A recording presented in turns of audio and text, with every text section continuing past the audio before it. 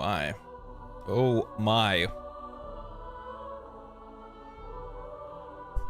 Get myself adjusted here.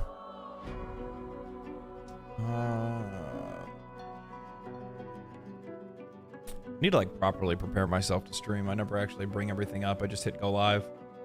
A couple things I need to look at today. What is going on, everyone? How is everybody's Wednesday?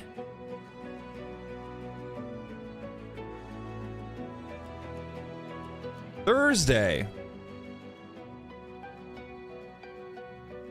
So it's Thursday already.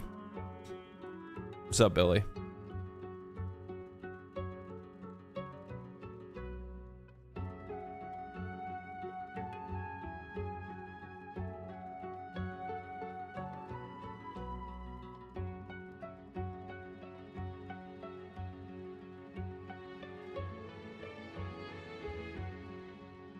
Okay.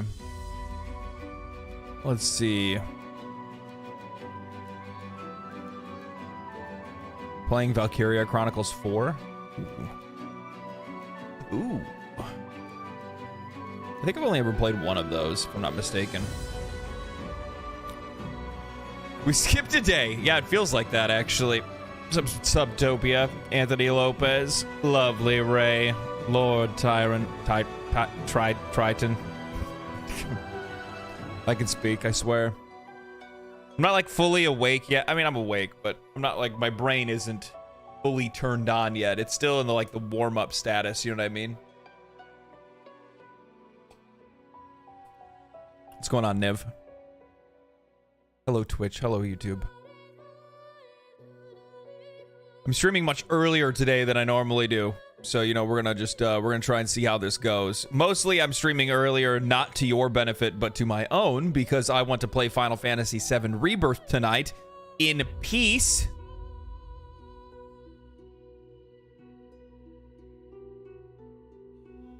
So that's what I'm gonna be doing.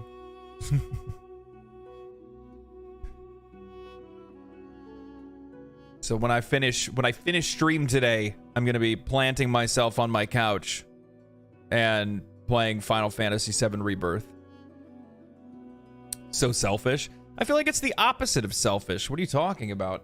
The whole idea of me wanting to play Final Fantasy VII, like, one, well, yeah, it is selfish because I just want to enjoy my, you know, I want to enjoy my my experience playing the game, but more than anything, the other thing is too is that I just don't like having to set up all my stuff either. Morning, Mr. Destin. Oh, one of my tweets aren't up. I guess I'll come back later. I just started streaming. I saw that already.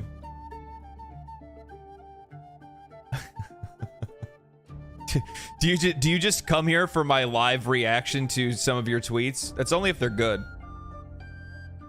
Or I think I can talk about it enough.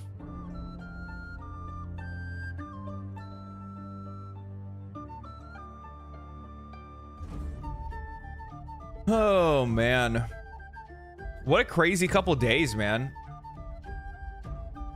I will say this. When I first got into YouTube, one of the things that I got really nervous about early on was I was like, well, what if I run out of things to talk about?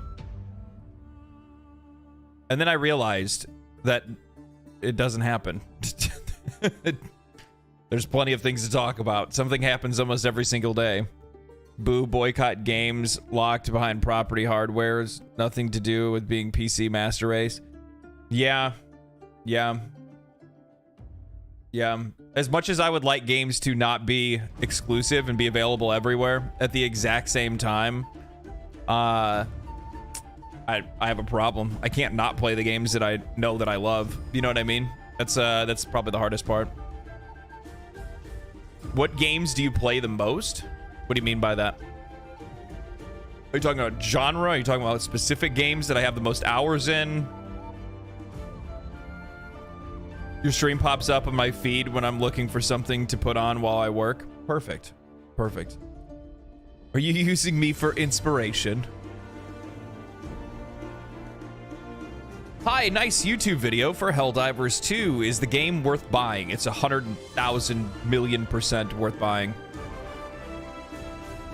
Even if you don't have people to play with, you can still find people to play with. Their Discord is very active. My Discord is relatively active and has people that are looking to play it as well.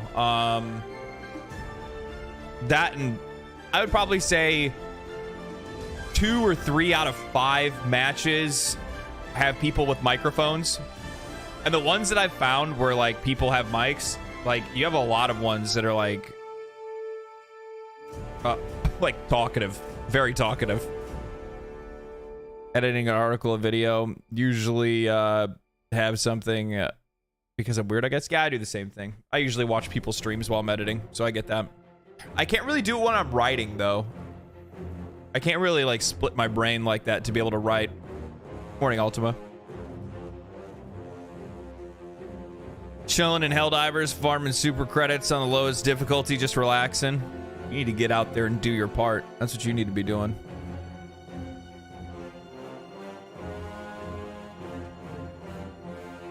We're gonna lose to the automatons. Well, I guess, like, it seems like a lot of people are starting now to shift over to fighting the Terminid and trying to push the Terminid back as far as they can. And then I think most people are just waiting for the balance patch and then whatever content's coming next month before really pushing into doing why is the music so loud?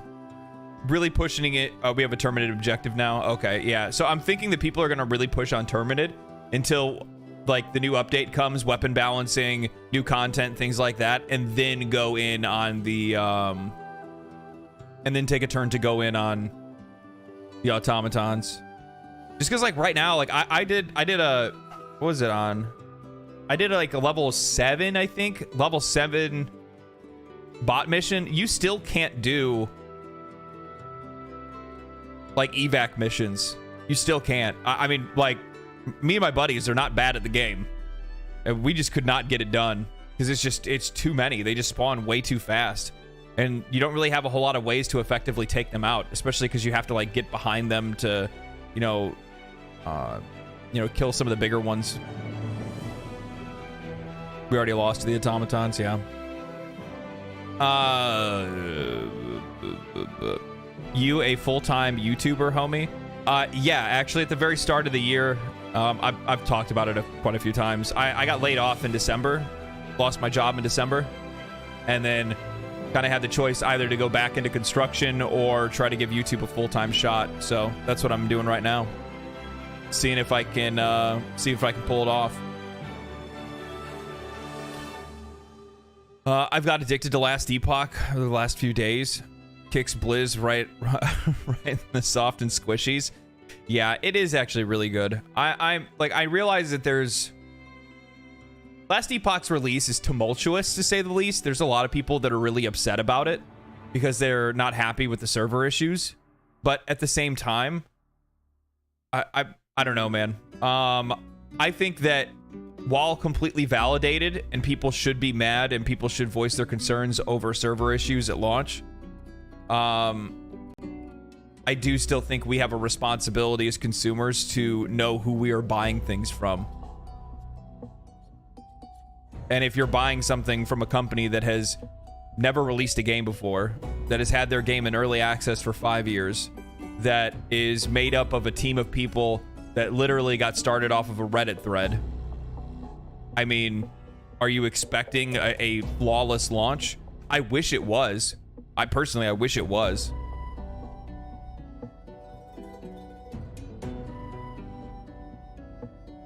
Yeah, I mean, it's like one of those things where, what's a really good example or analogy I could use for something like this? This seems really stupid, but I think this kind of makes sense. In my mind, this makes sense. Back home, I used to go and get my car worked on, and I would go to, like, one of the more, corporatized shops, right? So you go in, and, it's everything that you would expect. It's all scheduled, and, oh, we pull your car in at 2 o'clock, blah, blah, blah, blah, blah. But it costs more money. then I ended up finding this mom and pop garage over like near the railroad tracks, way out in the middle of nowhere. And, you know, the whole entire parking lot is filled with like junk cars and things like that people had left there. And you go in and, you know, they have the experience. They've been doing this, but it's a small operation. You leave your car there. It's, you know, less than half the price of me paying, you know, at whatever other place that I wanted to, you know, whatever the... Jeez, my brain today. It's like less than half the price if I went to a, you know, corporatized garage, right? Less than half the price. However, they don't have the parts, and if you want them to get the parts, then they're gonna charge you more to do it, or you can bring the parts to them. So like, there's that bit of inconvenience. The other part is that, you know, they don't take credit card; they only take cash. You know, so like, you're inconvenienced in some way by buying from a smaller operation, but you're gonna pay more for the conveniences of buying from these larger operations. So it's my expectation when I go to these small mom and pop things, you know, small mom and pop shops or whatever, that I'm not going to get the conveniences that I normally expect from something that's much larger or corporatized. And I think that's kind of the exact same way when it comes to single A, triple A, double A, all that kind of stuff as well.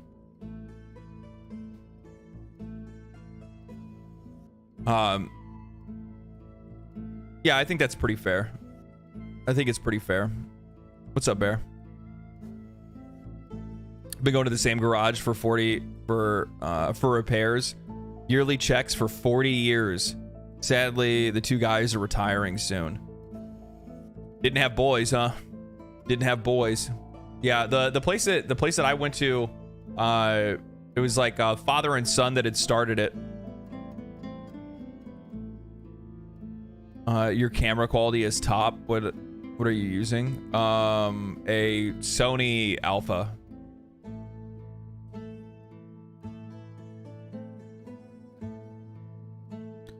Big corporate,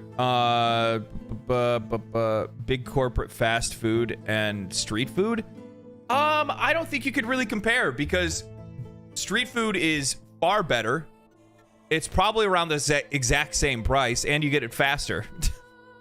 There's really nothing like convenient about fast food other than being able to like pull up to the window, right?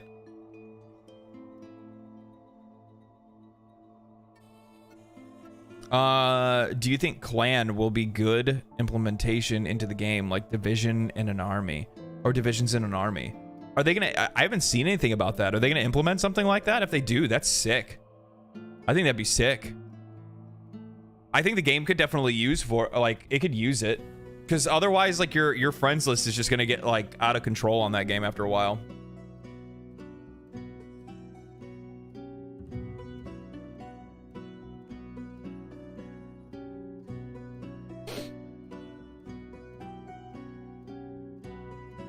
Guitars, a neon sign, and kick-ass camera. I like it. I'm like, I don't spend a lot of money on things.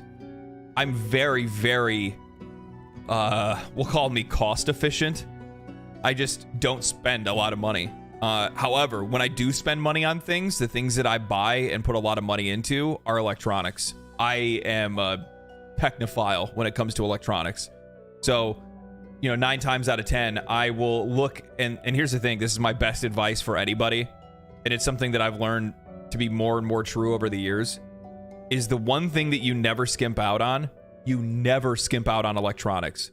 You don't buy the, you know, I'll give you a really good example. When I first started on YouTube, the first microphone I bought, I was like, oh man, you know, here's these mics at like $400 or $500. I mean, you got to do what you got to do. 100%. Like, if you can't afford it, you don't obviously spend outside of your limit. At the time, I could afford it, but I chose to be cheap instead. So I went and I bought like a $100 mic instead of a $300 microphone. And I had, you know, less options to be able to customize my sound. I, you know, had next to zero noise cancellation, you know, a litany of other different issues, right? And no ability to really upgrade my rig while still using that mic. So for me to get better sound quality, I would have had to get a new mic regardless. So what that means is that was like $150 that I just wasted.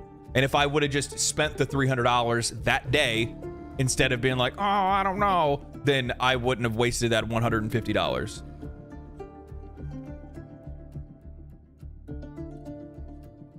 So, you know, that's just where I am. Like when it comes to electronics, I just don't waste money. Cause like 9 times out of 10, if you skimp out on electronics, you're just going to find yourself needing to upgrade in the future regardless, right?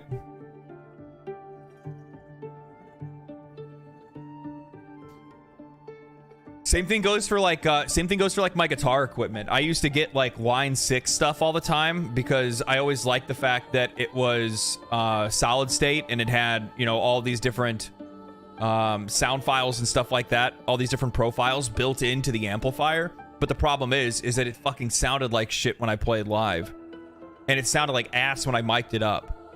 So then I finally, you know, I got rid of all of that stuff, and then I ended up getting like a tube head amplifier, and it's like warm and sounds great, sounds beautiful, and it's like, well, I could have saved, you know, $600-700 if I would have just. And at the time when I bought an amplifier, I again had the money to buy something better, but didn't choose to. I chose to try to save money instead. So I feel like every single time I try to save money with electronics, I end up wasting more because there's always, you know, a better option.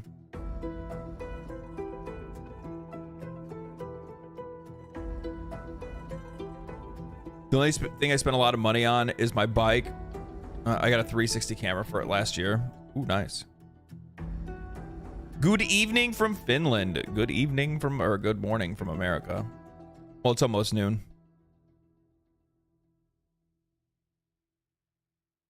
It's almost noon. I've been thinking about trying to get on a little bit earlier because I realize like I do have a lot of folks that are out there. They're like a lot of Europeans.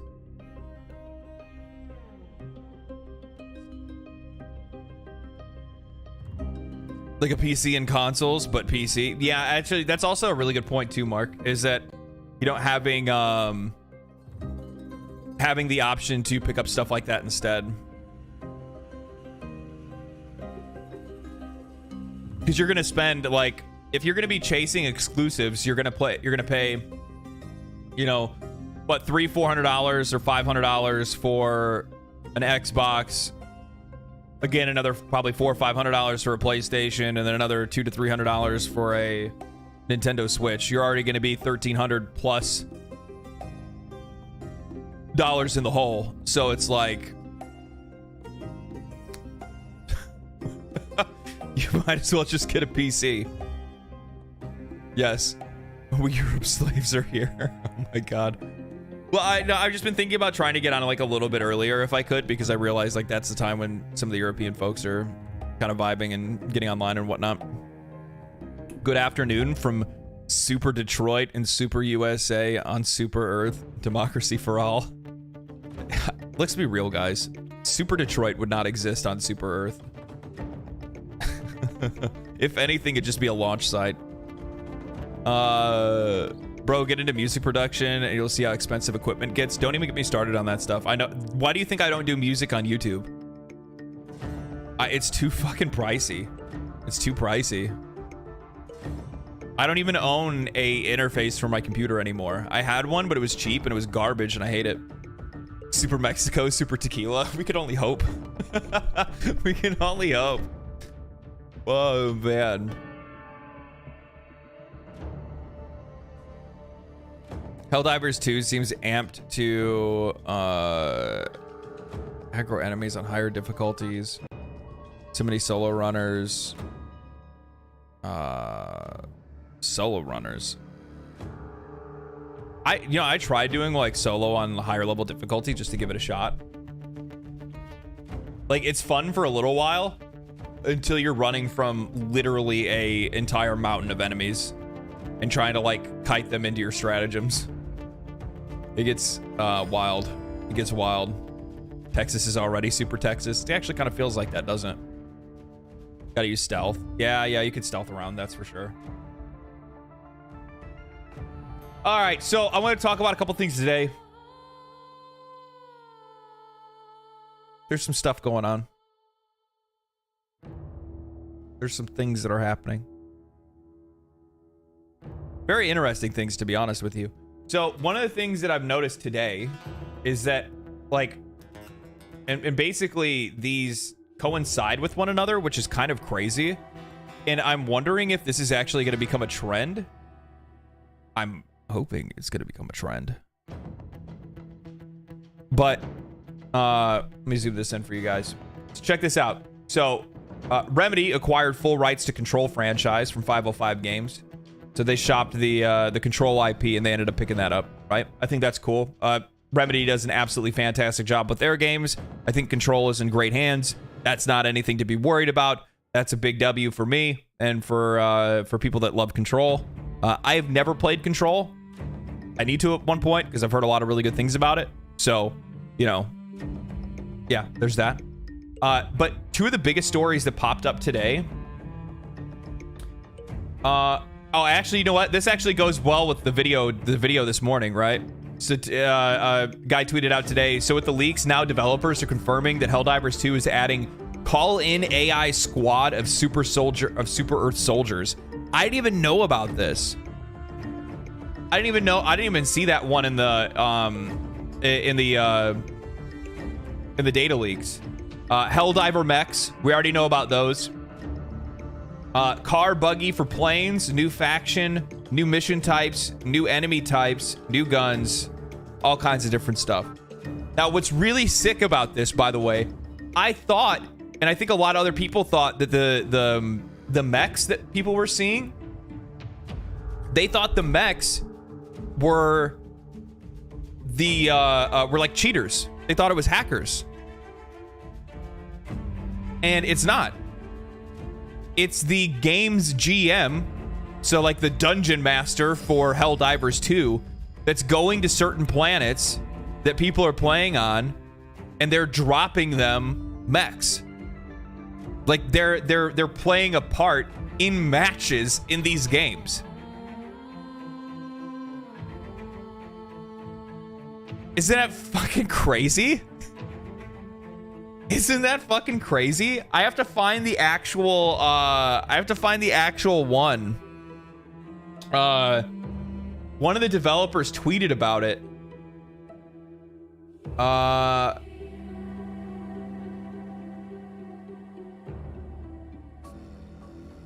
Yeah, spilled the beans with PC Gamer, especially going into how TTRPG has impacted us as devs over the years, modding communities as influenced how we like to play with our community. And it basically in this, I'm gonna have to go over a little bit later or something like that and actually read the full article for PC Gamer. But yeah, they're going in and they are dropping equipment for people. Isn't that sick? Yeah, Joel the DM. Yeah, Joel's the DM. So basically, at any given point, you could be playing with your friends, and then all of a sudden, out of nowhere, you know, the developers just log into the match and drop you some mechs or something like that. Super cool. That is super cool. I love that idea. This is one of the things where, like, so when the game blew up initially, remember, so there was like a lot of backlash because people were really upset about the server stability. No queue times, things like that. But that's because from Helldivers, or from Arrowhead's perspective, they didn't know that the game was going to blow up. They thought that the game was just only going to have maybe like 100,000 concurrent players at most, or maybe less than that. And they had this whole idea that they were going to be doing this in every single match. They had originally planned that they were going to be intervening at certain points for random matches for like almost all players, which is fucking crazy to think. But then the CEO of the company came out and said, he's like, we're gonna have to think about this again because it's just not, you know, feasible with how many people are playing the game.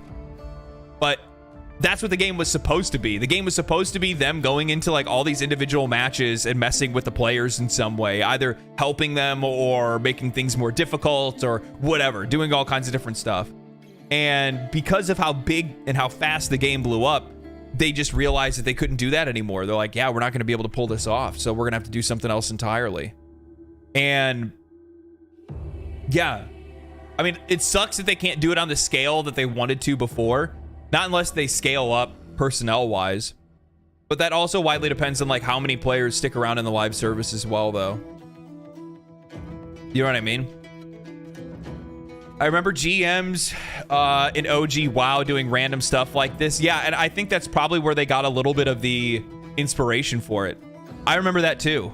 I remember being pulled into the GM room and stuff like that. I remember them helping me out before. I fell out of bounds through like a hole in the map at one point. Yeah. So, and I think that's a really good, because like the thing is, you think about like the GM days from WoW, and that's like some of people's most favorite memories. You know what I mean? I saw four-legged robots that look like AT-ATs. Oh no. Oh no. The bots are strong as is. They don't need anything else. All they need is to eat some armor penetrating rounds. That's cool. I had something like this happen. Someone dropped in, called in a guard dog and a grenade launcher, and just left. I was confused hearing about it, but hearing you talk about it makes sense. Yeah, I think that's I think that's sick. I think that's sick. I'm really interested to see exactly how this all works out once things have kind of cooled down. Do they have EMP weapons for the robots? Yeah, there is. There's a Tesla tower. There's EMP mines. There's an EMP airstrike, as well as an EMP mortar, if I'm not mistaken.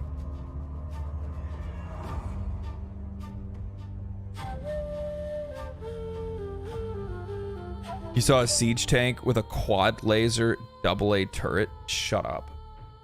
I don't need that shit. Okay. All right. So I'm trying to focus my mind.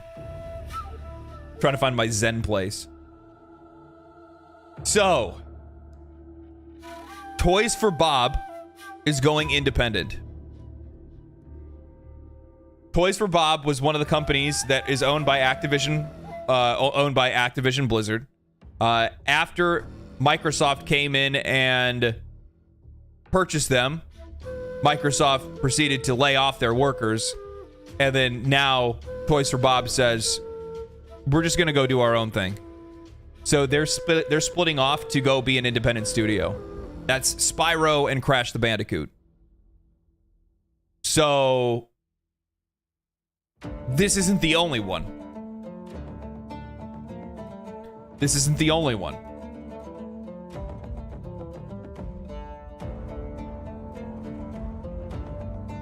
Saber Interactive, the developer of Star Wars Knights of the Old Republic remake, will leave Embracer Group in a $500 million deal to become privately owned. The biggest move yet in Embracer Group's ongoing cost-cutting initiative. They won't own the IP, though.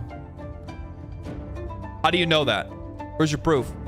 I haven't even read the article anyway, so I don't even know yet. 500 mil to freedom.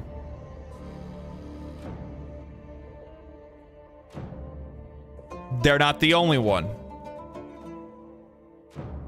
Sources: Gearbox is close to a sale. Embracer will unload the Borderlands marker in a deal closed next month. Comes after a year of uncertainty for devs at the studio amid budget cuts, shelved projects, and shakeups on the next Borderlands games. Toys for Bob was helping on Call of Duty. They don't own any IP. Oh, okay. Well then, I mean, either way, we'll have to look into that. Saudi's funding this all? I don't know. I don't think so. I haven't seen anything related to them at all. So Activision owns Spyro. Okay, well, there you go. It doesn't matter. We're never going to see another Spyro game anyway. You're only ever going to get Call of Duty from Activision. You know it. I know it. Everybody knows it. They will not, under any circumstances, do anything creative. Ever. they will continue to make the exact same game over and over and over again, because that is the only thing that serves the interests of their shareholders. That company is so adverse to risk that they will never do anything creative. And I feel bad for developers that go like that are like looking for work, because it's like when you go there, just know that your creativity is going to die, because you're effectively just going to a video game factory more than anything else. But that is what it is. I remember somebody like tried to say it before. It's so weird that people don't know where like certain games come from or something like that. Somebody was like, because I brought this up before one time, and somebody was like, what do you mean? Activision has Sekiro, and I'm like, they published it. That's a FromSoft game. What? What are you talking about? What are you talking about? So, okay. I want to give my overall thoughts on this, because I don't think this is the end. I think that we're going to see so much more of this, and it's just going to grow even faster and faster. There's going to be a ton of these companies. They're going to start to break off from some of these wide purchases that we had. Because think about it, over the last like 10 years, we've had so many different publishers, as well as like Embracer Group, or what's the other one?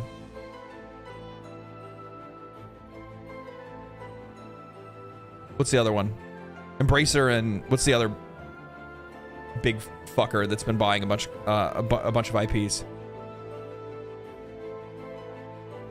I can't remember.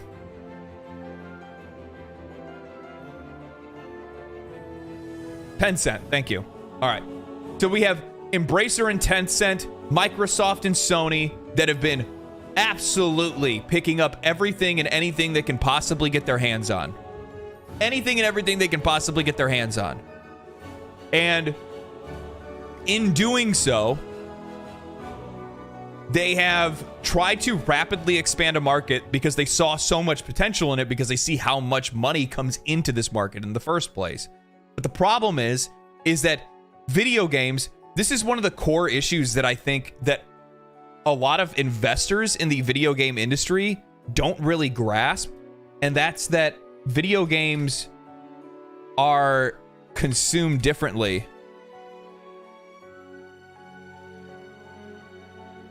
Video games are consumed differently other than any other product that's out there. You cannot flood the market with hundreds of AAA games or a shitload of AAA games in 1 year or a couple of years and think that all of those games are going to succeed, because players only have limited time, and a lot of us play the same games. So you can't just think that if we just shove a bunch of money into this thing and start churning out AAA games at a rapid pace, that you're going to be able to find enough customers to pay and give you enough return on investment for those games. And then what's also happening as a result as well is all of this rapid expansion has led to them taking on more developers than necessary. And on top of that, spending way too much money on these games to the point where they can't actually get any money back for what they're spending. Also, thank you, Mithril, for the 5 gifted. Appreciate that. Thank you so much. Make sure you guys thank Mithril. So you have this massive expansion in the industry where you have all of these investor group companies that are coming in. They're spending money. You have publishers and things like that are also taking part in this as well. You have Xbox, that's now one of the biggest publishers that's out there. And with all of this rapid expansion, there's going to be some contraction in some ways. And I feel like it's a fundamental misunderstanding on how consumers engage with video games because of how slowly we sometimes take to consume games in the first place. But beyond that, the other thing is that like, I think this is kind of indicative of why players are kind of retracting and paying for some of these smaller games, and why these smaller studios are succeeding so much is because when you have, like, look at Spider-Man 2, right? I think it costs like $250 to $300 million to make, and they had only a 6% return on investment. They only made 6% on top of what they spent. That's not good. That's not good. And here's the thing, I don't even think it's a semi collapse. I don't even think it's going to be anything like that. I think it's just that they tried to do something that it just doesn't make any sense to me. Cuz like, I'm sorry, but I look at Spider-Man 2, I look at Starfield, I look at some of these major AAA games that they've spent so much time and so many resources on, and they just don't feel any different than something else that took less people to make.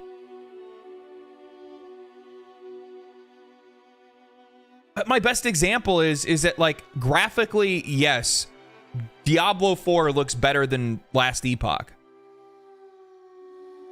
But in the same breath, Last Epoch has far deeper systems, mechanics, and all kinds of other things that don't exist in Diablo 4. Diablo 4 had 9,000 people work on the development of the game over the course of its development. They spent unreal amounts of money on the game. Graphics aren't everything, but graphics do matter. They do matter. People want to play games that look good. We can pretend like people want to play and look at shit games, but that's not the truth. I'd love for somebody in here to tell me that they wouldn't want to play a game that plays great, is fun, and looks amazing too. Let's be serious. We want to eat our cake. We want to have our cake and eat it too. Is it the most necessary thing? No, that's not what I'm saying. But that's not to say that's like, I think it's really disingenuous when I see people claim that, like, I saw somebody tweeted today that was like, I want games with bad graphics that are fun, that the devs are overpaid, and I'm not sorry. And I'm like, you're fucking lying. You're so fucking lying. You just want good games. That's all you want. You don't care about how much people get paid. You don't care about how they're treated at work. If that was the case, you wouldn't be on your fucking cell phone in the first place. If you really cared about how much people get paid for the work that they do, you wouldn't be using a fucking cell phone that was made with child labor. Get the fuck out of here with that shit. Sanctimonious bullshit.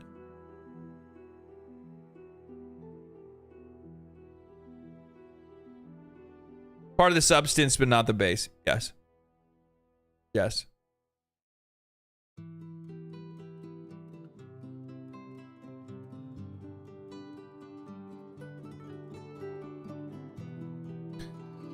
So I think that this is part of a natural contraction that's happening within the industry, but more than anything, the thing is that I think we're going to see more of this. I think we're going to start to see some of these studios break off from some of these purchases because these companies have to make money back. And they're also realizing that, like, just because you own a studio doesn't mean you're going to make the money back for whatever you purchased that studio for, because this is still a creative industry. It requires people to be able to make a product that is not only attractive, but also enjoyable for the audience. And that's subjective. So you're not going to guarantee that if you buy one of these studios that you're going to get your money made from, you know, having them release games. I have to defend Spider-Man a little bit here. The game is awesome. That being said, I don't believe they did anything different to it. It's just very well executed. So here's the thing, Moose. That's actually my nickname.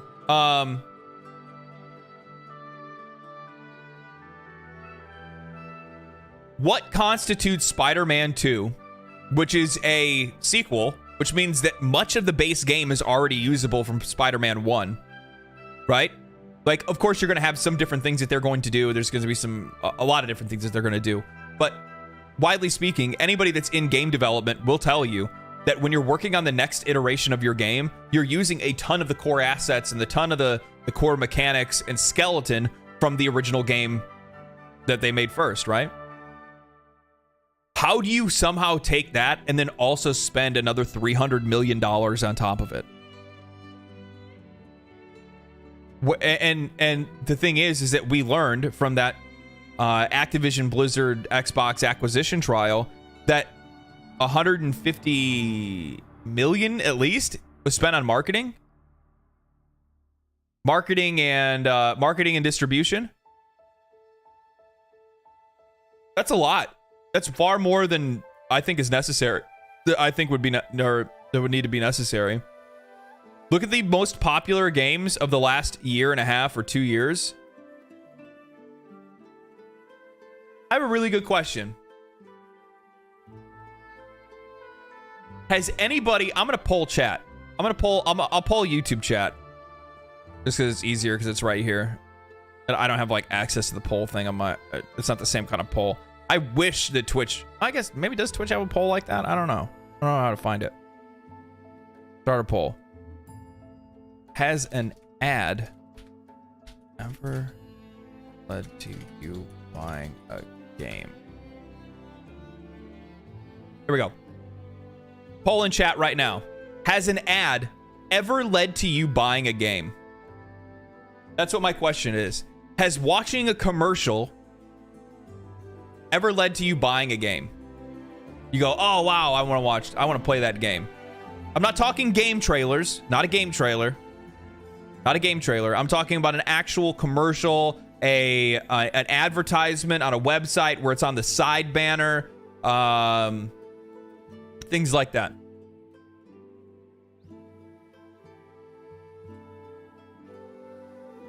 Not a sponsored stream. Well, I guess, yeah, we could say sponsored stream. Sure. Yeah, sponsored streams could work. Sponsored streams could work.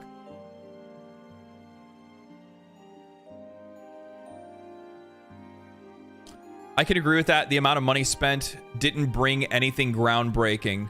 Yeah, so and the thing is that like that's where I'm stuck at when it comes to some of these companies because like I understand people in the industry wanting to talk about the layoffs, and the reason why the layoffs are there, or the reason why the layoffs are happening, is specifically because there's just too many people working at these companies, and they're realizing that now.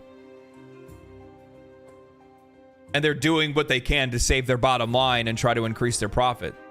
And also at the exact same time, you know, they have unrealistic expectations for what they imagine they're going to get back for these games. You know, we talked about this yesterday, I think, or the day before yesterday. You know, when you look at like Square Enix, because Square Enix is like, oh, you know, we think Final Fantasy 16 is going to sell... I don't even know. They said like 20 or 30 million copies or something like that. Something stupid. And it's like, bro. What? How many people own a PlayStation? Like, it's super unrealistic expectations. So 50%. So, I mean, it's basically, I mean, like, obviously 45% yes. That's basically down the middle for 48 votes. You know what that tells me, chat? That tells me that I need to start doing some ads. I'm gonna start selling you guys some shit. I need to do that regardless anyway. Daddy needs to make some money. Things like the state of... are technically advertisement and marketing events. I mean, I guess. But how does the state of play or any of that stuff result in like $150 million marketing budget? And it wouldn't. Because you're not just marketing one game. That would come out of the marketing budgets of multiple IPs. Multiple different projects that are going on. Can't wait for Embracer to destroy Risk of Rain like they did with every other studio they own. I hate this. Except for the fact that Risk of Rain is owned by Gearbox, and Gearbox is being sold by Embracer Group, which means that that IP will go to whoever Embracer is selling Gearbox to. Who's gonna buy Gearbox? Who has the loot to buy Gearbox? Surely it wouldn't be Xbox. Who are they selling it to?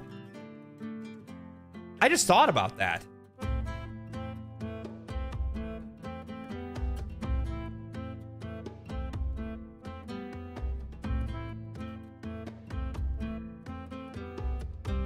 Thanks for the massive ad, Kotaku.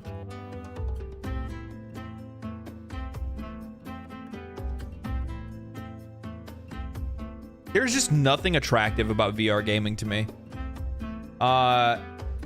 Embracer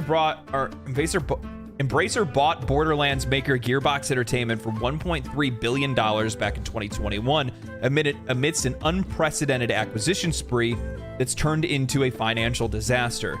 Now, just 3 years later, Kotaku has learned that Gearbox is closer than ever to being sold from under what is arguably the most hated company in gaming. Yeah, nobody likes Embracer.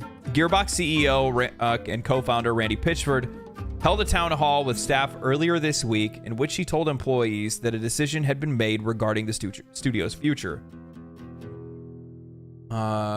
With more information to be shared next month, according to two sources familiar with the meeting. For months now, Pitchford has told developers at Gearbox there are three possible scenarios: stay with Embracer, sell to someone else, or finance a buyout and go back to being independent and go back to being independently run. Kotaku understands that this decision was made to sell, and the deal is in the late stages of being finalized. Embracer did not immediately respond to a request for comment. Pitchford sent Kotaku the statement: "I'm delighted that we might be up." My God, I need to learn how to read. "I'm delighted that what we might be up to is interesting. Interesting that you wanted to make a story for your readers. I'm honored and humbled that our company is a topic of rumor, speculation, and discussion. As always, we'll be thrilled to share whenever we have projects to announce or news to share as we work hard towards our mission to entertain the world." Rumors of the sale have been swirling since last December after Reuters reported that Embracer was weighing whether to sell its crown jewel in its crumbling studio empire following the loss of the reported $2 billion financing. That's their crown jewel? Gearbox is your crown jewel? Yikes. Yikes. Mark with the $50. Are you you're fucking psycho. Thank you, dude.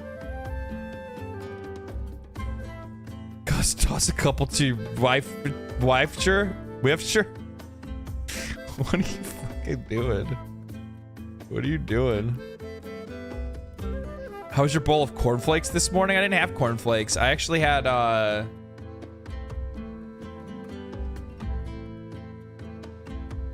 Honey Nut Cheerios and banana. I sliced a banana and put it in there with some fruit. Microsoft again? I don't think Microsoft is going to pick them up. But I will say this, like, who's your,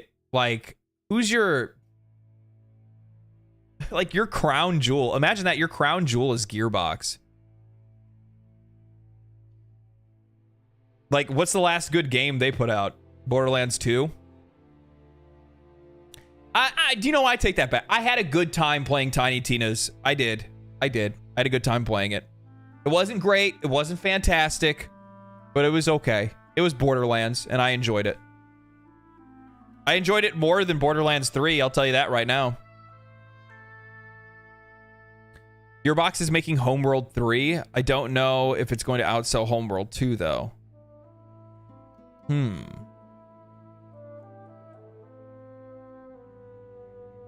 Borderlands 3 is best played without voices. Yes, it is. It just had... You know what the funny thing is that, like, the core gameplay of Borderlands 3 was so good. The boss fights and stuff like that, so fun. Very good. Very, very good. But the story and dialogue was just so fucking terrible. It was so bad. It was so bad. It was like, why? Why are you like this? Why are you doing this to me?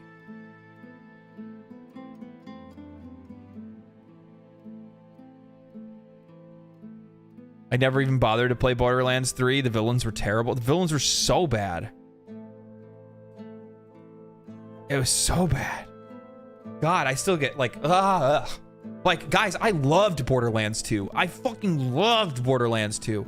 I wanted a Borderlands MMO. That's how much I loved Borderlands. I absolutely wanted a Borderlands style MMO or something like that. I thought that could be so cool. But, you know, obviously that's fine with them coming out with just more regular Borderlands games, but hopefully they, which was better, the prequel or Borderlands prequel? Pre-sequel, you mean? Oh yeah, pre-sequel. Pre-sequel was really good. I liked it. I did like some of the, like, here's the thing, like, I loved the classes in Borderlands 3. Though, well, I love the classes. Because the one thing that I really loved in Borderlands 2 was having the, the grip. Whatever Maya's ability in Borderlands 2 was.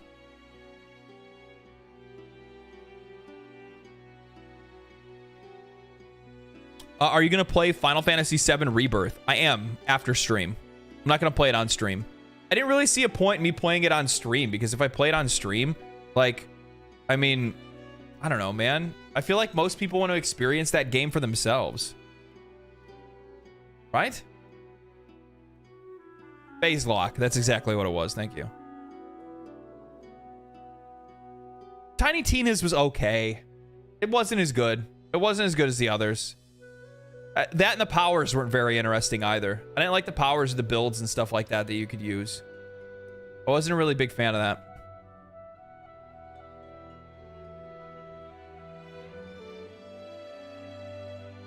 Yeah, they were just a mixed match of other Borderlands. They ran out of ideas. I think it's kind of easy to see that. Yeah. Because if I'm not mistaken, I think the one class that I played was the one where you just like went invincible and then got a shitload of buffs, and that was it. There was like nothing to it. It was obviously the best choice to make because you could see like all the different like interactions and attack power up and stuff like that that you could get. It's like, well, yeah, duh, I'm gonna take that one. Don't bother with Destiny. Not that much fun. You know what the thing is that like I wish Destiny was in a better place. I wish it was also like a company that, you know, I wish Bungie was a company that I could want to support. They just kind of like suck ass anymore. Asmongold watched your Helldivers 2 video. Agreed with almost everything you said. Keep it up. Your show gets me by at work. Well, good, man. Good. Yeah, no, I was actually I was watching Asmongold's stream last night, and I was playing something. I don't remember what I was playing last night. Oh, I was playing Grand Blue Fantasy Relink. I was playing Grand Blue Fantasy Relink. I was watching Asmongold's stream, and I was like, all right, well, I'm like, I don't really watch other people play games very much. I like commentary stuff, like what I'm doing right now. This is the kind of thing that I love watching the most. Go figure. It's the same thing that I like doing myself.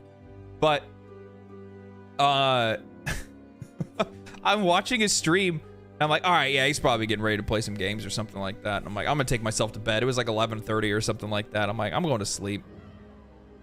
Like I go to lay down, I like check my YouTube stuff, check my social medias, and I'm like, I opened up his stream to see like what game he was gonna play, and then all of a sudden I see like my goofy face on the fucking screen, and I'm like, bro, how is it that I walk away and then you start watching me? Bullshit. Also, on top of that, I don't know if he watches me live or not. Sometimes I feel like he does, because he says some shit sometimes where I'm like, where'd you get that? Where'd you get that? Where'd you get that, cuh? Where'd you get that? And but you know, Asmongold, if you do watch me live at all, please stop pausing my face in the most unfortunate moments in the entire video. It's literally just tons of him pausing the video and me being like, or like it's just these weird faces that he always like pauses me on. I'm like, why? Bro, I would love to drop Veld with you. I've been watching your videos, but Veld just got struck by the bug menace. Dude, I ran Veld all night last night. All night last night I ran Veld. It just didn't go anywhere. Did he go anywhere? The thumbnail faces? Those aren't the kind of thumbnail. At one point in time when I was like looking and thinking about like different thumbnails and stuff like that I want to try to make, and like I've been told like a few times that I should try to more often include my face in thumbnails, or at least certain types of thumbnails, because it's better. It helps people recognize videos, especially if they aren't subbed to the channel, because there's a lot of people that have watched me that aren't subscribed, right? When people watch my videos, it's like 98.9% of people are not subscribed. So with that said, those people are more likely to know it's me if they see my face on a thumbnail and they go, oh, I've watched that guy before, I've liked his videos, and they click on it. It makes sense, right?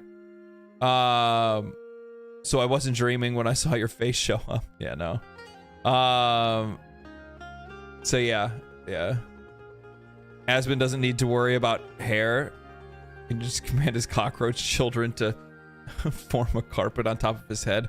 That is disgusting. You have disgusted me today. Thank you. Appreciate that. Appreciate that. Let's see here. There was something else I was going to look at too. So I feel like this is, I feel like this is a natural contraction. I'm hoping that we see more of this. I want more. The AAA industry needs to fail. Like, they need to fail more. That's it. They need to fail more. Because if they fail more, then that means that some of these IPs and some of these studios are going to break off, and they're going to start getting away from, out from underneath some of these massive deals that have been brokered over the last few years. And it's going to give developers the freedom to just kind of chase making good games rather than chase, you know, whatever investors want. Yeah. Not just fail, be humbled. I think they're already being humbled. I'm sorry, dude, but like I brought this up, I think I brought this up in the last stream, but when Baldur's Gate 3 made, you know, or sold 10 million copies, and you know for a fact that even though Baldur's Gate 3 is a AAA game, because like they spent AAA money on it, they still didn't spend nearly as much money as Diablo 4 or Spider-Man 2 or Starfield. And they had a much smaller team than those studios as well. So less money, smaller team, far better product. Far better product. And they all not only did they have a far better product, but they also competed with those companies in sales. Like, the ROI for Baldur's Gate 3 is probably fucking astronomical. They did incredibly well with that game. And now because of that, now future projects are funded, their developers are paid more, and guess what? You know what the funny thing is? This is the one thing that I keep seeing too.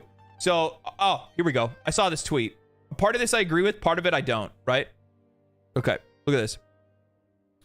Gaming Over 30 says, to burst a few bubbles out there, AAA development will happen today, tomorrow. Oh, shit. My bad. There we go. Gaming Over 30 says, to burst a few bubbles, AAA development will happen today, tomorrow, and the day after. What we're seeing right now is the result of rampant expansion and hiring over the past 8 years. This is a cost correction, not the death of AAA development in games. Please stop saying AAA development is unsustainable. All industries go through these actions. Saying that AAA development is unsustainable is like saying that the production of cars is unsustainable. Both statements are false. Will teams become smaller and project leaders will be required to focus the development? Yes. That does not mean the same thing as AAA development is unsustainable. He's absolutely right in this, because the thing is that like what he's talking about here is he's talking about like some of the articles as well as some of the CEOs of these companies that have come out and said that AAA development has not been as sustainable. Like it's, you know, they're looking at like AAA development as like not sustainable going forward. That's not what the problem is. The problem is that you guys are putting out shit games. It has nothing to do with sustainability. It has to do with the fact that Call of Duty's releasing the same fucking product over the last, what feels like, what, 20 years or more?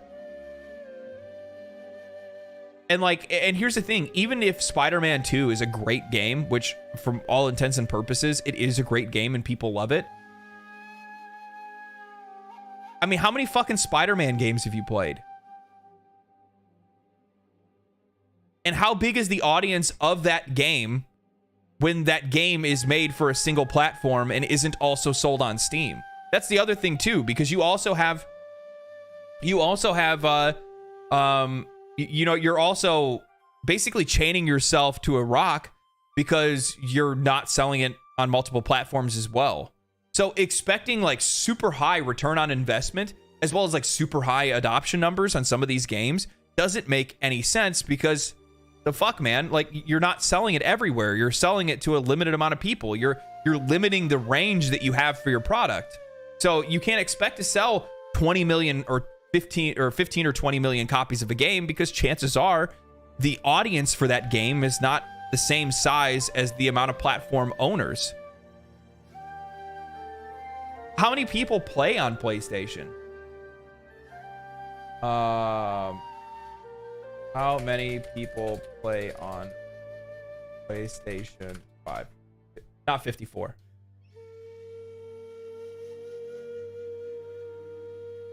This is 3 months ago. No.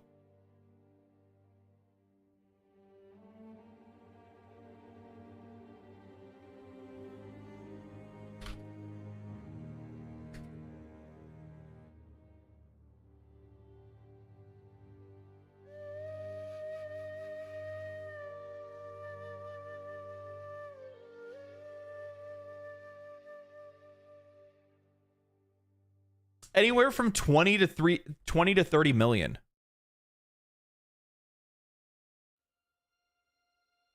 Anywhere from 20 to 30 million players on PlayStation.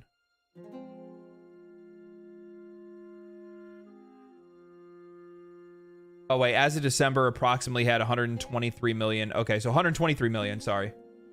123 million active players on PlayStation. At least that's what Statista says. I mean, they're kind of hit or miss. They're kind of hit or miss. So 123 active players were shown in December of 2023, according to Statista. So 123 million. If you're saying that you think that Spider-Man 2 is going to sell 20 million copies, you're out of your fucking mind. You're out of your mind.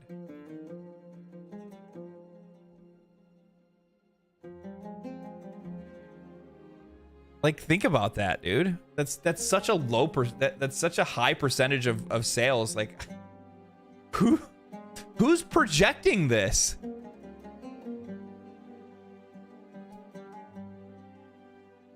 Who's projecting this? Like,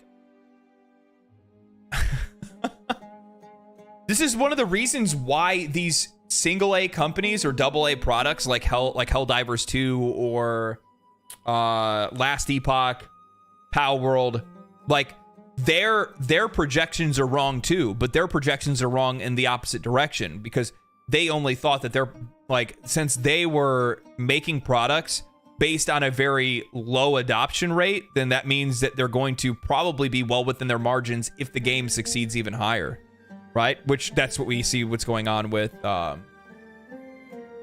Arrowhead Studios. I mean, they're swimming in cash right now. Helldivers 2 absolutely fucking exploded. They had no idea how many copies of the game were going to sell. And the crazy thing is that even the pre-orders didn't really show that, because the pre-orders for the game weren't all that high either.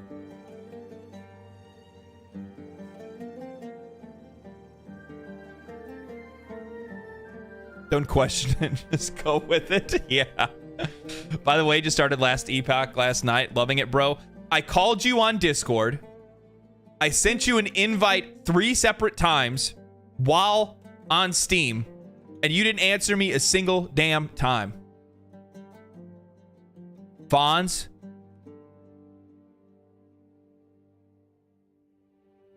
What do you have to say for yourself? Unbelievable. Fonz is a fraud. He is a fraud. I didn't swee them. You didn't swee them? Well, swee this. I'm hurt. I'm hurt. My PC isn't set up right then. Well, you know what it is? It's probably because you don't have Discord open. You need to leave Discord open permanently, all the time. Discord should always be open, ready to rock, ready to ride.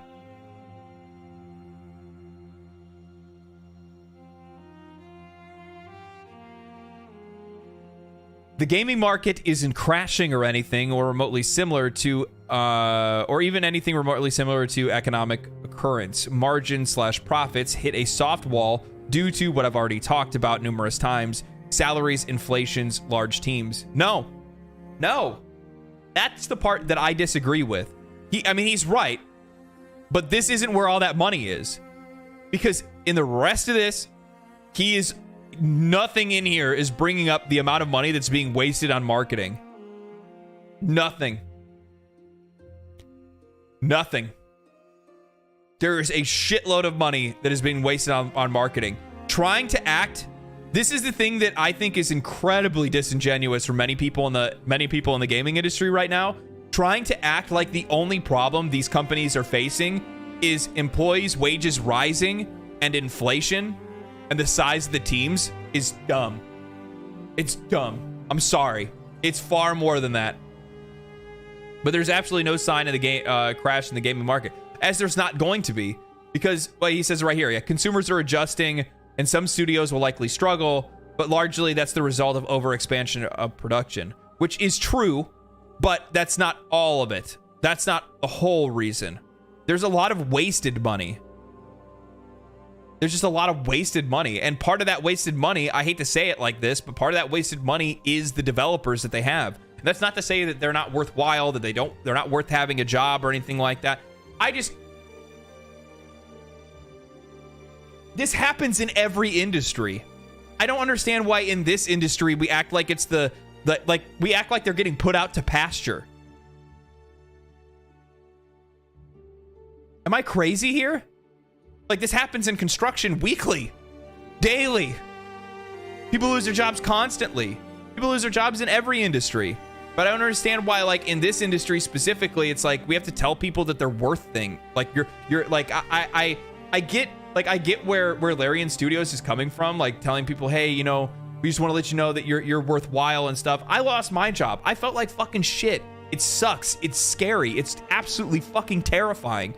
Even more so now working for myself, because working for myself is, I don't know if I can trust myself.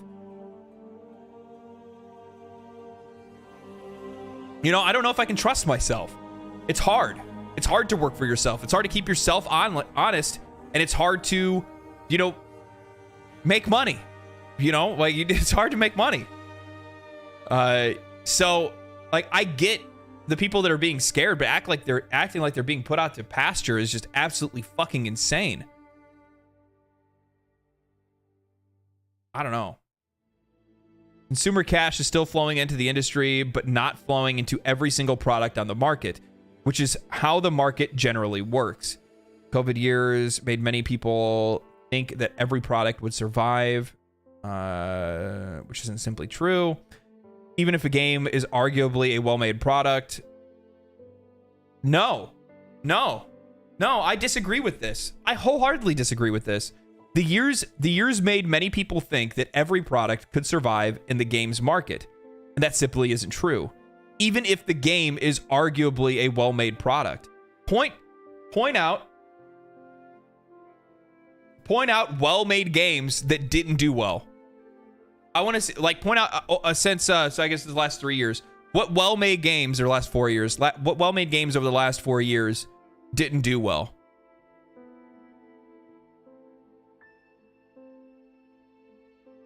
So many flops in Hollywood, and they're just moving on to the next thing, and hopefully they get a hit. Yeah, and they're doing the same thing. Final Fantasy 16. No. See, the problem is Final Fantasy 16 only did poorly because it didn't do poorly.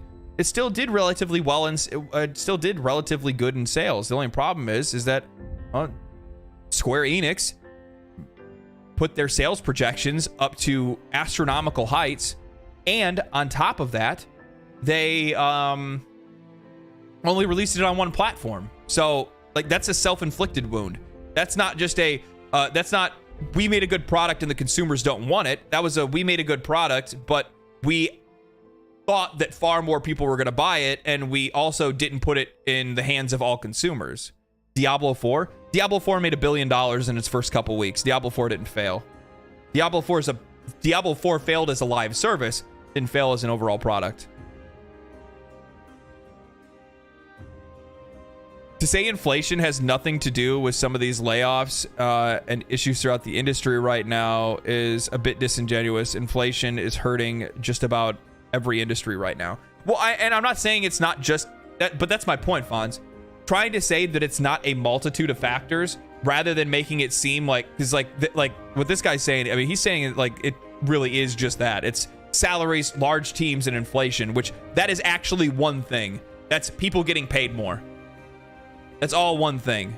And just trying to put it on how expensive employees are is too much. It's too much. That's not what the problem is. It's more than that. There's a bunch of different there's other issues. There's a lot of other issues at play. And one of the biggest issues personally is the fact that a lot of the games that are coming out are just subpar games. They're washed out, reused, recycled, same shit, different day, and they're expecting to charge us more money for it when there are other games that are out there that are providing better experiences, more focused experiences for far cheaper. Why would we buy from them? You know, I hate to use it as an example, but it's my favorite example to use. But if I look at a game like fucking Halo, like what have they done over the last few years other than just continue to, like, literally they're the definition of insanity at this point because they keep trying to do the same thing over and over again and they keep failing, but they're still trying to charge the same kind of money for it. It's stupid. It's stupid. And they're still spending the same kind of money on it. That's the even worse part. That has not that's what I'm talking about when I'm saying nothing to do with inflation. That doesn't have anything to do with inflation. That's you putting your own dick inside of a bear trap and then going, ow, that hurt.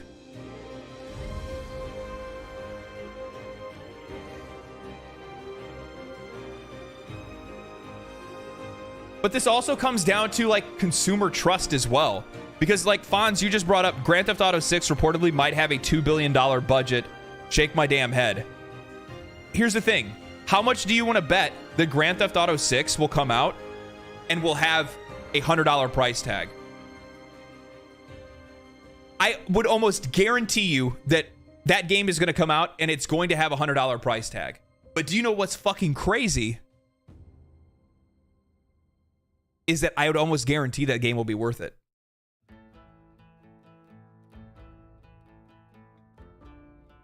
That's probably a hot take. It's probably a hot take. But it has nothing to do with the price, nothing to do with the cost. It has everything to do with the value that is on offer. And if the value is well within reason of reasonable cost, people will fucking buy it. People will buy it. Simple. I'm like, that's just how I feel about it. Rockstar is my favorite dev, so I'm inclined to agree. Yeah, exactly. The thing is that like, what if Baldur's Gate 3, here's the thing, like, what if Larian, you know, let's fast forward. Let's pretend we are now 5 or 6 years in the future. And Larian Studios says, guys, we're releasing the new Knights of the Old Republic. And it's $100. You guys would fucking suck that shit up through a straw. Don't even fucking try to kid me. You'd suck it up through.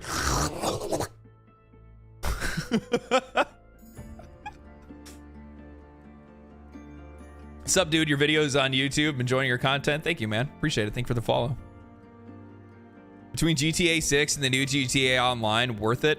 You know, it wasn't Starfield. Don't even get me started on Starfield. I saw somebody post today this image that it was like companies that make companies that I will always buy a $70 game from, no problem. And it had Larian Studios, and I was like, oh, okay. Another one I think was like Remedy. I was like, ah. And then I saw Bethesda GameStop, and I'm like, no. I don't know about all that now. I think we're getting a little bit too carried away.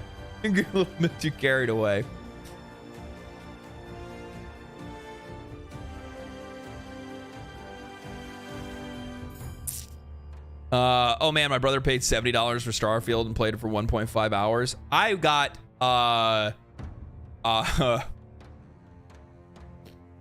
got a review code for Starfield, so I got it for free. And then I proceeded to make like multiple videos criticizing the game for being an absolute shitter. Yeah, I haven't really got a whole lot of keys since then. I don't think my the company that usually gives me game keys is very happy with me ever since then. I don't know what to say, man. You give me a game key, guess what I'm gonna do? I'm gonna be honest to my audience. Mostly because I suck at lying, so. Now, if I could lie to you, I would.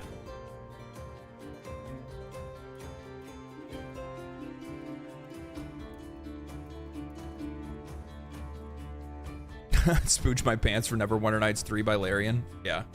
I hope that they do more Dungeons and Dragons properties. I do. I really do.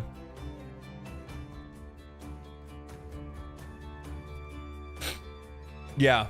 Yeah.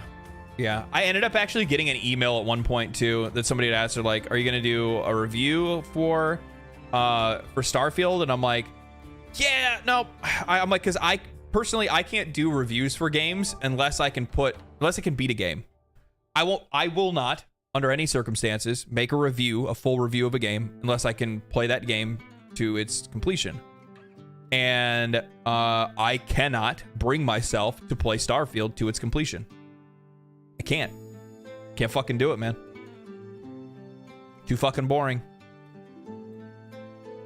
So I told the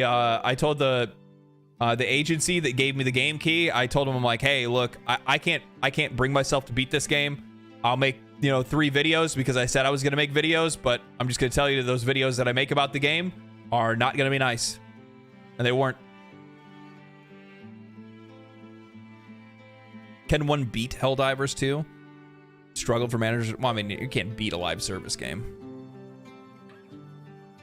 Can't beat a live service game. I will say this though, I do plan on I actually am gonna do a Helldivers 2 review.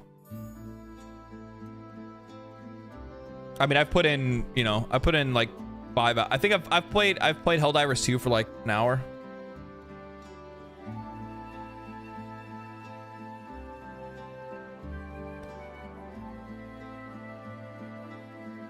That was like the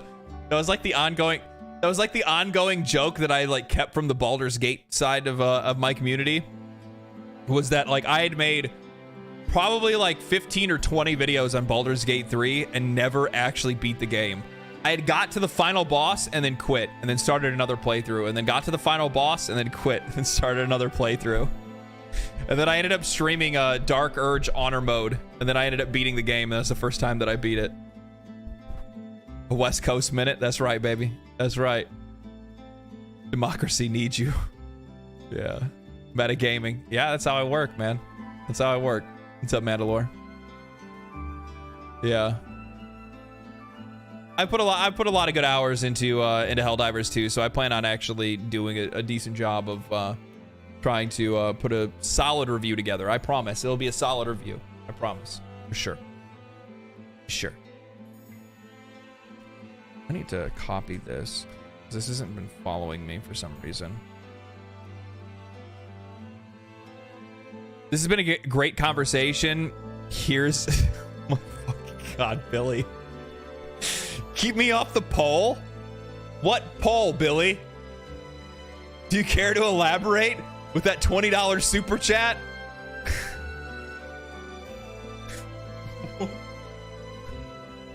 You may... With the $20, you're making me feel like I am on a poll right now. Do you have a second channel? No, I don't have a second channel. This is the only place you find me. Well, here in Twitch. I stream on Twitch and YouTube simultaneously, though I think I don't know. I'm on the fence. I'm on the fence still. Like I've been liking streaming on YouTube, but there's like various reasons that I think at one point in time I'm gonna have to pick between YouTube and Twitch, and I probably will go to Twitch. Maybe. I don't know yet. I don't know. Or I just continue doing what I'm doing and be indecisive like I normally am, which sounds like something that I would do, so I'll probably just do that. Oh, is that what you're saying? Do you have another channel for the poll? Ah!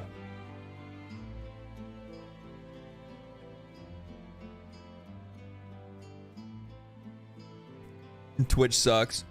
I don't know. I mean, from a streamer's perspective, or from the person that's actually streaming, it is better. There's more things that I can do and things that I can use. And also the other thing is too is that like if I start like, you know, you know, it really is this. It is really just something that kind of comes down to like my personal opinion on like. I just want to jam music at the very beginning of stream. I just want to jam music at the beginning of stream. That's all it is, and not get like copyright struck. However, like YouTube will be like, oh, you're listening to music? Huh. I guess we'll destroy your entire channel.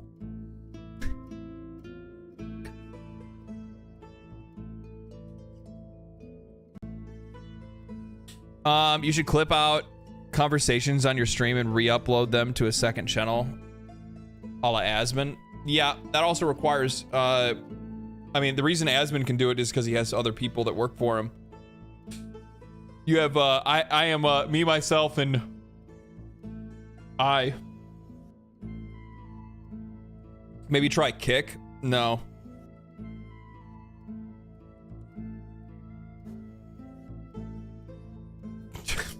It's just, no. Nothing against it. Nothing against it. It's just that Kick is just turned into like a magnet for like some of like the shittiest personalities that I've seen. Just not interested in it. That's not even like a, you know, that's not even like a, like it's just like, Kick is just so fucking, it's just like an edgelord thing for me when I look at it. Kick is the place for people, Kick is where people go when they get banned. Or they plan on doing things that would get them banned.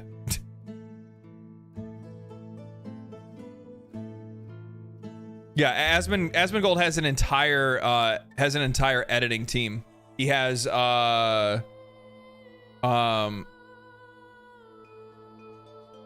he has I don't even know how many people he has. I think he has one person that does Twitch or somebody that does like TikTok and YouTube shorts or clips, and then somebody that does like the main channel and stuff like that. But yeah, that requires tools that I do not currently have at my access. I think it would be really nice to be able to do something like that. I would love that because that's potentially more, you know, more reach for me. That's more people that will end up finding my stuff.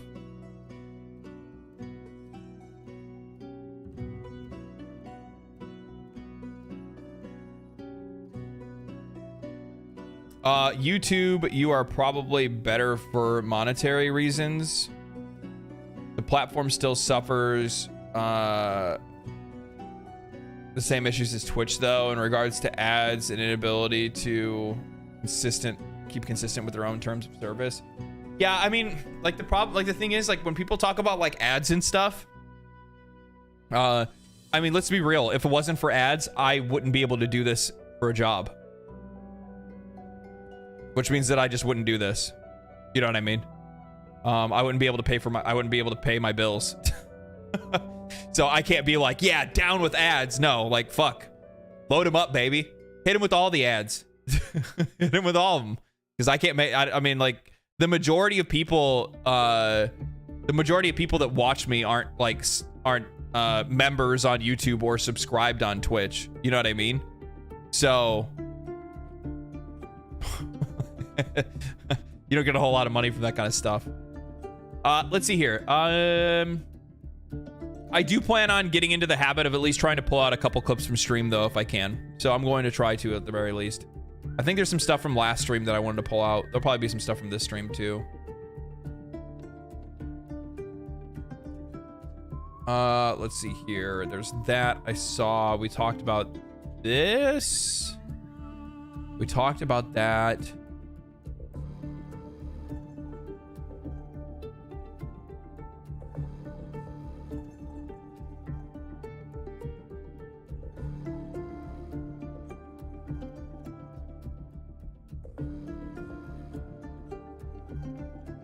Giga Chad Sean Murray. How about that?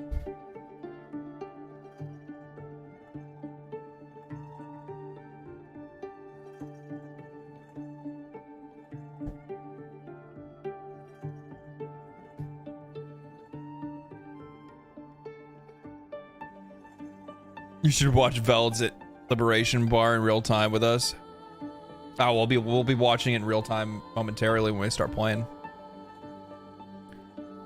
Hello Games is hiring all roles. Independent studio, small team, fantasy dragons, science fiction spaceships, making innovative things. I am really looking forward to Light No Fire. I am really looking forward to Light No Fire. I think it's going to be very good.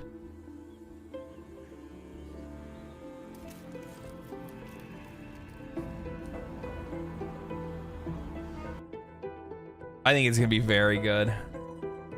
I got a good feeling about this one. They've just done such a good job with No Man's Sky and all their support with the game that I can't see them not doing a good job with this. And, you know, like, think about it. Think about it from this perspective. Think about how much they've learned from No Man's Sky. All the lessons that they've learned. Both the good and the bad. I just wonder exactly what kind of game this is going to be. Is this going to be like a persistent world, like is this going to be like a persistent world like No Man's Sky, but like No Man's Sky on a world? And you're just going to have like X amount of players per server? Is this going to be like a survival game, you know, like we're kind of used to already, where we're just going to have like multiplayer survival, you know what I mean? I'm just really interested to hear more about this game. And it looks like, I mean, from what we've seen so far, it looks like they're pretty far in development already.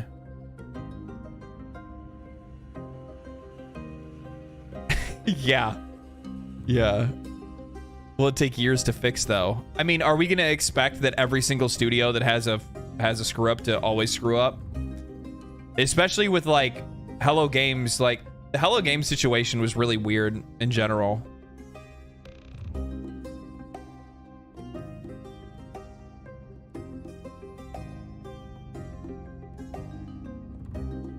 I think that, like, from my perspective, when it comes to a lot of these studios, especially ones that had like rocky launches, or like had a bad game, every time they release a new game, for the most part, unless it's a game that I can like immediately look at and be like, no, this is gonna suck, right?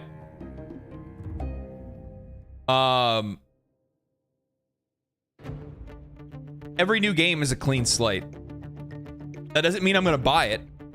That just means I'm just gonna like wait to see, because I mean, for the most part, when it comes to like 90% of games, I wait to see what it is, right? Unless it has an early access, then I usually get in on the early access because I'm gonna get the game cheaper anyway. So I'm all for that. But with that said, you know, when it comes to a lot of these studios, even if they ever have a problem, I just, you know, I just chill, dude. I just chill. I just go, okay, well, they're gonna come out with a new game. Let's see if they make the same mistakes or if they learn from it. And hopefully they apply those learnings to this new game, which would then make this new game probably far better than their previous products, right? Because if you really think about it, if Hello Games applies all of their learnings from No Man's Sky to Light No Fire, and they do it the right way, then there's a really good chance that Light No Fire is going to be, well, fire. They carry that stigma. It's not forever, though. It's not forever, though. I think that for the most part, I think that we pick and choose. I think we pick and choose. Are you gonna try to tell me that when CD Projekt Red releases you know, The Witcher 4, that, you know, people aren't gonna buy it?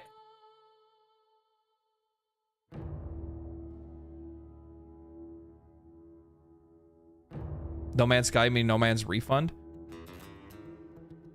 No Man's Sky is massive. No Man's Sky is one of the best online multiplayer games available. It's one of the best values that you can buy. It's in a very good place. It's in a very, very good place. It's a very good game now. It's one of the best live service games, period, right now. No, I know. But it's just when it dropped, yeah, it turned into that.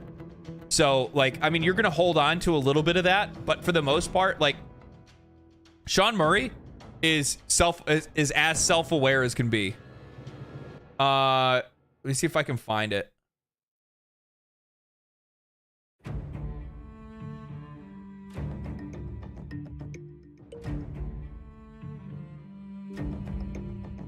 This motherfucker tweets a lot.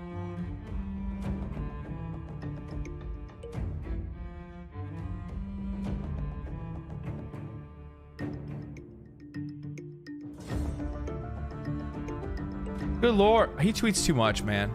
I was trying to go back to like...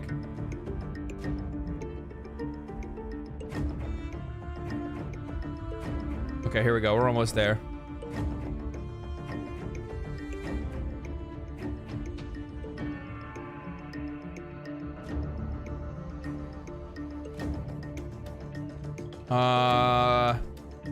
When was the games...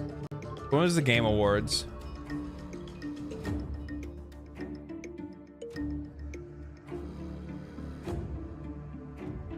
Maybe it's not on here. He made a joke tweet where basically he was like, I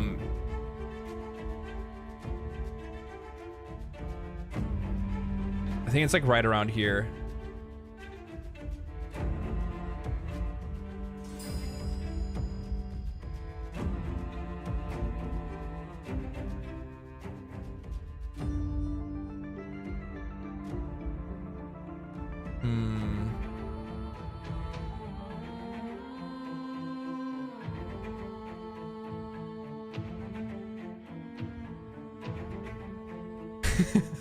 You have the opportunity to do both the most funniest and disastrous thing you could possibly do.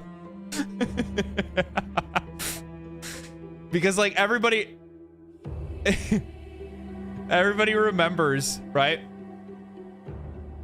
The hype is starting to set in again and it feels kind of nostalgic. Yeah. Sean Murray, don't overpromise your new game already. No, first time, huh?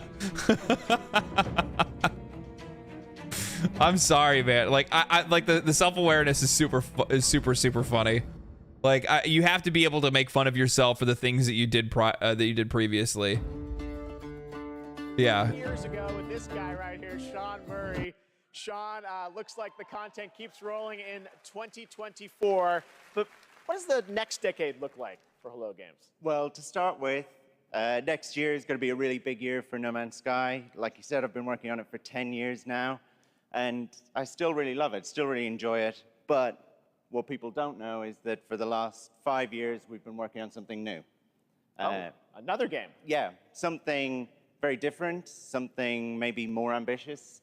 You know, for...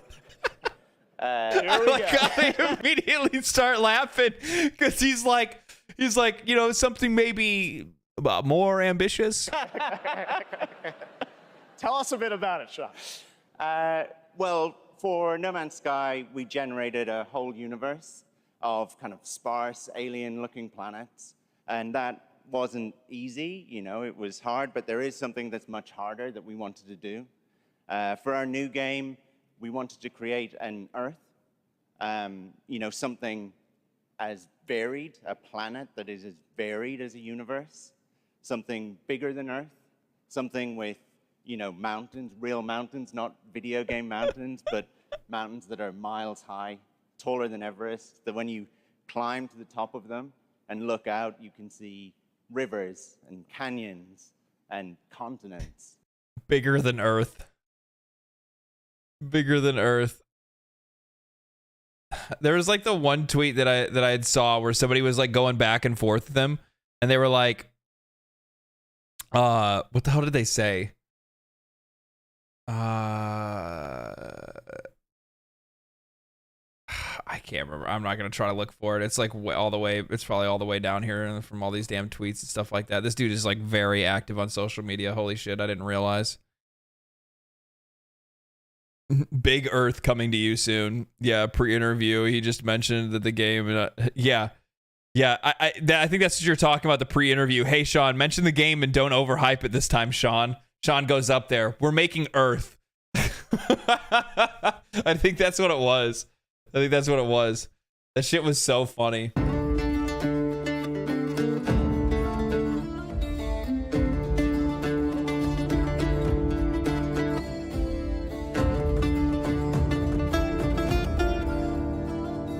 I love how immediately it's like Toys for Bob goes independent, but is exploring a partnership with Microsoft. Why, like, Console Warriors immediately on it. Jupiter Earth, yeah. Big juicy Earth in your neighborhood. Yeah, it's super funny.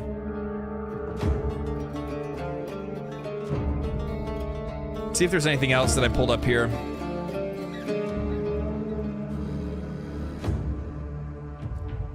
PC Gamer. I need to make sure I read this article. I can't forget about that. Save that for later. Fuck.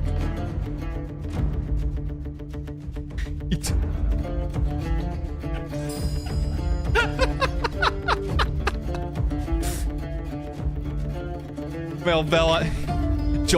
Joel after he took Melvellon Creek from us. Kids.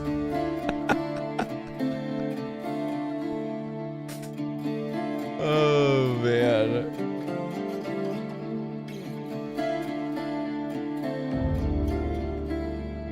Oh. So I saw this. This kind of goes along with our discussions about the game industry in general, but so Kirk, McCann, wrote an article about Jeff Keighley. And basically in his article, he says how the industry deserves a better spokesperson for gaming than Jeff Keighley.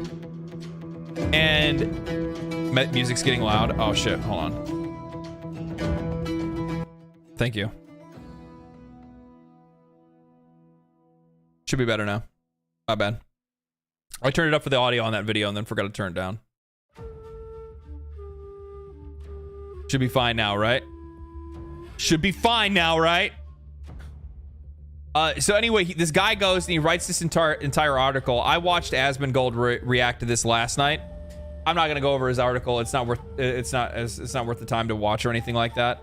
But I thought it's really funny because the thing is that, like, well, one, it's just completely off base because like Jeff Keighley makes shows and shit like that. He's not a like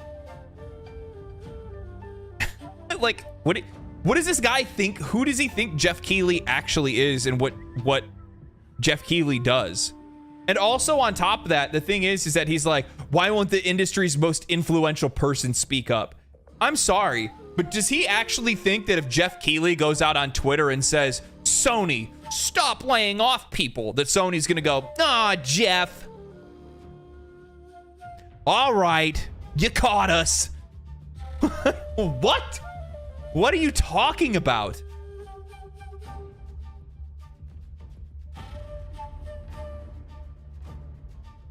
What are you talking about? And then, of course, he's like, I got a sudden influx of dickheads in my mentions. I wonder why. Ah, I see. You know what the funny thing is that this guy wants to say this when he's obviously an Asmon viewer, because I read his article, and he even has in his article the quotations, you know it, I know it, everybody knows it.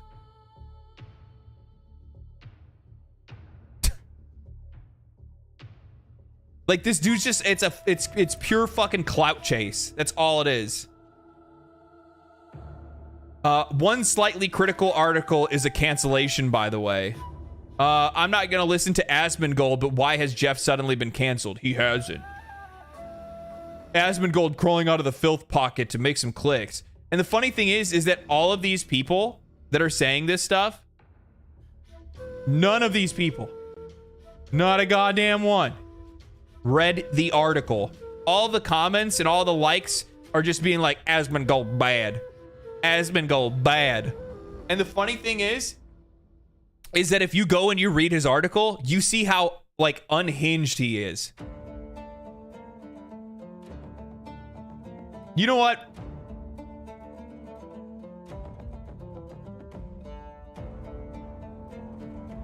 I wasn't going to do it, but I'll go ahead and do it.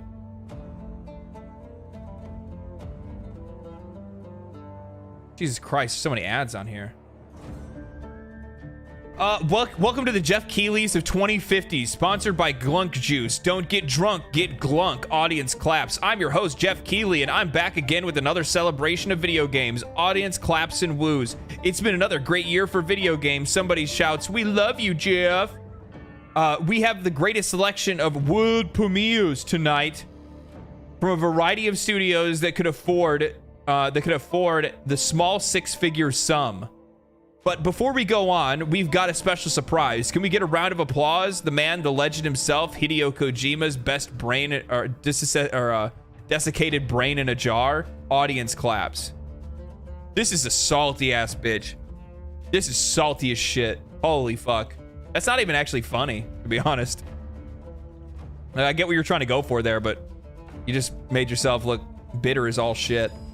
We've all been, and here's the thing. I was really critical of the Game Awards, by the way. I was very critical of the Game Awards because there was far too much time that was spent on advertising and far little time that was actually given to the developers that worked really hard to provide really good games to us that deserved that spotlight, that deserved to get up there and share what they did, what they achieved, with who they achieved it, to show an example to the rest of the industry. This is what great products are. This is why they are appreciated. And this is what, you know, makes them be there. I was very critical of the whole please wrap it up thing and all that kind of stuff, but let me continue first. We've all seen the photo of the Game Awards with Jeff Keighley sitting with his hands crossed in his lap, nacho cheese Doritos and Mountain Dew on his left, and a Master Chief sponsored Mountain Dew and Doritos on the right.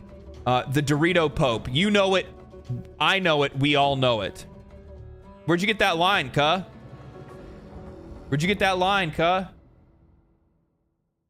I remember the initial controversy. I remember how people said it would prove that Keighley was somehow compromised, that his integrity was in question.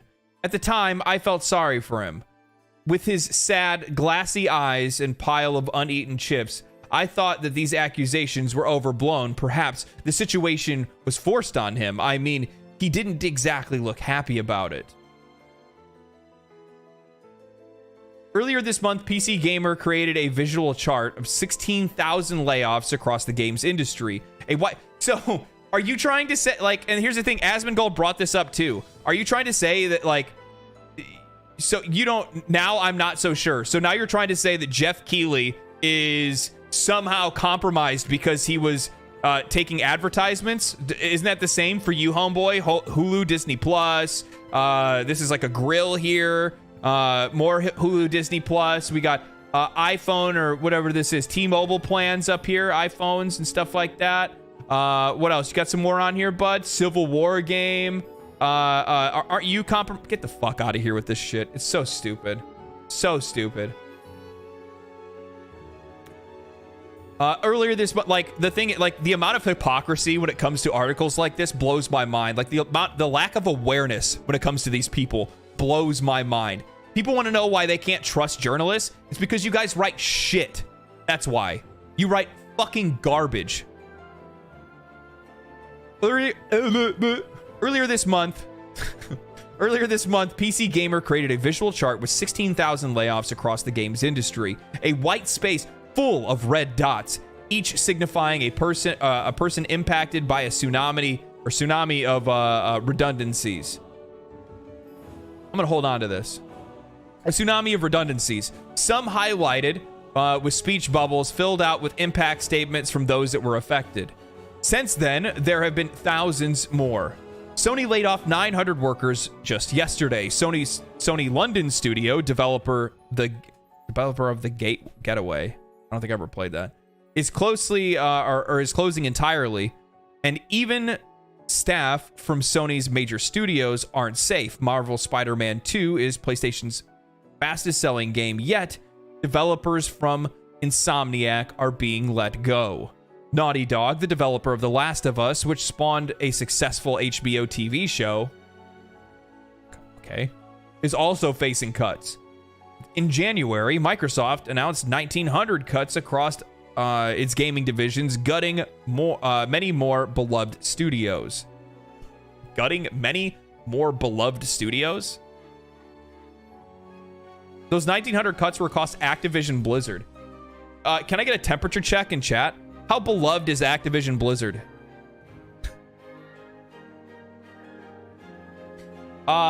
In the tweet below is a complete list of the layoffs of the past 2 months. We are 2 months into 2024. Here's a list that they show off all the lists of all the different studios that have been laid off.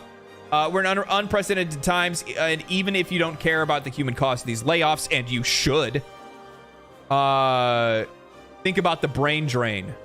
Final Fantasy VII Rebirth director Naoki Hamaguchi recently said that the secret to this game's success is that he retained 80 to 90% of that team that worked on the previous title because that last game was good. Is it that foreign? Is it that foreign of a concept that the reason why these studios are largely able to keep themselves together is because the products that they release are good enough for that company to justify keeping those employees around because it's sold enough to make a return on investment, and you know that you should be able to get a high quality product back out of that team again?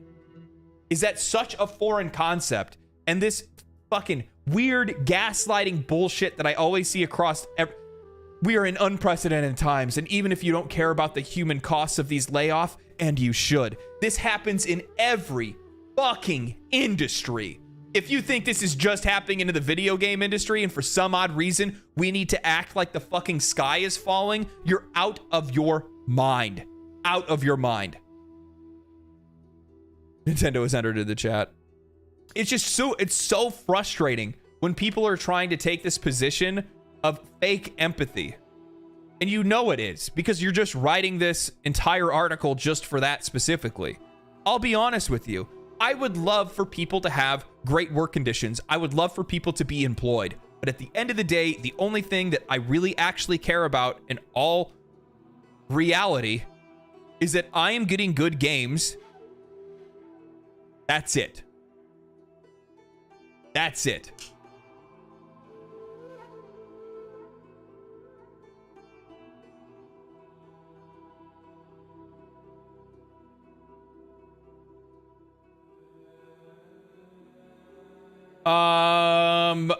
Staff skill and knowledge retention are vital in making good art at a large scale. Even corporate drones should understand this.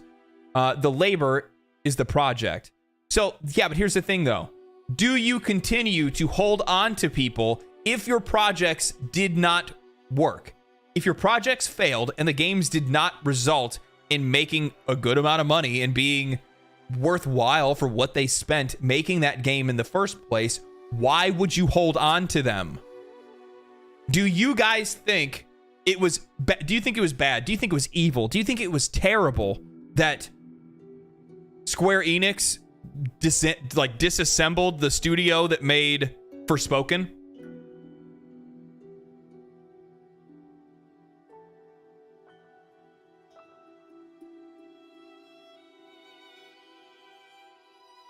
I'm curious. Do you guys think, are you guys upset that they disassembled the team that made Forspoken? That some people lost their jobs as a result of Forspoken? That specific studio was actually melted down and then sent its pieces to other studios within the company? I'd like to say that none of the studios that made great games in the last 5 years have not been downsized and studios not been shut down. Yeah, and that's the other thing. That's Immortals of Avenum, anyone. Exactly. From my perspective, the games that are having the most layoffs and the most issues are the games that are not succeeding. And sure, you can point to The Last of Us. However, at the same time, this is the thing. The Last of Us had their MMO shut down, or their whatever there was, that the like competitive shooter or something. I forgot what they were making. They're making something else. That project got canceled, so of course they're going to lose employees as a result. On top of that, if I'm not mistaken, Naughty Dog's just been recycling the same thing over and over and over again, and they've just been, you know, making remasters and remakes, and they haven't been able to make anything new or original for quite a while now. So you're going to have some redundancies there. That's not to say that there aren't skilled developers at these studios. The problem is that they're wasting money because those resources aren't being used the way that they should be. That's a leadership issue. But the problem is that at these companies, leadership doesn't get let go. The workers do. That's where the real problem is. We shouldn't be crying over layoffs because layoffs is just something that happens in every industry. It doesn't matter what industry you're in, it happens. So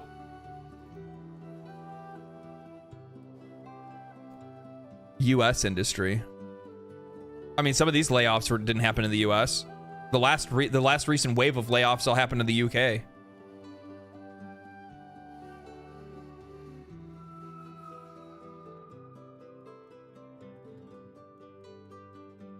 I've talked about this before. Originality has nothing to do with these games succeeding. I mean, original concepts do help. If you have an original concept, it does help your game stand out in a crowd of, well, a shitload of game releases that happen every single year. Like, you need to do something to make your game stand out. But at the same time, at the end of the day, all players really care about is a game that operates, plays well, and is fun. That's it. You can reuse concepts as long as you're doing it in a way that makes that game still stand out from its competition. Especially if there is especially if there's competition that's already out there that's successful, that's using that idea. A really good example of this is like, look at like every single Survivor game that's come out, like Vampire Survivors, Crystal Survivors, Deep Rock Galactic Survivor, Death Must Die, all those games. Like, there's space in that industry because they're not like live service that are holding people down. You know what I mean?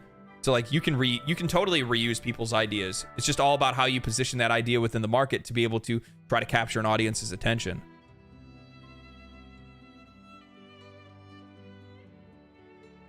All right, let me continue getting mad.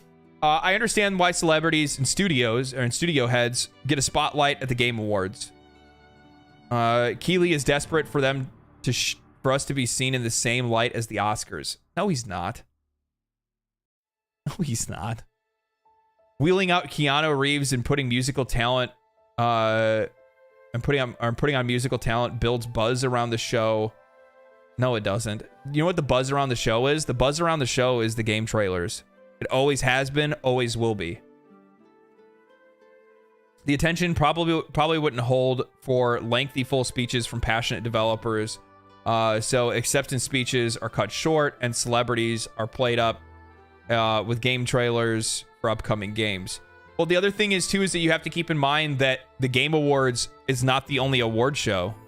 There's multiple award shows every single year. There's the DICE Awards, there's the Golden Joysticks, there's multiple different awards. And in my opinion, if I were Jeff Keighley, or if I was somebody that was running one of these award shows, of course what I'm going to do is try to make my show different from theirs. Why would you have multiple award shows that do the exact same thing? That doesn't even make any sense. That's a waste of money. It's an absolute waste of money. So what Jeff is doing is the right thing. You know what I mean? Why would he do what everybody else is doing? That doesn't make any sense. And for the most part, those other... Yeah, so like... but that's not saying that he's doing a perfect job. I already talked about it earlier about how I don't really agree with the way that the Game Awards has been handled the last couple of times. However, at the same time, he's trying to put on a different type of show than the other platforms are. Their attention probably wouldn't hold for lengthy speeches. Fortunately, we have the DICE Awards. See, then you just say that right there. That's the reason why. The reason why he doesn't do this is because we have the DICE Awards, which does a brilliant job of making space for developers without telling them to get off stage so they can play the next advert. Yes, that's what the purpose of the DICE Awards is for. Am I out of my fucking mind? Why would Jeff Keighley do the exact same thing as the DICE Awards? What would be the purpose of having two award shows that are basically the exact same thing? But who does Jeff Keighley's platform serve beyond Jeff Keighley, the customer? It serves us. His platform serves us. It delivers us new game trailers, new game news. He promotes games. He promotes shows. He does podcasts with certain games and things like that all the time. I watched him actively take part in Baldur's Gate 3's development. He was on, I think like 3 or 4 different panels from hell during the development process for Baldur's Gate 3. His platform is there to direct consumers and their interests towards games. That's what his platform is for. That's who it serves. As an organization, the Game Awards says the right things with forward-thinking initiatives such as Future Class, which is supposed to lend a platform marginalized for young talent. But what's the point when you just ignore those people when they call for change?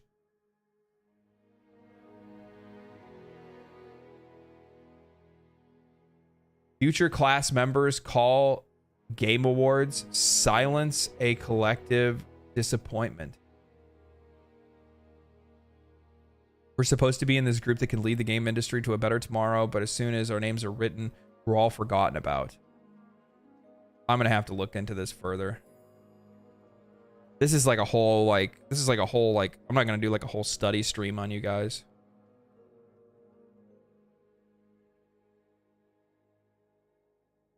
Future class is established. Let's see. Oh my God. Christ. Oh.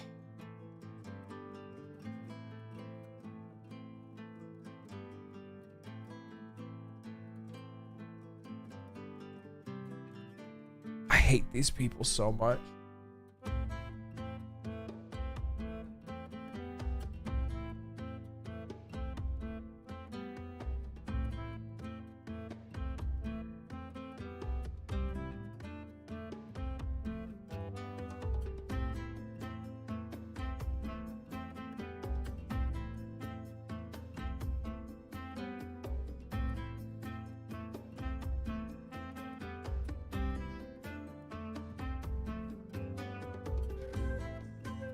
Oh, God damn it, dude. Really, guys? Really? I'm sorry, dude. This is just bad writing. This is just bad writing. It's just bad journalists. It's just bad. It's not good. This whole argument that then he goes into is basically because of the fact that so the Game Awards has Future Class, which is a platform that they have for young talent that's marginalized, right? So it's coming from, you know, like minority talent and stuff like that are trying to make video games. It's a very cool program that they have to be able to give a platform to some of these there's one of the games I think that was shown off by one of the girls that was on stage there. I can't remember the name of the game off the top of my head. But there was a game that was up there that was made by one of the Future Class people. So they used the Game Awards to be able to platform some of those future, some of those games that are going to be coming up, right?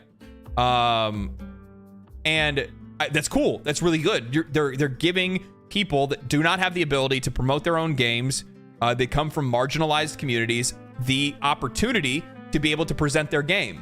However, there were people that are in that Future Class that got the ability to be able to promote their game far beyond the reach that they normally would have access to because of the generosity of the Game Awards. However, in a game developer article, they complain about it because they weren't able to talk about what's going on with the Palestinians under attack in Gaza. What does that have to do with promoting your game? There were people that were upset they're not allowed to be able to talk about real world issues during the fucking Video Game Awards. Nobody wants to hear about that. I'm tuning into the Game Awards to make sure that my game won so I can lord it over everybody else and tell them, screw you, your games suck. And I'm looking for all of the new trailers for the games, and I want to hear people's acceptance speeches. I don't need to hear about real world issues while I'm watching a fucking Video Game Awards. And if anything, This statement here goes completely against what he brings up earlier when he talks about how he just wants the Game Awards to become the Oscars. If that was the case, and Jeff Keighley wanted it to become the Oscars, then he would let people go up there and soapbox over real world issues.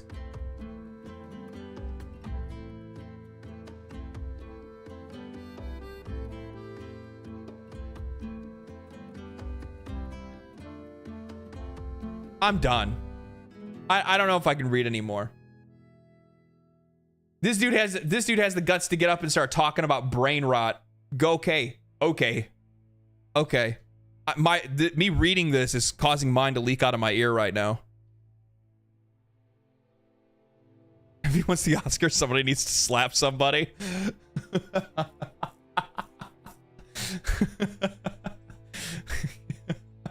Oh man. Who'd be the most likely to slap each other at a Game Awards? Keighley has the largest microphone in the industry, but uses... I don't think Keighley is the biggest celebrity in the industry. Not by a long shot.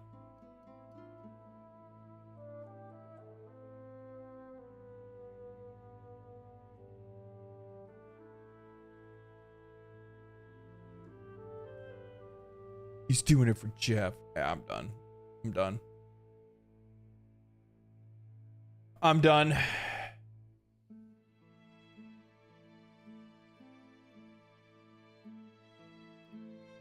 It's all based on his subjective opinions and how he thinks Jeff should do things with his platform. The article was made because he's mad Jeff is doing what he thinks Jeff should do. Even the Oscars aren't dedicated to focusing on real world issues. They only get brought up by winners of awards that choose to voice their concerns in that moment. Right. Someone needs to slap his editor. You're telling me.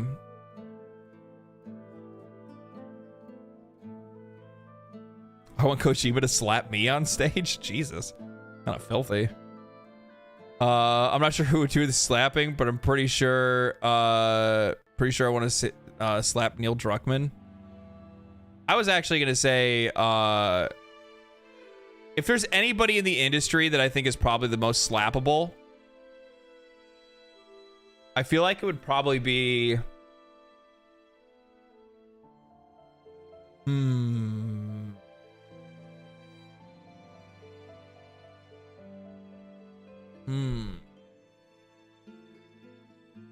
Who's the most slappable in the game industry?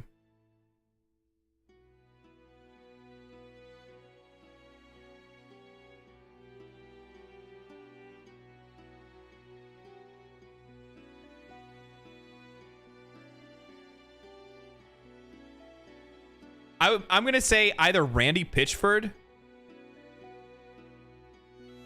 or Cliff Bleszinski if he was still making games, but he doesn't make games anymore.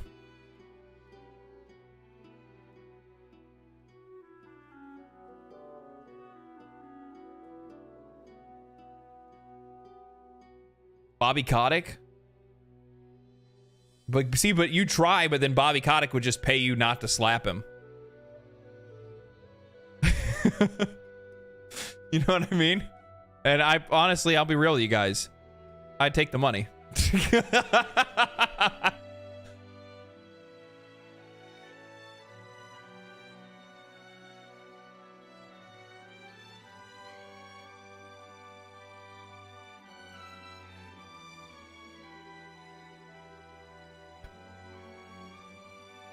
What about the Fable guy? Who's the Fable guy? Easiest $5 million of my life.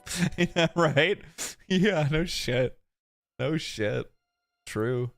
Fucking true. Was there anything else that I wanted to talk about today? I didn't even look at like actual news. I just got caught up in fucking goofy fucks on Twitter, which is very easy to do. I need more of you guys. You know what I need, actually? I need more of you guys to join the Discord, and maybe I'll make like a thread for like React content or something like that. I don't really want to like fall into the trap of doing only that, but I think that like you know, watching a video or something like that together on stream every once in a while might not be too bad. Maybe I'll use it for like, but not like, I wouldn't go after like big videos or anything like that. I don't think. I don't know. Brain. Trying to get my brain to turn back on. I had to hit my reset switch.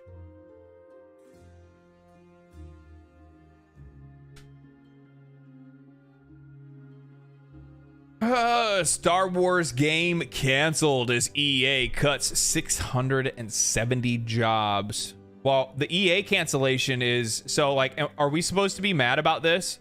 Guys, I have a question. Are we supposed to be blaming Jeff Keighley for this one? Is this Jeff Keighley's fault?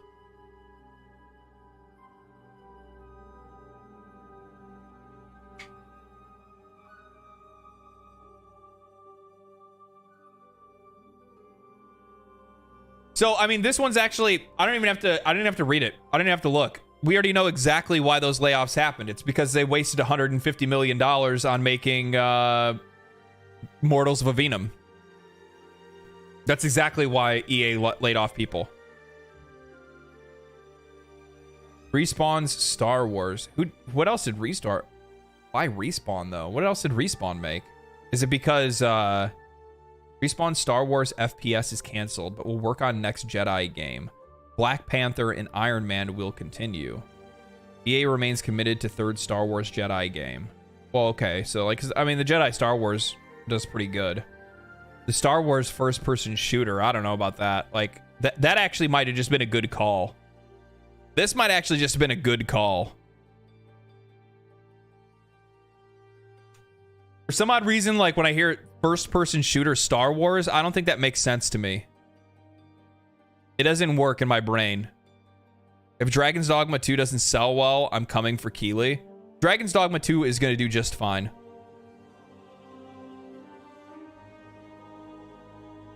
I can tell you why Dragon's Dogma 2 is going to do just fine. One, the market for games, action-adventure RPGs like Elden Ring or things like that is very high. People want games like that. It's been a very long time since the first Dragon's Dogma. First Dragon's Dogma was still really, really well received. There's a lot of people that are excited for it. And also on top of that, the other thing is that the general reception of people online when it comes to Dragon's Dogma 2 is very high. A lot of people are very high on the game and it hasn't even come out yet. Oh, right. I saw your latest video and I'm so confused. Why is everyone asking for... why is anyone asking for Helldivers 2 for PvP? Because people are used to playing the exact same games over and over and over again, and they don't know how to adjust to play a game that doesn't do the same thing that everybody else does. I think that it's actually really fucking wild that somebody would even say that. Like, the one thing that like bothered me when I saw that the guy even said something was he's like, oh, another developer that's afraid to put PvP in their game. Yeah, because there's so many games that don't have PvP anymore, guys. What? What are you talking about? The amount of competitive shooters that are already available and how often people go to make those kind of games and live service games like those is insane. Why would you think that there's not enough? Maybe they're still trying to find the one they're good at. That's probably what it is.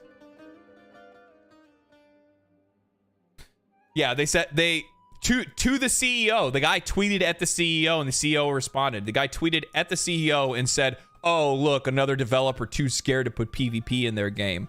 We're getting less and less of them every year." So stupid. So dumb. So dumb. I talked about this before. It's one of the reasons why, like, for the most part, I try to stay away from, like, the comment section on YouTube. Because, bro, you know, you guys are great. Chat's great. Live chat's always great.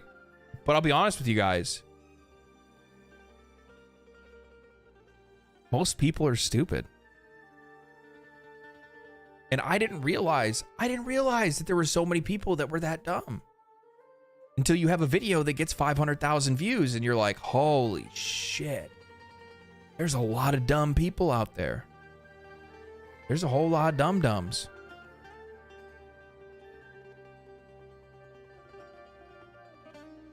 To be honest, we're all so dumb. We just accept it. Hey, you know, I accept you guys as you you know, as you are. That's fine.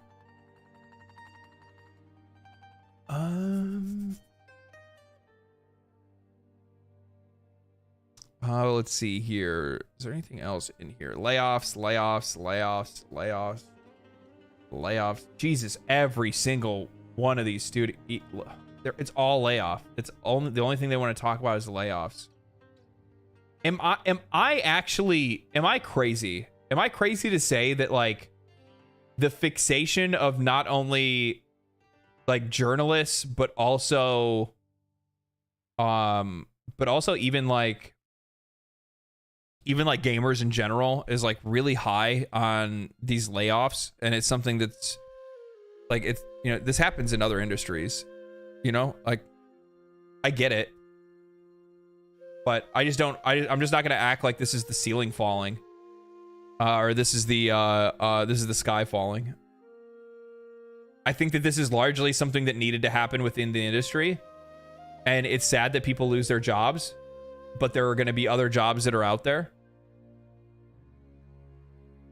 And you know what ends up happening as a result of a lot of this stuff? People end up finding themselves into better jobs that appreciate them more, or they end up working for themselves and creating indie studios that deliver us far higher quality products than we get from AAA nowadays anyway.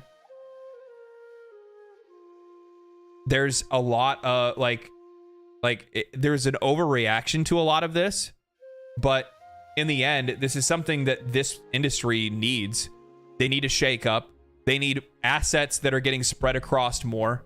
And yeah. Many of these people, if talented, are going to find work elsewhere, and they're going to find places that are probably going to appreciate them more than their last job, because their last job obviously didn't appreciate them very much if they laid them off. I blame not enough liberty. True. It's true. The vast amount of utter shit that these AAA studios have been getting away with for years, this is the result.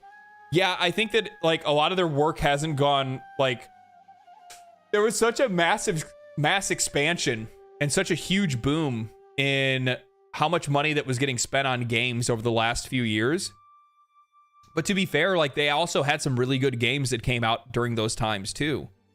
So you had a lot of this money that just kept getting poured in, and these companies were just like, well, we're just going to make even more games faster. So we're going to hire even more people to, you know, cover for this. And we're just going to expand our businesses. And that's not what they needed to do. What they needed to do was just recycle the assets they had, specialize the teams that they had, realize that, like, I think one of the most frustrating ones, and here's the other thing too, when it comes to AAA or any game company, there is no guarantee when you're making a creative product that product is going to succeed.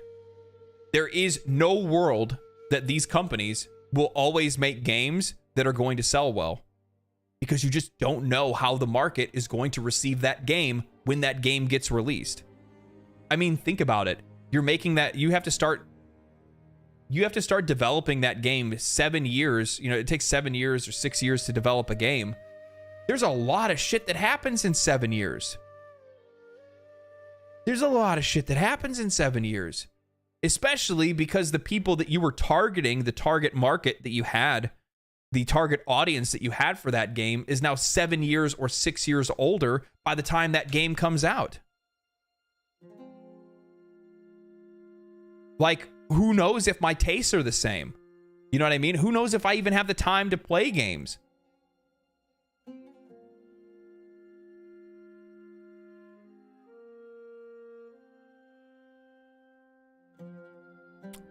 Used to be each studio would make 2 to 3 games at the same time to diversify risk and invest 50% of the budget in case you need leeway to bounce back. Yeah, now everybody's putting everything in one game. Yeah, they're gambling hard. 7 years unless you're rushing it like Ubisoft with Assassin's Creed or Pokemon. Yeah. Yeah, and that's the other thing too, Suna. I brought that up in one of my other videos, is that like, imagine if you are trend chasing. If you are regularly trend chasing with your games, what ends up happening as a result is that by the time you can by the time you can ever release that game, trends have already changed by then. I brought this up before. I said it in one of my videos, I think. If you're trying to make the next Fortnite, who's to say that Fortnite's still going to be popular in 7 years? If it takes you 7 years to make the next Fortnite. You're always behind. Yeah, you're always a step behind. Slipstream with 128 bits. Thank you for that. Appreciate that. Feels like this is a great argument for cheaper and more experimental games. Like yes and no, because like there's always going to be a place for these big budget blockbuster games. There will always be a place for it. We can't pretend like we don't want them. We want them just as much as we want indie titles and AA titles and things like that. Of course we do. But yeah, exactly. Power World, things like that, right? So, but I think you're right. I think you're right in that these studios maybe what they need to do instead is, you know, they're still going to have their major blockbusters. So let's say like Square Enix. Square Enix has their major blockbuster with their Final Fantasy games. And then they also have, Final Fantasy 14 and Final Fantasy 11 still makes the money too, because that game still is that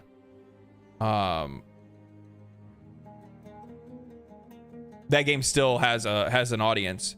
So like they have their MMO money that's coming in. They have their Final Fantasy games which still make them money. So maybe instead of, you know, investing hundreds of millions of dollars into a game like Forspoken, instead, what you do is you don't invest that kind of money in there, and you split that money in half into two smaller teams that work on something a little bit more experimental or a little bit more, you know, varied, right? Look at Hogwarts Legacy, something I knew was going to be big. Yeah, so like there are things that we can definitely point at and say, yeah, that's probably going to work. Like, I'm sorry, come on, guys. Fucking actually go to Hogwarts School, you know, game. Yeah, it's gonna do good. It's a well-known IP that sells, you know, makes tons of money every single year, hand over fist. And it looked good. The trailers looked good. All the things you could do. I played it. I loved it. It was great. It was great. It was a good game. Simple as that. But you still have to make sure it's a good game. And I still think that there's something that's going on, something that's missing.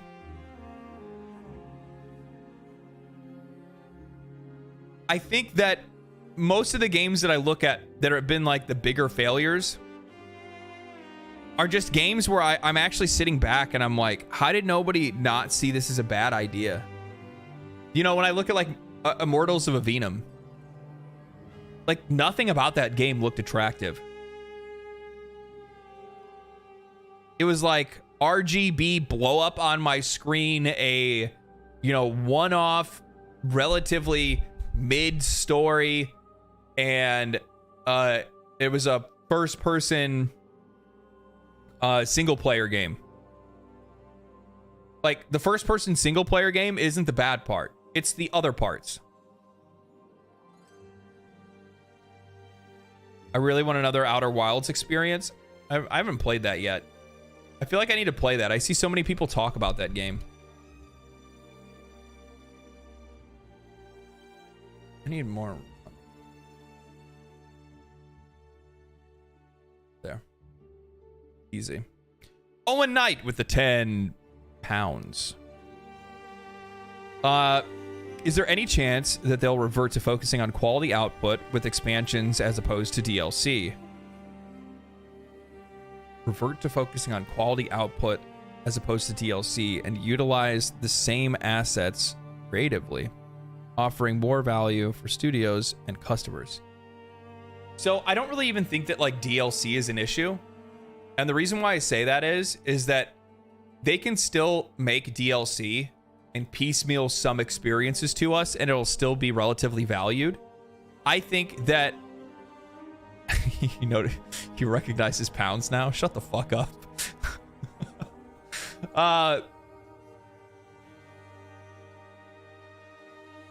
So Elden Ring is a really unique case, right? So when we look at Elden Ring, it's a $40 DLC, $40 American DLC, right?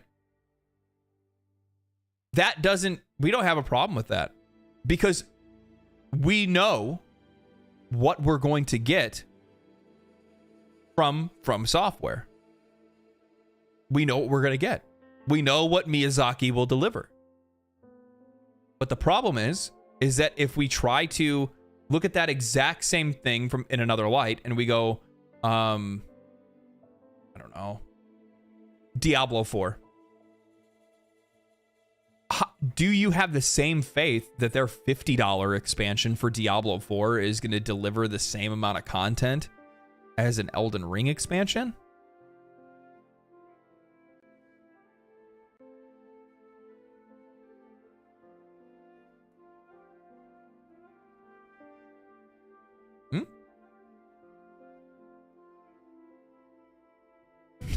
Note D4. Yes.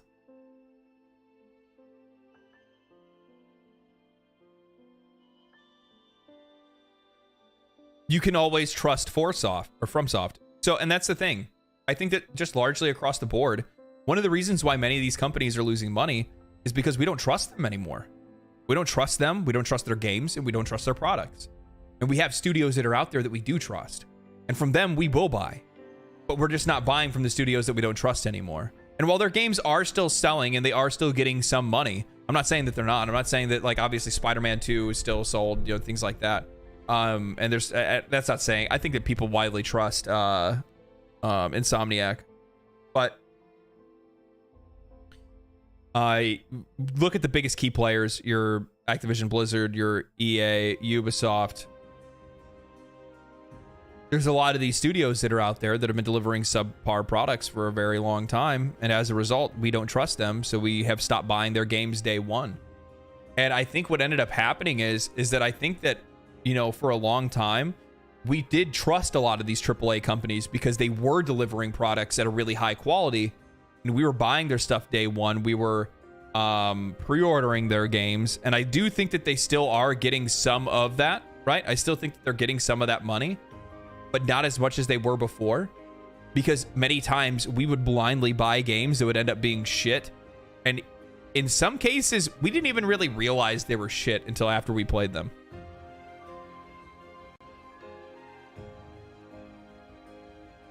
Mika, thank you. Have a good night.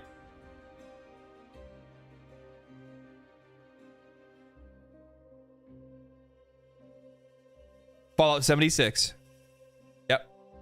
Exactly. And all it really takes is just one instance of that happening. Now, Ubisoft is like a whole other fucking thing, man. Ubisoft is like a fucking villain within the industry. Like, they burned so many bridges over and over and over again. You know, I brought this up before, but like when you start selling experience boosts in single player games with no multiplayer, like what the fuck is the point? What are you doing?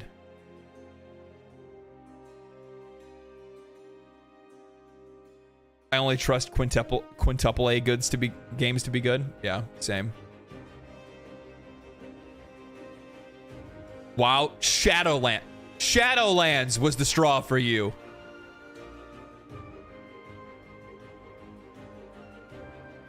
I quit in Cataclysm. I said, fuck this. I said, fuck this. I'm out. I saw all the skill changes that they were going to do, how they were getting rid of skill trees. I saw, you know, a bunch of other things that they were going to do to the game, and I was like,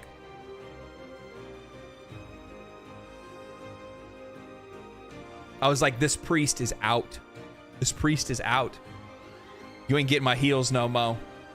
You ain't getting my heals no mo.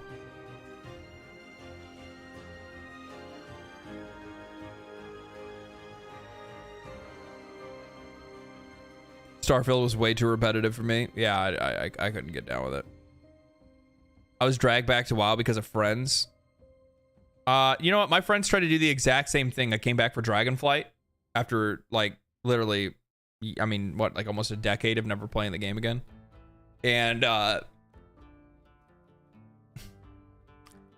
quit after 2 weeks because I was like, this fucking sucks.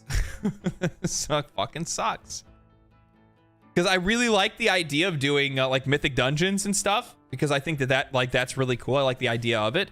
The problem is that then you get like a rating, and since you start at the bottom rating, it's really difficult for you to actually group and get into like getting your rating up so that you can do the higher difficulty mythic dungeons. And I hated that. Fucking hated it. Because it's like, hey, why don't we put some more elitist behavior in our games, because that's what we need. Splice with another 64 bits. It's just sad to see. It is sad to see. Dude, just wanted to say hi. Appreciate your content. Thank you. Hey, appreciate it. Thank you for stopping by. Thank you for stopping by. Is my video today doing good? Is the reason why there's so many people showing? Or I mean, I actually lately I have been streaming to over 100 people pretty regularly, which is fucking sick, by the way. That shit's fucking sick. Oh, it is pretty good.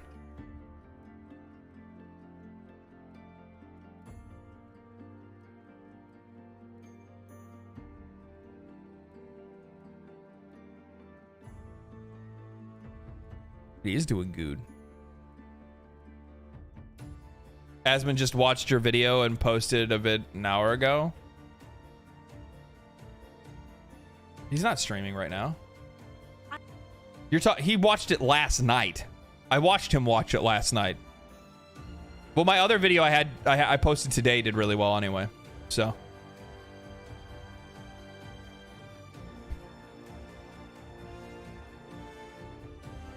Yeah, and plus on top of that, the thing is that typically when it comes to like reacts, you don't really get like an immediate turn, like you don't get an immediate return on react content, if that makes any sense. You don't get an immediate anything like that. Oh snap, Asmund's an LD fan. Yeah, Asmund likes my stuff. Asmund's been watching my channel since I had like 1,400 subscribers, or less than that actually. I think the very first video of mine that he watched was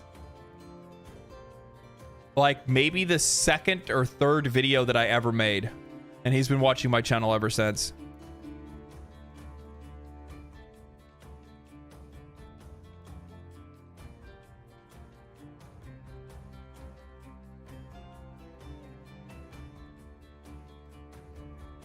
Congrats on taking advantage of that. I'll be honest with you. If I had to give people a realistic, because I think that there's like a lot of YouTubers that think that like reaction content can like really help them, right? And don't get me wrong, like there is some advantages to it, but largely most of my subscribers have come from videos that he's never even watched. Like 90% of my, probably more than 90%, I'd probably say more like 98% of my subscribers have come from videos that he's never even watched of mine. Hell, my most viewed video on the entire channel, he's never even seen. Because I have a video on the channel that almost has like, I think like 750,000 views or something like that. Maybe even higher. Because you can start standing on your own at 2 feet as a creator. You are doing well on your own volition. Yeah, and that's the other thing too. I think that a lot of people, a lot of times when they see that like, oh, well, this guy watches, Asmongold watches this guy. I think a lot of times when they see smaller creators being reacted to, they think that, the bigger creators kind of giving them a leg up. Now, while there's a lot to learn, because I actually get to actively watch somebody else watch my YouTube video, that is incredibly valuable, because I get to watch to see how people are taking my points. Am I enunciating properly so that my opinions are coming across the way that I want? Am I explaining things well enough that it's easy to understand? And because sometimes that doesn't happen. Sometimes you say something in a certain way and people hear something completely different, And then the entire purpose of the video is lost on that person because you're just not communicating with them properly. So there's a lot of really insightful information that I can get just by watching somebody else watch me. Now, with that said, so far as like subs and views, you're not really going to see a whole lot when somebody's reacting to your content. You'll get some, but nothing crazy. The real benefit to it is that Asmon has a much larger audience than I do. He's a much more established content creator and brand than I am. And as such, people are going to probably watch sometimes, not all times. They'll watch his video far more than they will watch mine because they don't know who the fuck I am, right? So they watch him watching me.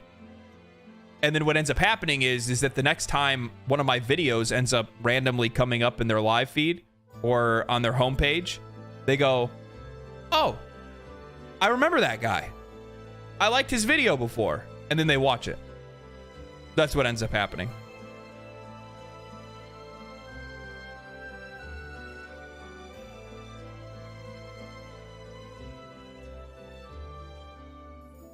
I was recommended a video of someone dunking on AAA instead of bootlicking. Felt more honest and real than many other YouTubers. Stuck around ever since. Well, you can always expect that. You can always expect that.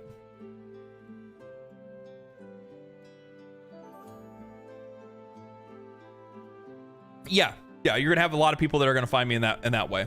It's not that they're gonna actively watch an Asmongold video and then go, I'm gonna go sub to this channel. It happens. There's a few people that do, but very, very, very few. 90% of the time that I've watched the videos Asmon is reacting to, I see them twice. Also something that does not happen very often, but there are people that will go watch both. It's so nice of you to give. It's so nice of you to give humble YouTubers like Asmongold an audience. Yeah, you know what it is. They have to have something good to watch every once in a while. I'll tell you guys something really funny. I haven't talked about this before. I'll tell you something really funny. One of the reasons why I got into making YouTube videos, this is no bullshit, by the way. I've been a long time Asmongold viewer. One of the reasons why I started making YouTube videos was because as somebody that watched Asmongold, I was like, man, a lot of these videos this guy watches are shit. And I'm like, many of these people that are like complaining about video games or the industry or shit games or talking about other games, I'm like, they're not even doing a very good job. I'm like, he needs better content to watch. And then I started making YouTube videos. I was like, apparently there's not enough people out there. Apparently there might be a space for me.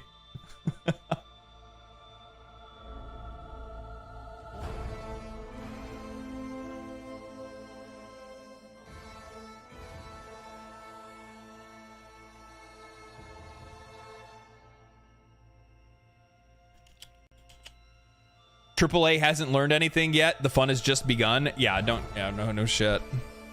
No shit.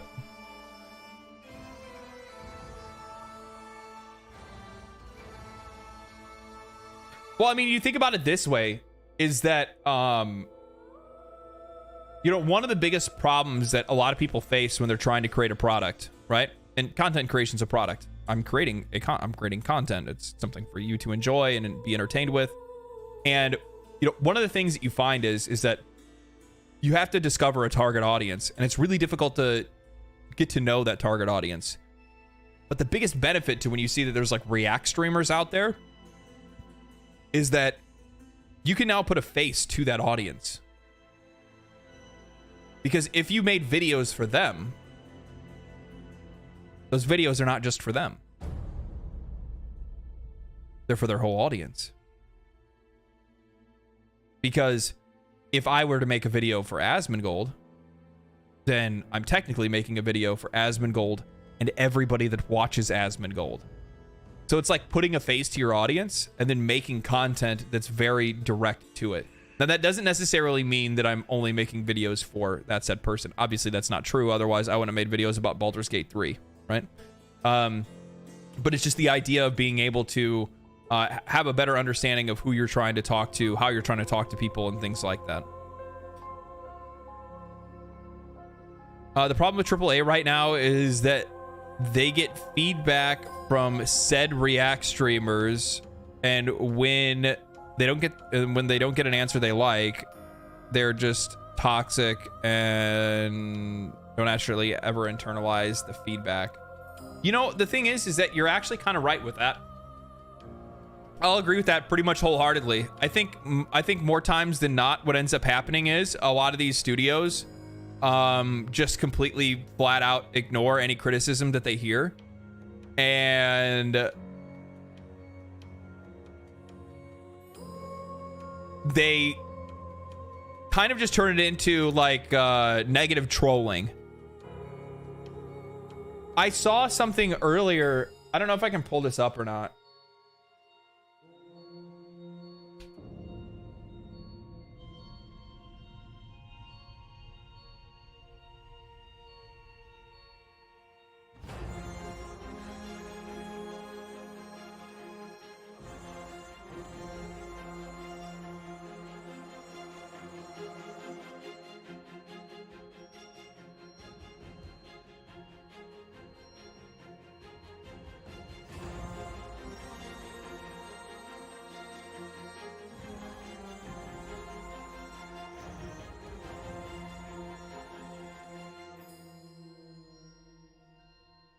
Yeah.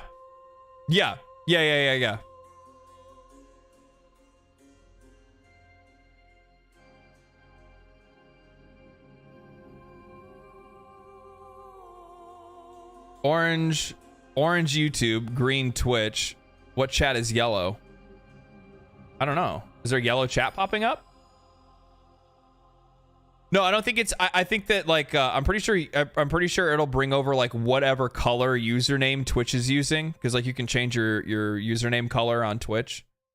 Like one guy has green, another guy has orange and yellow. But I think anything from YouTube is always going to come up the same.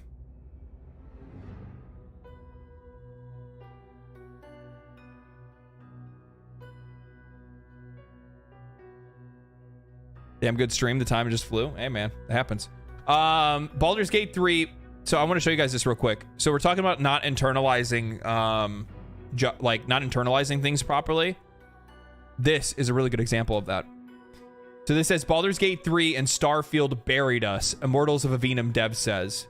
Immortals of Avenum may have been better received if it wasn't drowned out by Starfield and Baldur's Gate 3, according to the studio's founder. Immortals of Avenum didn't exactly leave players spellbound last year. Despite its ambitious world building and magical FPS mechanics, however, that may have been different if juggernaut titles like Xbox's exclusive Starfield or RPG sensation Baldur's Gate 3 didn't loom over it.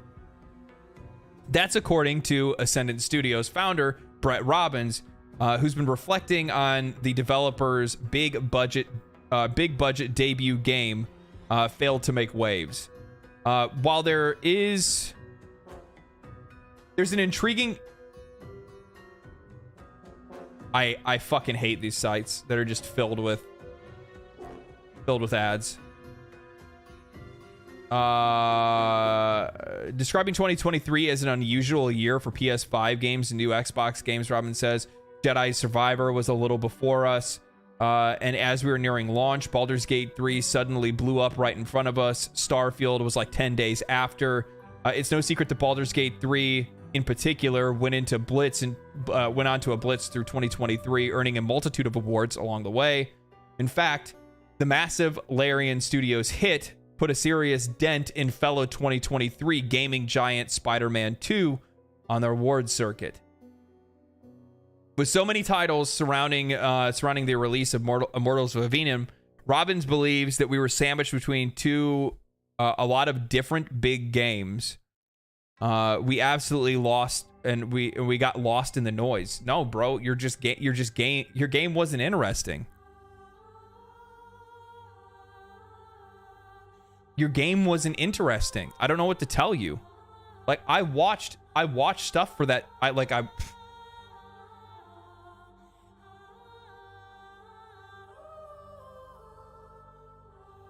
I watched trailers. I watched streams. The game looked boring. The story looked boring. The mechanics looked boring. You couldn't even see anything that was going on in the screen in the first place because there was so much like noise, like visual noise. It was a very noisy looking game. You spent $150 million on a generic first-person shooter that uses magic, and now you're trying to blame it on the fact that you released your game in between Starfield and Baldur's Gate 3. You picked when to release the game. Like, there's a maximum amount of time that these studios are allowed to do it, but many of these studios have the freedom to be able to pick their day of release within a certain margin time, right? They can't go, oh, well, you know, we're going to push it another year. No, I'm not saying that, but they can move it a month less or a month more if they need the extra time, or if they're trying to be able to give themselves a little bit of room so they're not coming out in the window of 2 major releases. So it's so disingenuous to try to come out and point the blame at Baldur's Gate 3 and Starfield like they're the reasons why your game failed. Now, that isn't to say that that doesn't have something to do with it.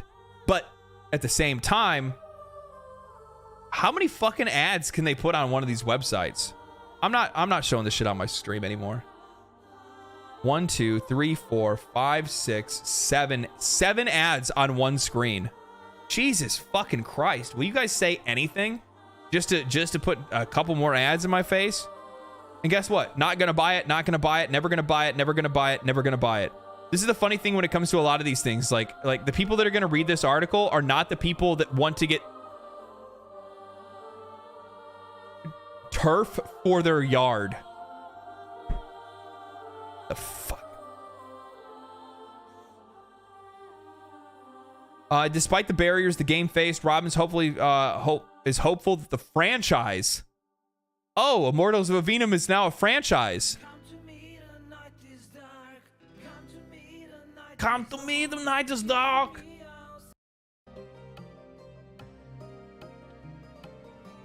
Despite its barriers the game has faced, Robbins is hopeful the franchise can evolve. We are still here. We are still supporting it. The story of Immortals isn't written yet. I was the creative director on Dead Space, and people were discovering that for years and years. I think Immortals will be the same. In other news, one I've called it is, bro, how do you go from making Dead Space to that? How do you go from making Dead Space to Immortals of Aveum?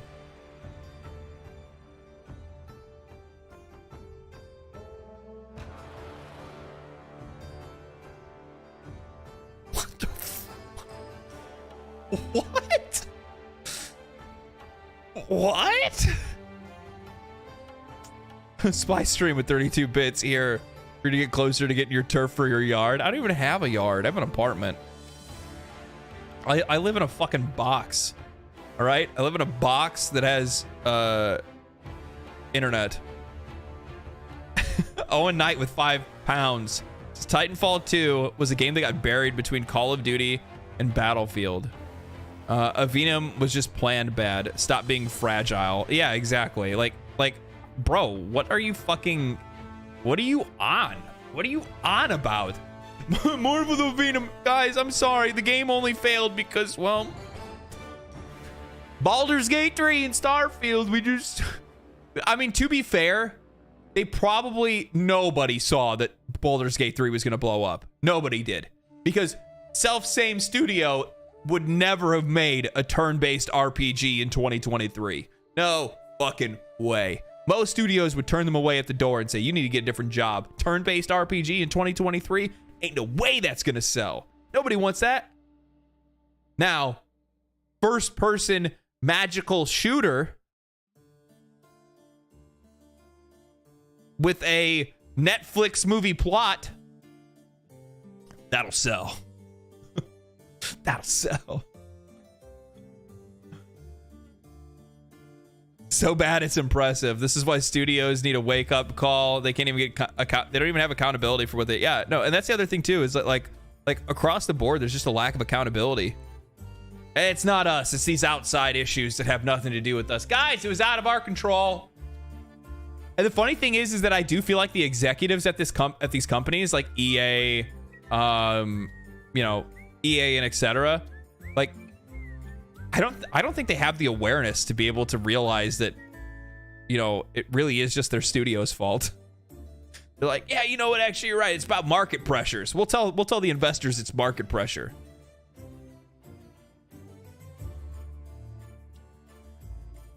It's sold EA at least, yeah. Yeah, I don't know. Magic FPS sounds like ass. It does sound like ass. Except for like, I don't know, man. Like, I'm just not a fan of like Magic or Melee first-person games.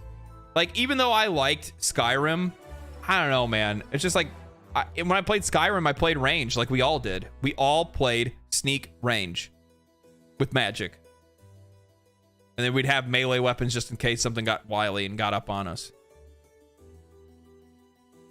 We play that. We play like that because, well, one, it's, you know, we can deal like massive damage, and it's always really funny. And it was always really funny in Skyrim to like see like this massive enemy just like walking around,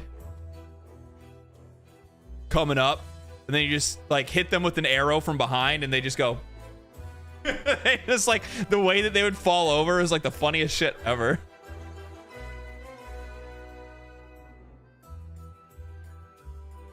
The melee in Skyrim was clunky as fucking horrible. Yeah, range actually felt good. Well, yeah, it's because range feels good in first-person shooters. At least that's how I feel. I'm trying to think if there's like a first-person, like, I mean, like I've been playing like Dungeonborn. I play Dark and Darker, and yeah, I don't know, man. Melee in those games just kind of feels weird. It just feels weird. Because like first person isn't really first person. You know what I mean? I think for me specifically, when I think about like first person games, I think one of the reasons why Melee feels so weird is because we don't have like periphery. We don't have any like peripheral vision. Like I can't see this area here, which I normally can when I'm attacking things, and it feels weird when in combat. Because it's not really first person. And I don't know how games can ever get over that. Because we're looking at a flat screen, right? Yeah, you can't see your sides, and it's just weird. It just makes you feel weird when you're playing games in melee range that are first person. When you're playing ranged, it feels fine because we're not worried about what's going on here. We're focusing on what's down lane when we're playing a first person shooter or something like that, right? Yeah, I could see first person working really well in VR. Yeah, VR can make it possible. Yeah, it's probably something down the road for that. Hey, is this draining your social battery? Just checking on you. Yes, my social battery is completely fucking tore up, dude. I'm gonna need some fucking therapy after this.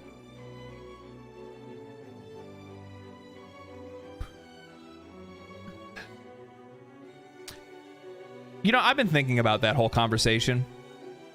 Like streamers have as difficult jobs, or like trying to compare like difficulty of work.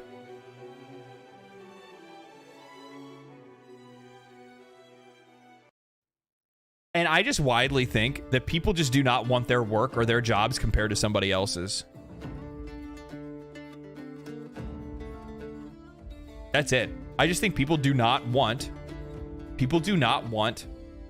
their jobs compared to somebody else's, regardless, especially if that other person is making more money and perceivably doing less work.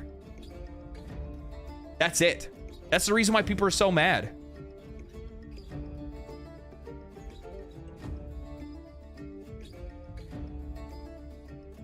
Yeah.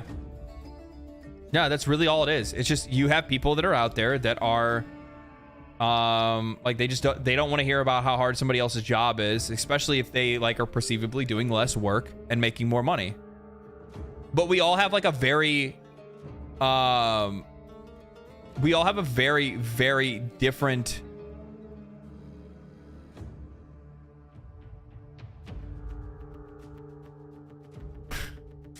We all have a very, very different opinion on what hard work is.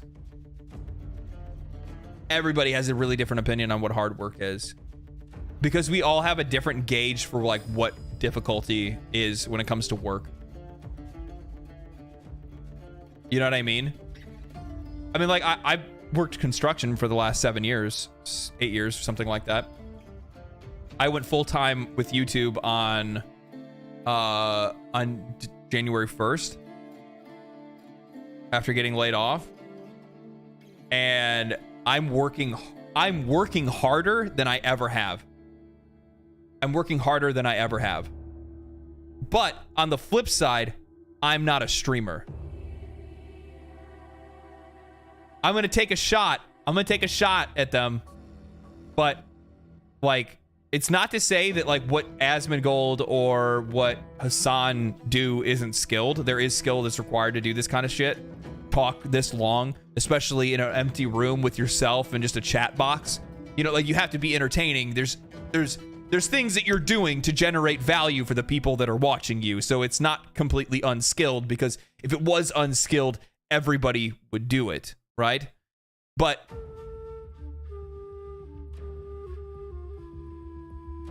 the point that I'm trying to bring up is the fact that, like, for me, what I'm saying that I'm working harder than I ever have before is because I'm a YouTuber. I'm a content creator. I'm writing, I'm researching, I'm playing games, but I'm not playing games like I ever have before. I'm playing games in an analytical sense, where I have a notepad right next to me and I write down every thought or every experience I have in a game to try to be able to do my best to then write that into a script and communicate it in a way that is not only entertaining, but also informative at the exact same time. Then do even more research on top of that to make sure that I'm trying to provide as much context as possible before I make a video. And then on top of that, the other thing is that I'm not just making reviews, I'm doing opinion pieces. So I have to be able to package that in a way that's attractive enough for an audience to want to watch it and click on it in the first place. And there's a lot of different variables that are at play when you're trying to get people to click on stuff. Fuck, I wish I could just post a video and just be done. There's so much thought and so much other shit that you have to do in the background to even be able to try to do this stuff. And at the end of the day, there is still that one chance, not one chance, it's more like a 75% chance that your video just falls flat on its face, and for some odd reason people don't want to watch it and YouTube doesn't want to show it to anybody, and it fucking dies. And now you have, you know, depending on how long it took you to put that together, it could be days of work, hours that you put in that end up making you nothing. Nothing. So not only is it the all of that shit, but it's like there's also a potential opportunity that you could just, it literally could mean nothing at all. All of your work could be completely meaningless. One of the things that was really simple about working in construction was clock in, do job, get paid. Regardless of what it could rain that day and we couldn't get shit done. Doesn't matter.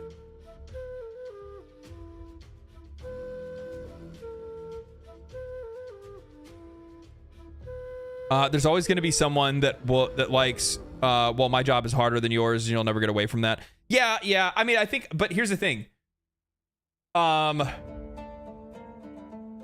think the other thing that people probably overlook when it comes to a conversation like this as well is that, like, while I say I'm working harder, I fucking love this. So it doesn't feel like work. 9 times out of 10, I feel like I am cheating somehow. I feel like I'm stealing. I feel like a fraud most times. You know, I have that imposter syndrome where I'm like, it's all going to be gone tomorrow. That's probably like one of the things that's in the back of your mind all the time, is that you're like, it's just all going to be gone tomorrow.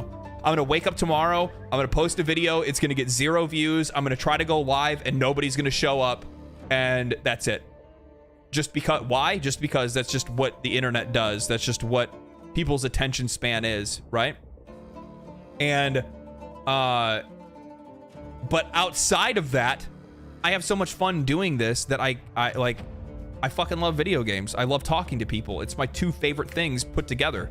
So most of the time I don't even feel like I'm working. So I get where people are coming from, because it does take a lot of energy, and it also sucks up a lot of like your personal time too, because you don't really have a lot of time to do other things for yourself outside of this.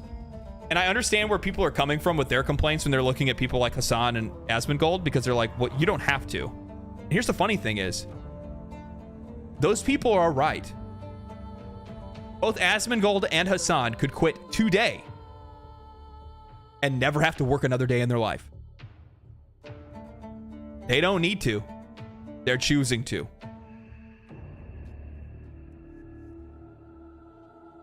They're choosing to.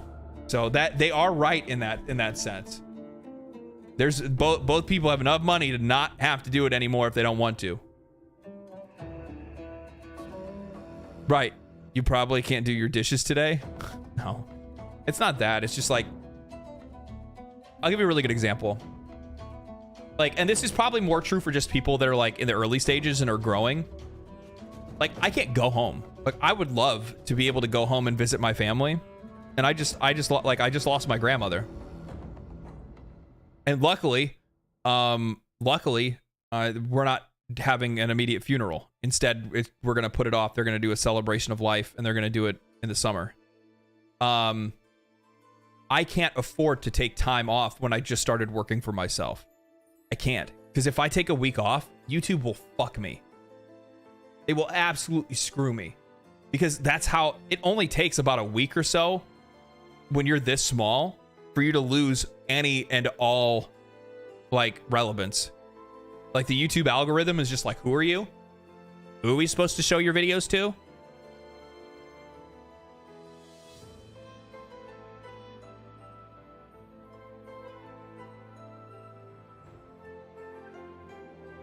Yeah. So, like, I would love to go home and be with my family right now, but I can't.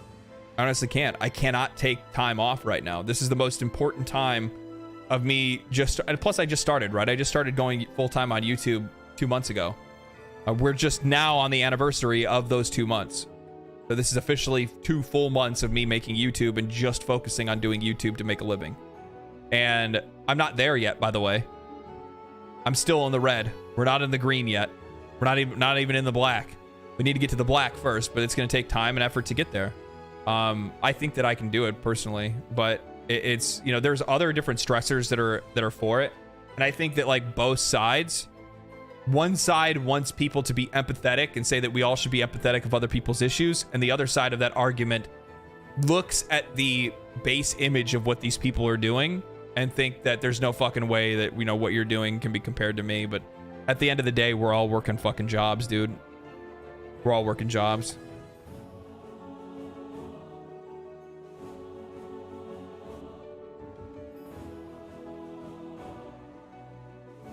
If you're able to take a week away from YouTube, you need to pre-make multiple videos. You post every single day. You're gone. Yeah. Mm-hmm.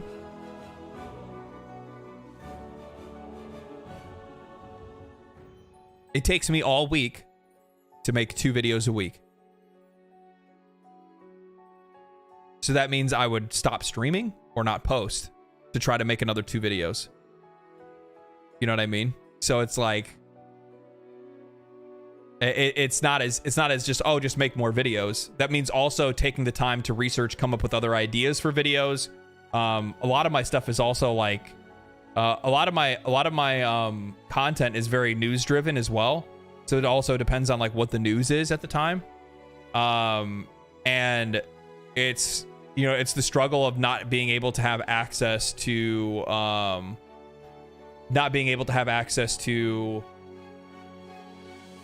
like, not being able to make videos about something that happens while I'm gone as well. Like, there's that whole other fucking thing. There's a lot that goes into it. I wish it was as easy as,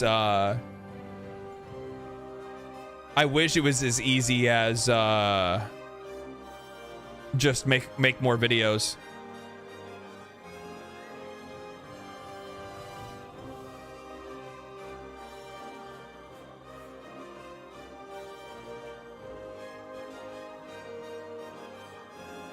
I'm not saying it's easy, but it's what you need to do to be able to get the time off. Yeah. So, but yeah, my content doesn't really work like that, sadly.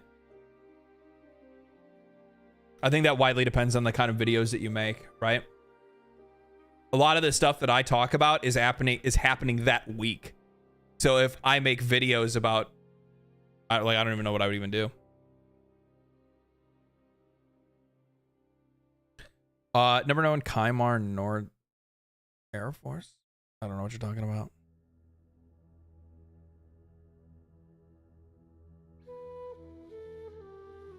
I've seen people network and have guest speakers for a week.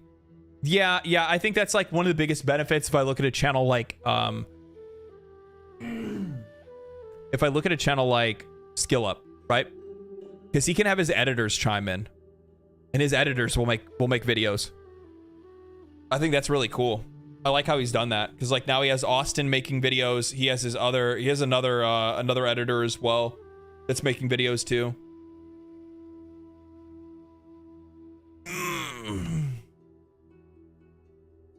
From what another YouTuber said, I think it's when you hit 100K, probably more to 200K now, before they start to hit even. Yeah, and honestly, the thing is that keep in mind too that like another common fallacy is sub count. Like subscriber count doesn't mean anything, really. It's more of a trophy than anything else. Most of my videos show up and they'll be like, you know, like fucking 900, like, you know, also like, I think one of my last videos, it was like 300,000 returning viewers. And then there'll be like 6,000 subscribers that watched it, right? So like, it's all about the people that haven't watched you before, not necessarily the people that do watch you. I think what am I saying? I'm like, I think somebody put this in a good way. It was me that did it. This isn't anything against subscribers, by the way, but would you want to make a video for 1 million people, or in my case, 40,000?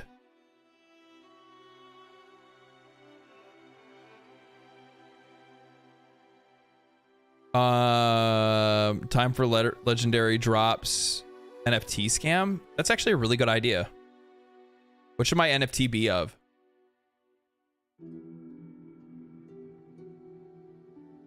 What if I were to tell you guys the whole reason I got into streaming was just so that I could get a Gamer Supps waifu cup? Just because I want them to design me my own cup. I think that would be sick, actually. That's not why I do this, but I do want that. One day. One day. And my own flavor. I also want to have a drink flavor named after me. I have the perfect branding for it. My name's Legendary Drops. They don't even have to change it. I don't even have to change it. They don't even have to change it. It's perfect.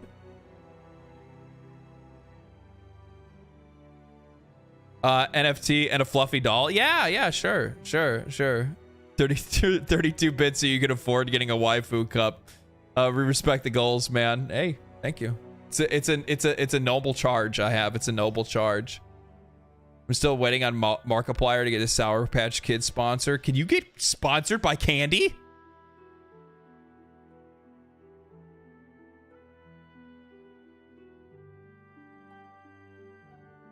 I want a candy sponsorship. Legendary slop.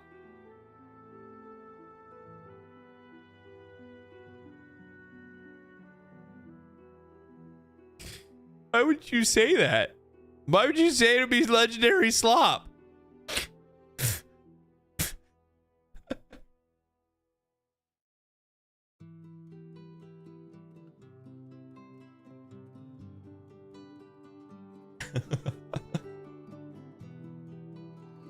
Legendary goo? I don't know. Legendary goo? No.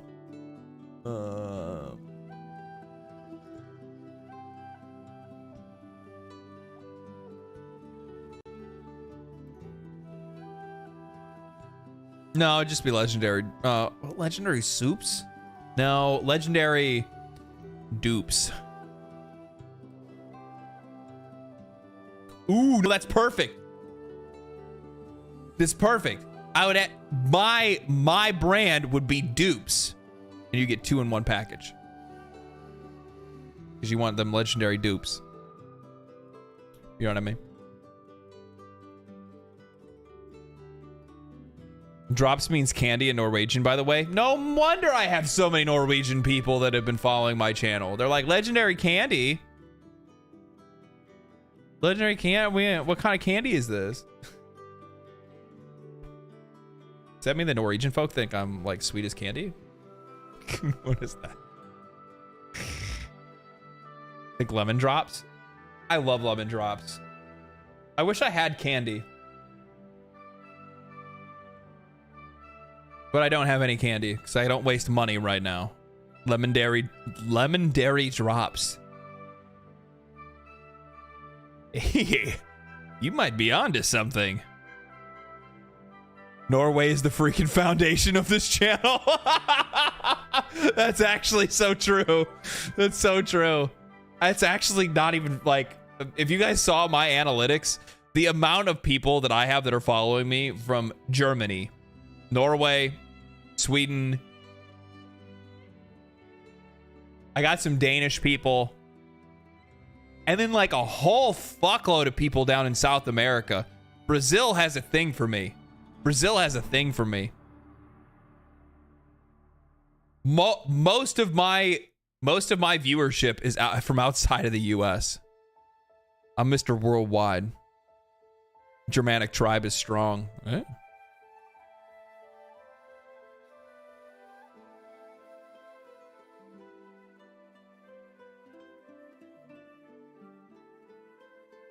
So a bunch of people have been asking me whether or not I'm going to go see the Dune 2 movie. I didn't go see Dune. Was it good? I don't really go watch movies anymore.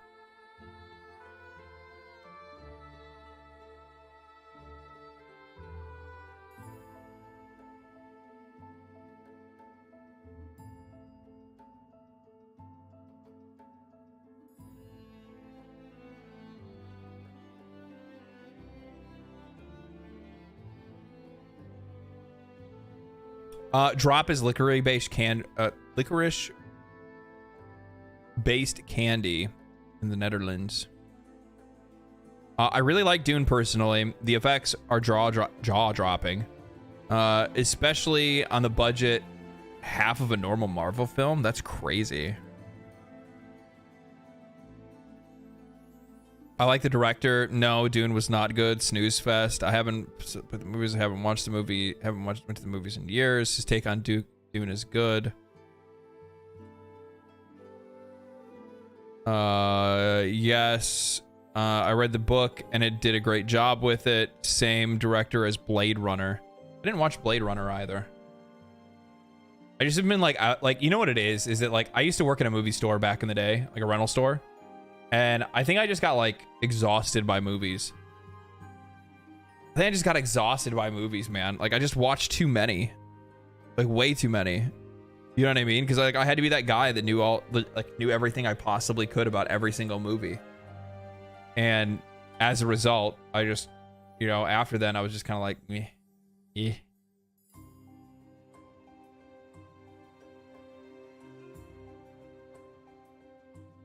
Understandable, yeah.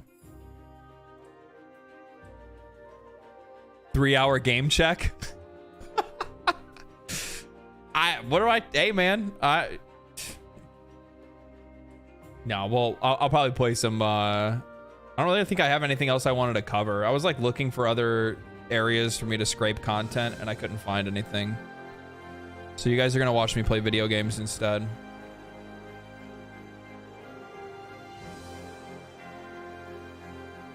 You guys are gonna watch me play video games instead.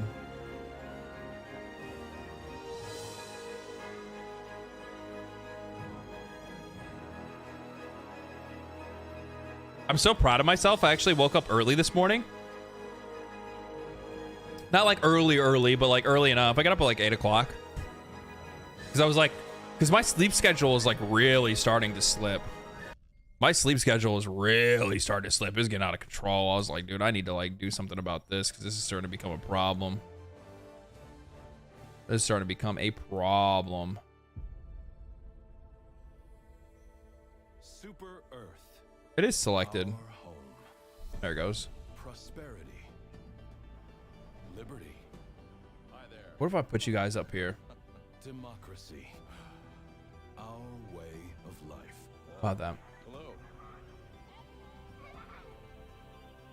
But freedom doesn't come free. No! Sweet liberty! No! Sweet liberty! Oh man, Spy Stream was 16 bits. Quick question. Would you recommend Helldivers 2 if you don't have friends to play with? Well, we have a Discord. Helldivers 2 has an official Discord. What else? You can quick match. You can find people to play with. Worked at a rental store, but you don't look like a grandpa. I know. I call myself ambiguously aged.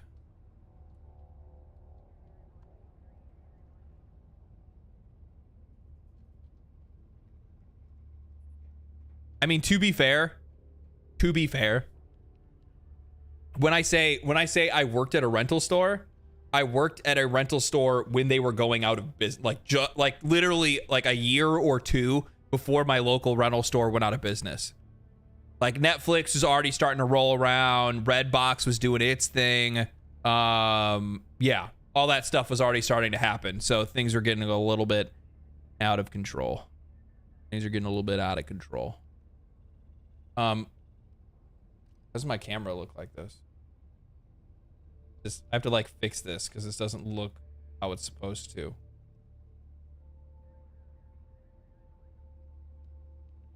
Let you guys get some of this.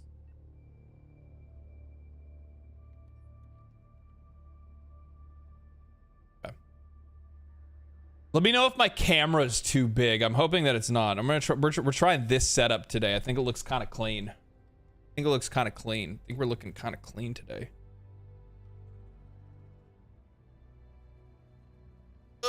I'm 39 and I look mid to late 20s. It's a curse. I don't know about it being a curse, dog. I'm trying to look good all the time. You know what I mean?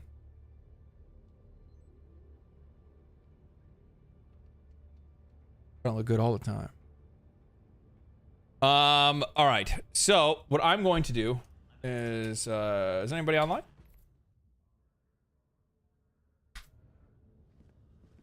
All right, I'm going to generate a friend code.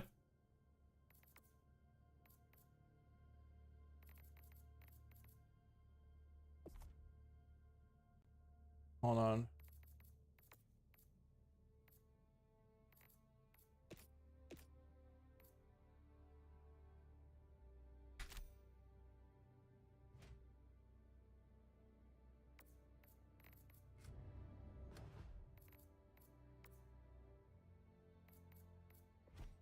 All right, there you go.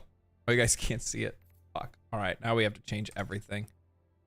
Now we have to change my whole life. Oh my god, I grabbed the wrong thing. I'm gonna put myself over here instead. No, I don't like that actually. I'll pull myself back over there in a second. There you go. You guys can see the friend code. If you want to join, you can. I'm gonna open it up. I'll let chat join today.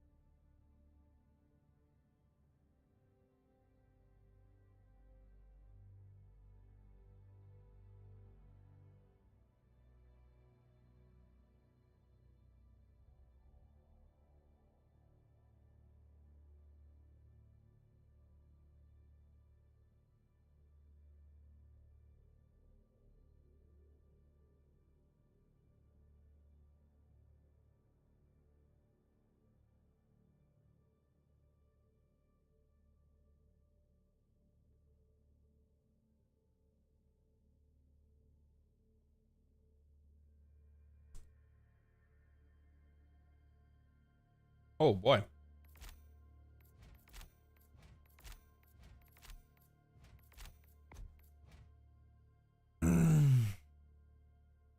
First crumb, first serve.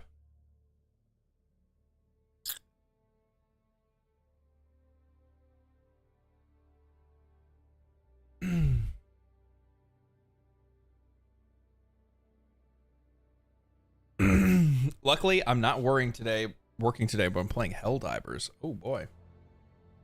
Okay.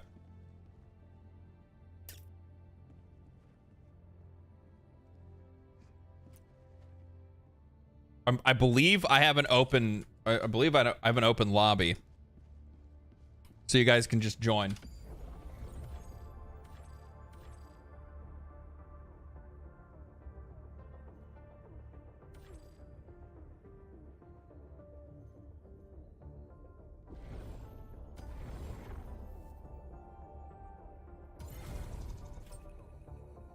Allied destroyer has joined squadron. Okay, briefing. Veld was determined to clear of terminated presence months ago, but it appears a subterranean hive eluded detection, and it now been just gestating undemocratic vermin for weeks. Now, the spawn have erupted, creating a massive outbreak that threatens to engulf the entire planet if we do not act quickly. Contain the outbreak now, before the bugs are able to spread any further. Gentlemen, we're on a mission today. We're on a mission to save this planet. And we will succeed.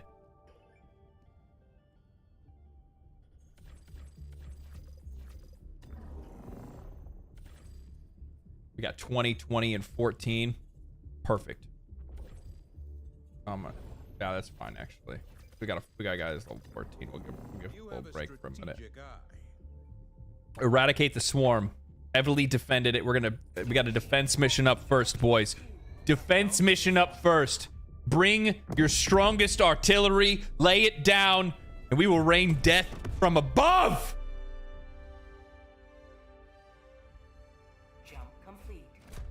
Oh my god, we got a super citizen in the party here. My guy's looking good too, by the way. You see that gear? I'm looking fucking spicy. I guess it's a defense mission, so we're dropping like here. I'll take radar. You guys should have everything else, I hope. This is bug, so I might go.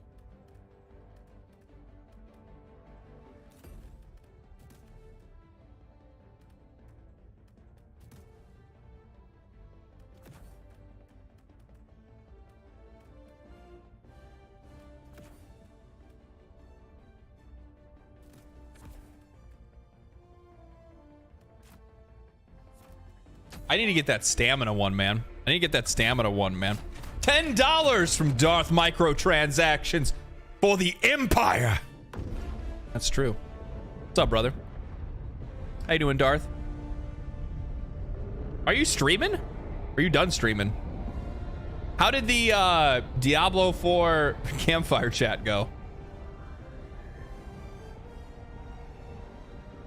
Have they got a little bit more color in their face? Oh, had sponsored stuff to do. Gotcha. Probably need to turn up the background a little bit up. We'll bring it up to about right there. This is the solemn duty for which you were born. Defend democracy.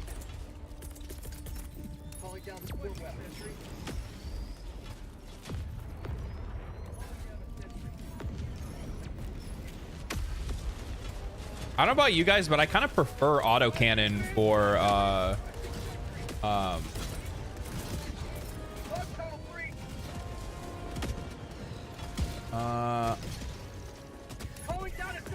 that sucks. I did not want that to go over there.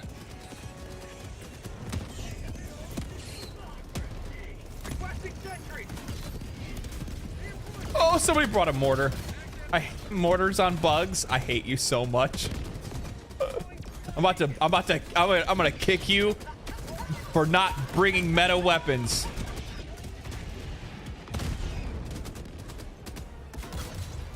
Dude, did Lil Bro just kill my fucking turret? I'm gonna be so. What is this? My hard-earned turret? Oh no, it's still there. Is that thing still alive? It was. Jesus Christ.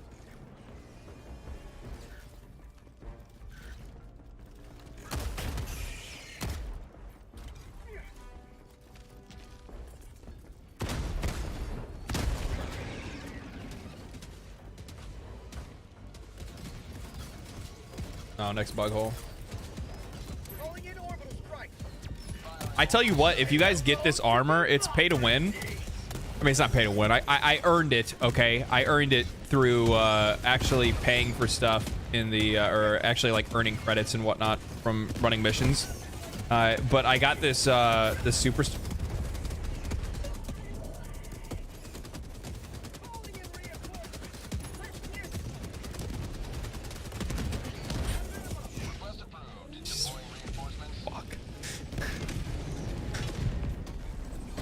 I got for oh god, oh god, oh god, oh god, oh god, oh god.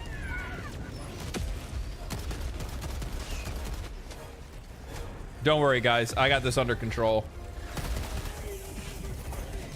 I got this under control. No, no, no! Don't walk away from me.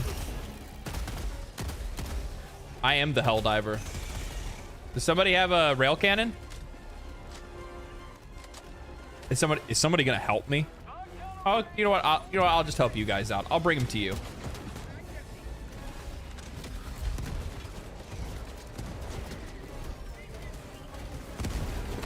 There's another one. Oh God! Oh God! God!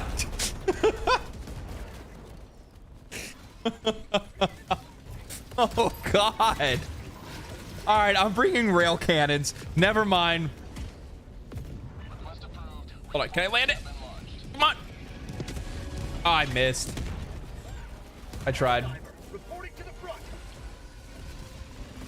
Let's see here. Do I have anything? Yeah, I know what I can do. Hold on. Go, Biotite! Fuck!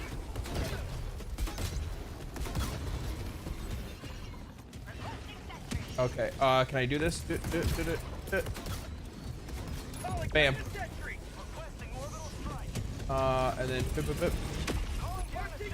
right on him. Right on him.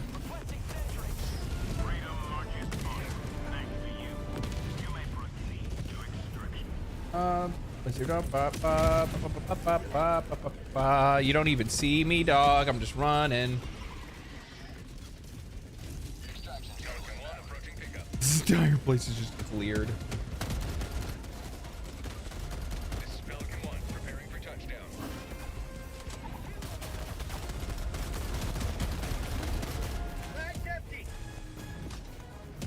I need some damn armor pen.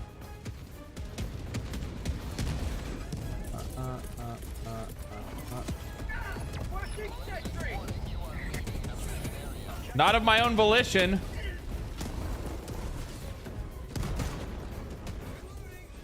I'm coming.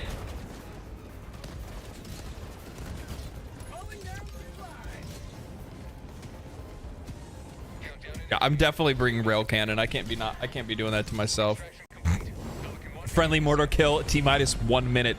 The immediate, every single time I see somebody bring a mortar, or like we go on a bug mission and then somebody drops a mortar, I'm like, somebody's going to die. Somebody is going to die. We're not retreating, we're just advancing in another direction. Yes, yes. Because I can't tell you how many times I see a bug jump like straight towards me and I'm like, oh, and all of a sudden I hear the mortar go dunk, dunk, dunk, dunk, dunk, dunk, and I'm like, oh.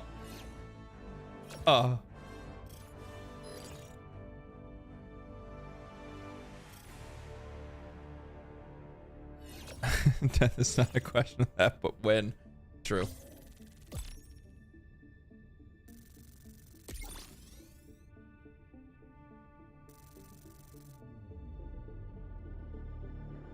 Let me check my Twitch real quick. Hold on.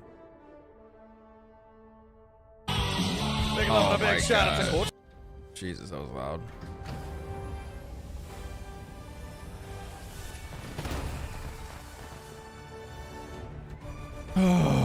Okay. I need to change my Twitch status. Oh, it is on Helldivers. Another victory for democracy.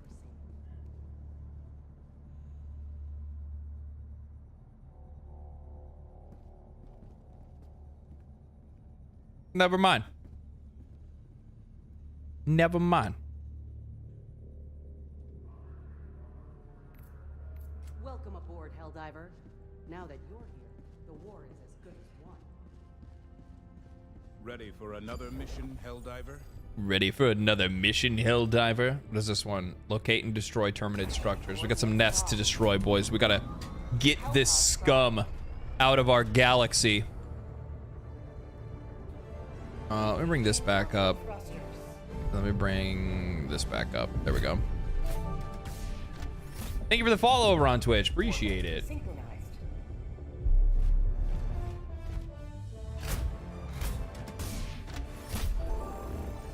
Thank you for another follow on Twitch.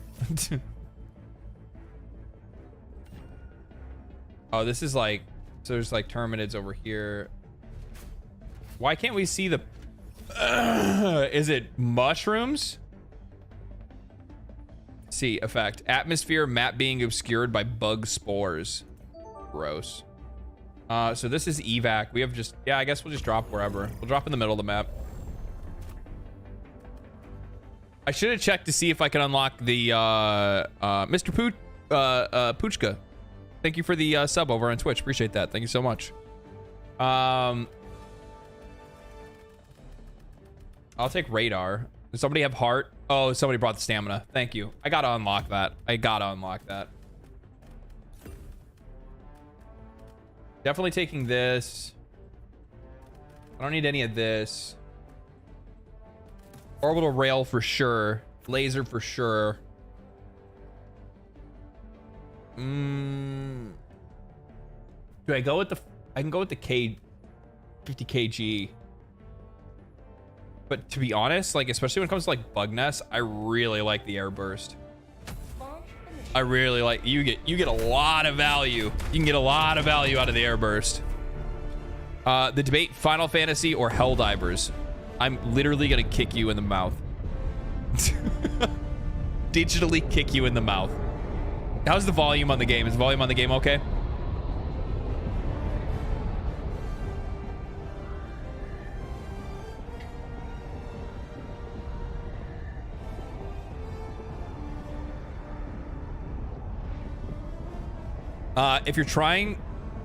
If you're still taking ads on Helldivers, I wouldn't be opposed. What do you mean? Ads on Helldivers. Let them come.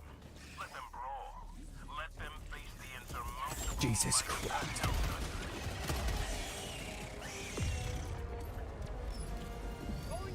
Okay.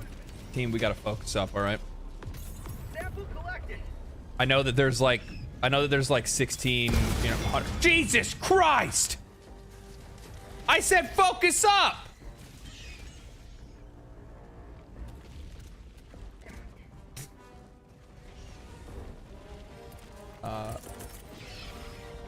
Stay back, I'm gonna airburst it. No, so I have this armor. I have this armor that increases my throw distance. Look at that value. Look at that value. Like 25. Jeez.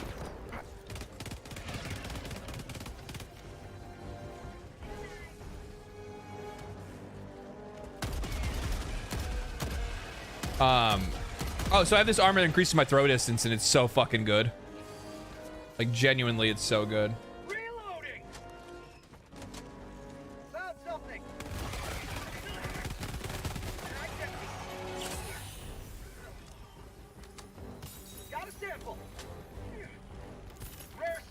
Man, we're rolling in samples today.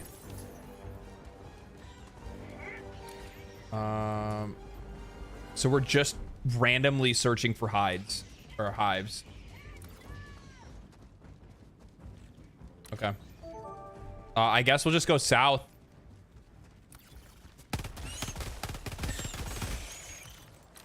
We'll just go down here and check this out. Oh, shit, my bad. Mission at 10 minutes remaining. 10 minutes? Are we supposed to find any hives? Wait, I think there's some over there. There's one over here for sure. Marking location. South.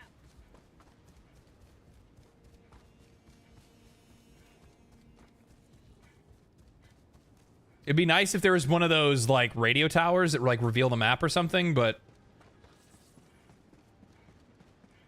oh, this is just a fire. We got baited. There's nothing over here. Found something. I found an area of minor interest. The fuck did I find? Oh. Get back. Back. You saw it. Sample collected. Rare sample collected. Let me drop my railgun. Calling down a support weapon.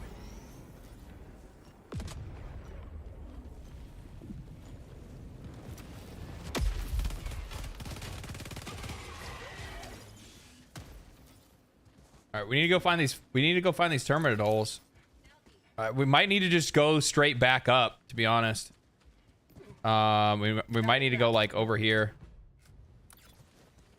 I did see that like across the water there was something over here, so maybe we got something off this way. The streams are desynced. Yeah, the Twitch stream is desynced from the other one. It's nothing I can really do anything about that. It's just because the bit rate between Twitch is different than the bit rate on YouTube. YouTube has a lower bit rate cap than Twitch does, which is kind of funny. Or maybe it's the other way around. I can't really remember. Dropping a pin, northeast.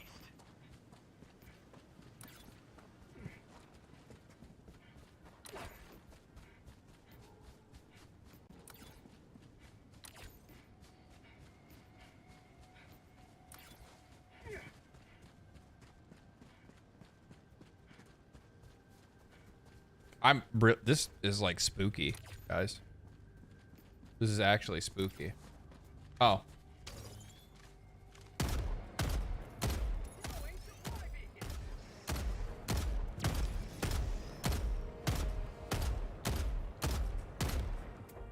Reloading.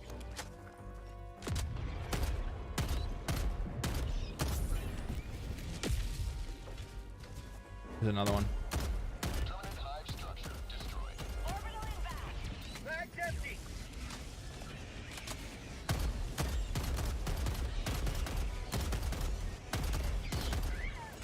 Reloading.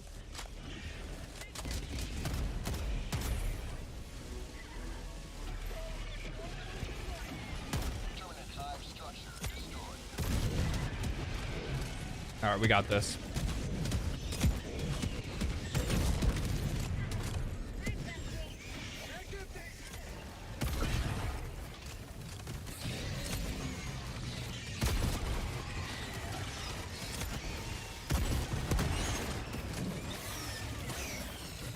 Jesus, there is so much shit going on. Let's go ahead and bring in another orbital laser. Requesting orbital. That's a lot of bugs over there, guys. That's a lot of bugs.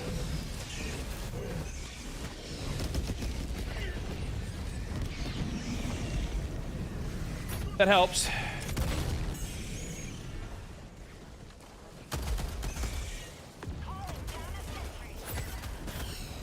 Get some. Get some.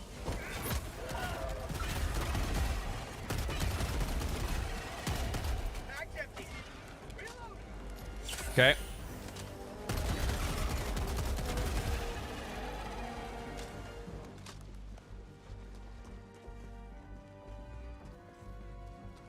Found something.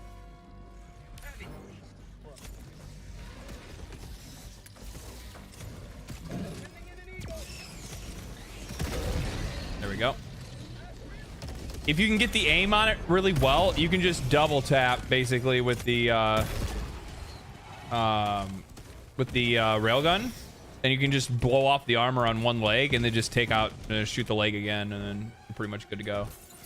5 minutes left. We can't stay this low much longer, Helldiver. Rare sample collected.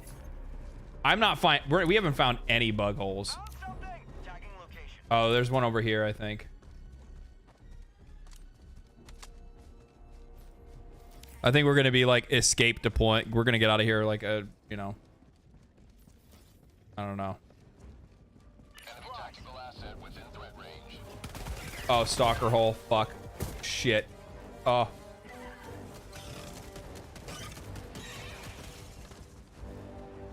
This is a stalker nest.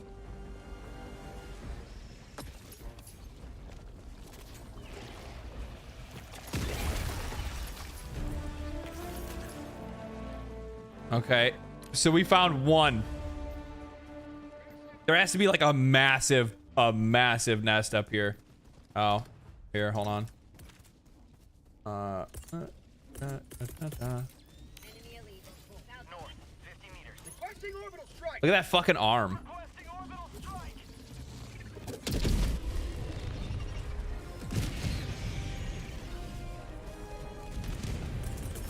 Rolling in Get back, get back, get back, get back, get run.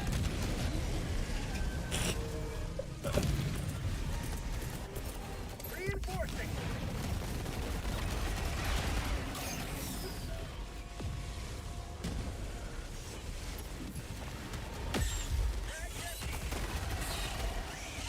Bag's empty. Oh my god. Oh my god. Bag's empty. Last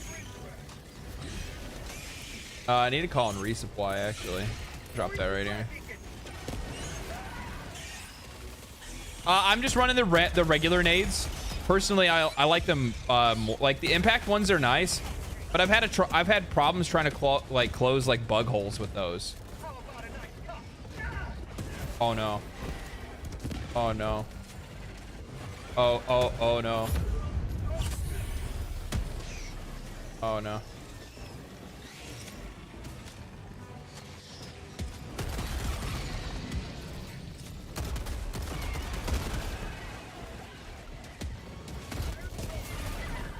That away. That's the way.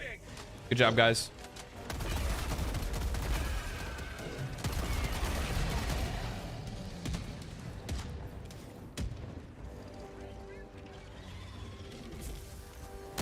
Next bug hive, I think, is right up here. Bag's empty. Bug outpost spotted.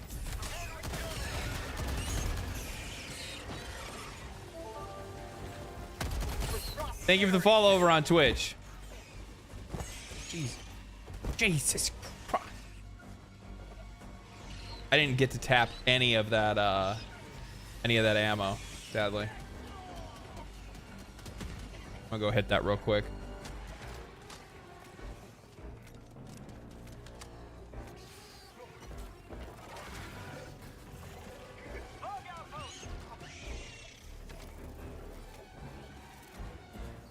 Did you guys find another bug out? Okay, so that is the other one. We're not gonna make evac, but that's okay. We're here to do a mission.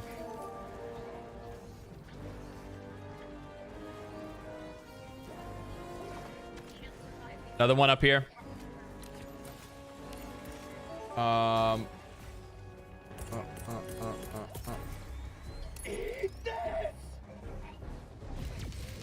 If you guys got stuff to call in, this is gonna be your last opportunity to do so because the ships are gonna pull off.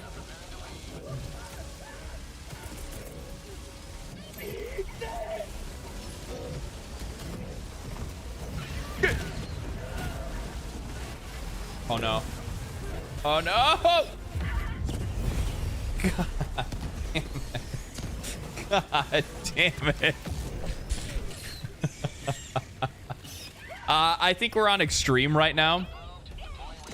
Techno Gatsby found your channel through Aspen and just wanted to say your pro gamer, pro consumer takes are great, and your content is refreshing. Merci encore. Thank you, sir. Thank you. And I'm dead. Your super chat was worth it.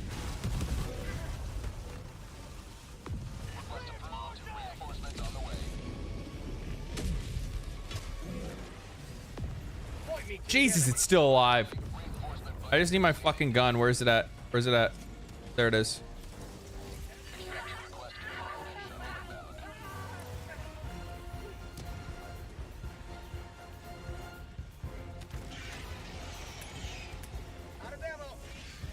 I don't think that was actually mine.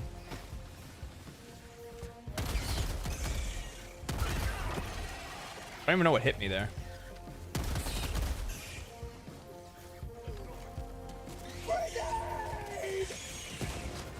We sealed all the bug holes, right?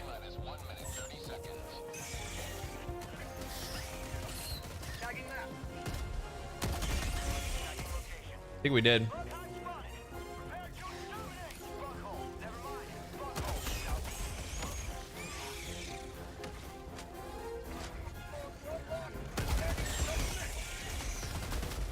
Okay.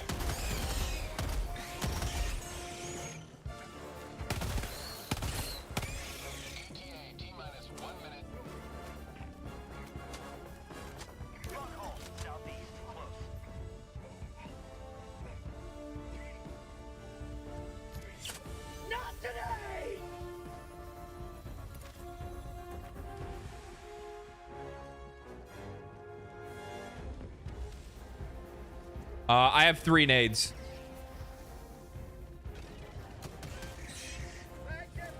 Oh, there's way too. Oh my god, like all the fucking holes are here.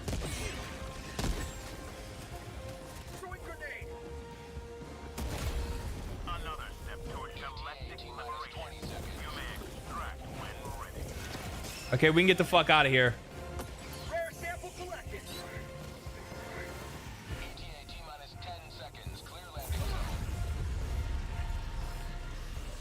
What the fuck was that? What kind of teammate is that? I'm gonna pretend like you did that on accident, okay? You guys didn't do jack. What are you talking about? We're good. No, we just didn't get the bonus mission of clearing that entire nest. We still got the main mission out though.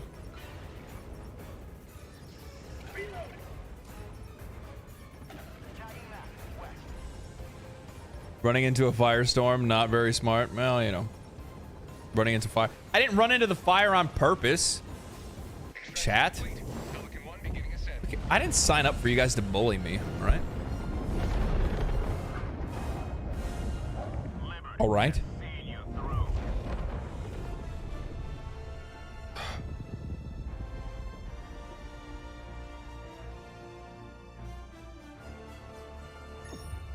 H4 just shot me. Yeah, H4 just straight up murdered me. That was bullshit. I literally was just abused on stream. Sure you did. Yeah, okay. Okay.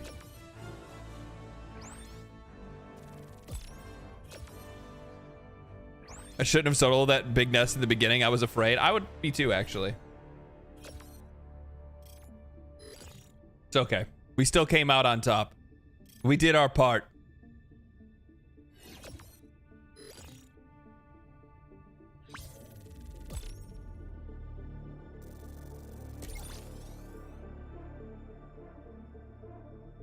We still did our part.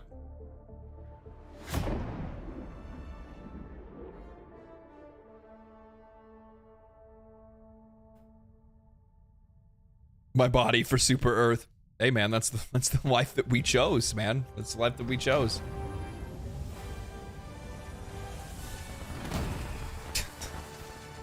I like how when you come back, like the people that died are there, like celebrating the people that return. All these samples will help fund upgrades to this.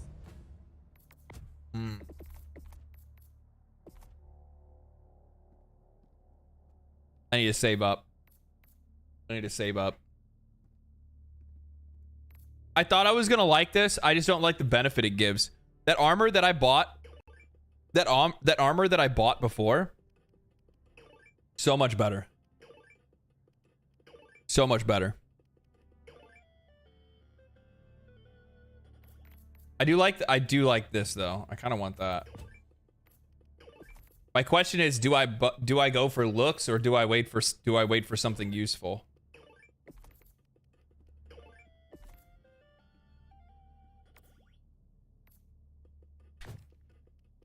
I haven't even started on this one.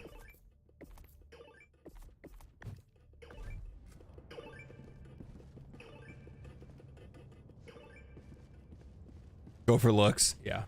I think I'm looking pretty fresh, to be honest. Are you ready, Helldiver? Coordinates locked. Hellpods prime. I think I'm looking fresh. I don't know.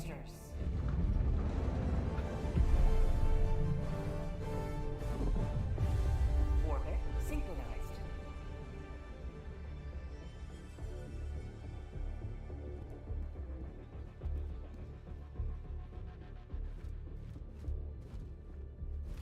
Where'd you get that helmet? I got it in the superstore.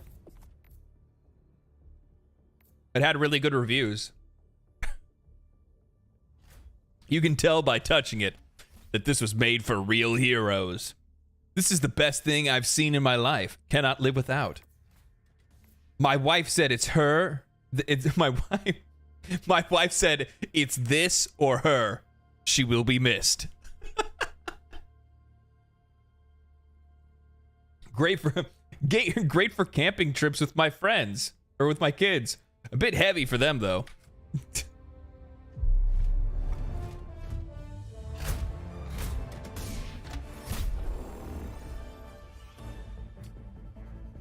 I don't know where you guys want to start.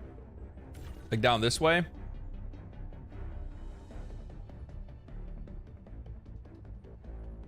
Here? Yeah, I think we can do that.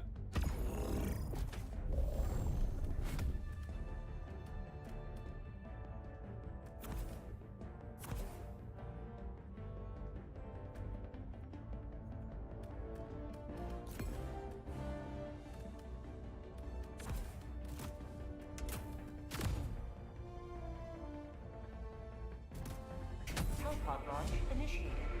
She still has a setting, so it's still good. Yeah. I'm about to buy this game, the first live service shooter I've ever bought. Wow. Wow. It's a lot of fun. It's just, that's all I can say. I love this game. I really love this game. It's just a fucking blast to play. The funny thing is that like when I started on YouTube, I never thought I'd be playing or talking about a live service game on this channel. And here I am. Because originally I was just gonna stick to RPGs because that's what I usually play the most of. Because I fell out of love with like shooters for the most part, just because of like how bad monetization and shit has gotten over the years. But this game has surprised me. It has genuinely surprised me. I've been having an absolute blast playing it. Let them come. Let them brawl. Let them face the insurmountable might of the Helldivers.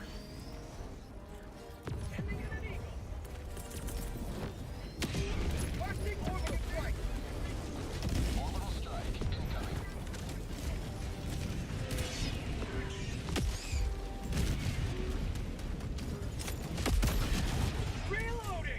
Oh man, big bug hole.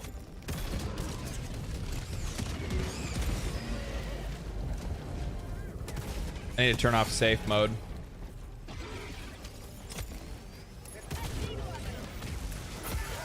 Shit, stalker.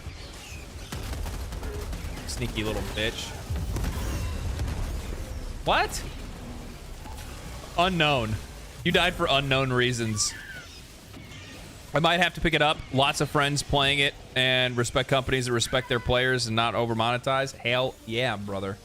Fight and join the cause. That's all I can say. Join the cause. Always one of the things that I believe in the most is vote with your dollar. And the best way to vote with your dollar is to buy games that you believe in and want to support, and then not buy games that you don't want to support.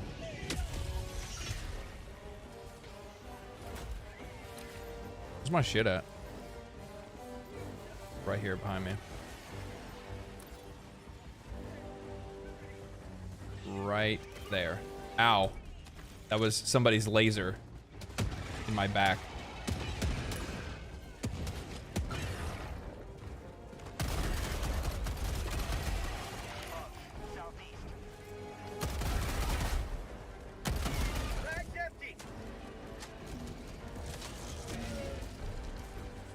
We need to back up the boys.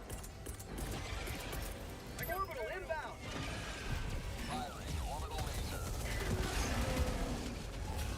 Jesus Christ. The one thing that I will say that I would like them to work on a little bit is like in-game audio. There's times where like these things will walk up right behind me and I'll never hear them. I had a fucking tank roll up behind me and I never heard it until I was already dead. Helldiver reporting to the front.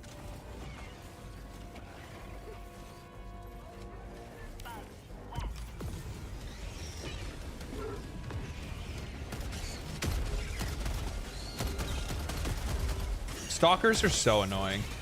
Mag's empty.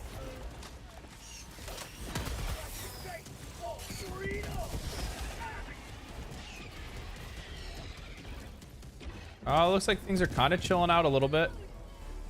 Looks like there's some nests over there. We'll have to take care of that.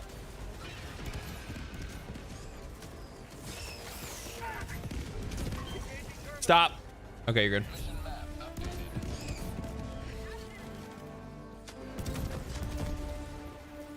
Tagging location. East.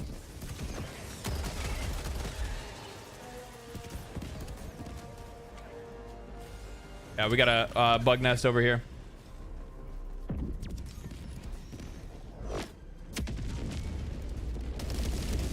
I'm really surprised it didn't take out any nests. That's just crazy to me. Fire the hole.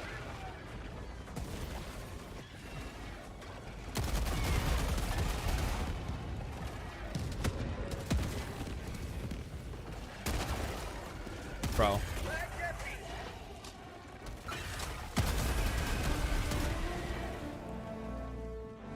Is that the grenade launcher that's just like... That must be what people are using.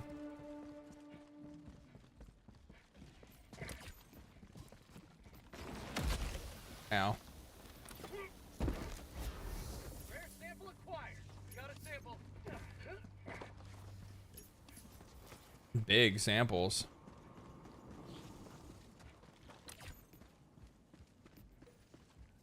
Oh. We need to go kill this motherfucker over here. Ow.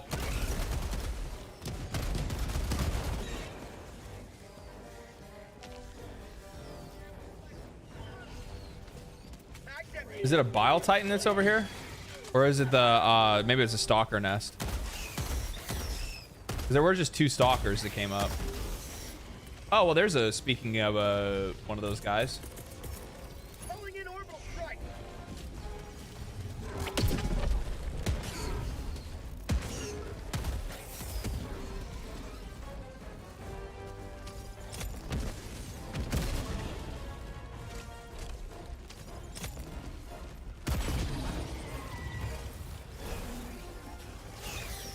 Okay.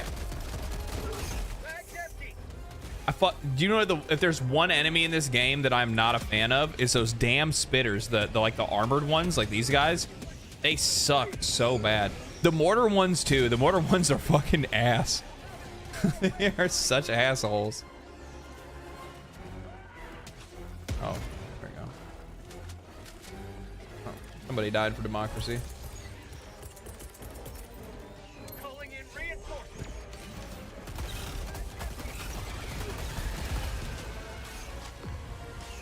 Pick up his samples. More weapons.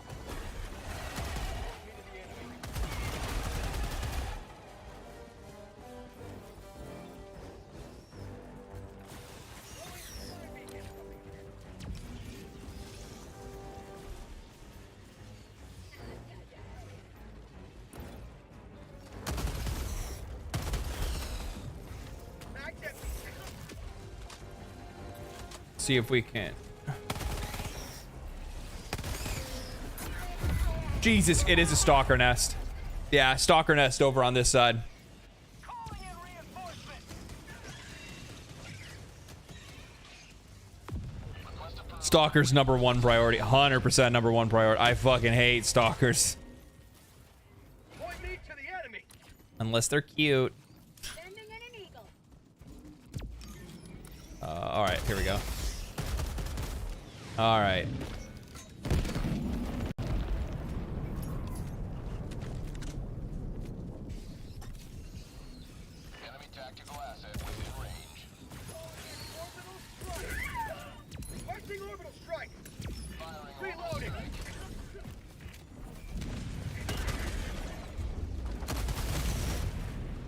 If I get glazed by that fucking laser one more time. Shit, he came running up in here.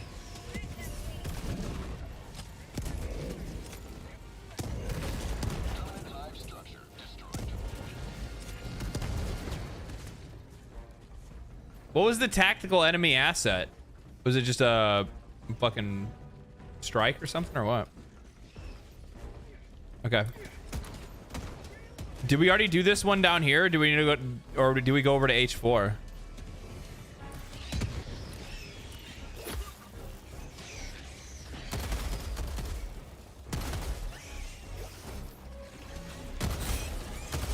Oh my god, of course you're over here.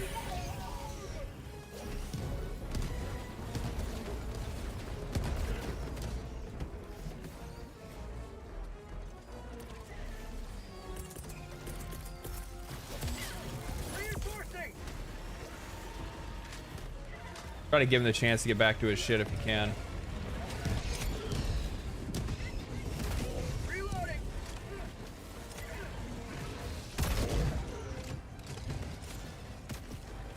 Look at me.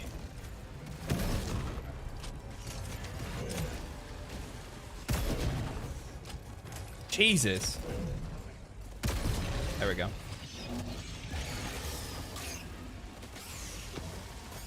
The impact grenades are really good for these chunky boys because it'll literally just knock them down. Thank you for the follow over on Twitch. It'll literally just knock them over. They just can't do anything about it. Just a GG moment for them. You can hit them right on the head with an impact grenade and they just die immediately. Sub-objective in your vicinity. Objective critical stratagem available.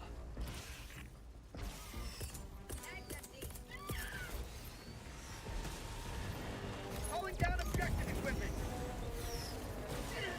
Jesus Christ, that fucking laser.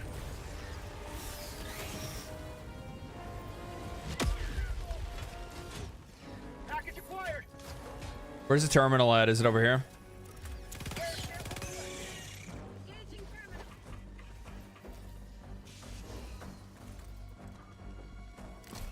Dropping package.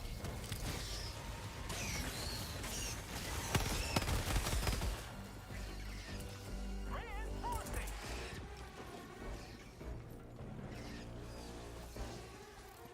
Shit. Pack empty.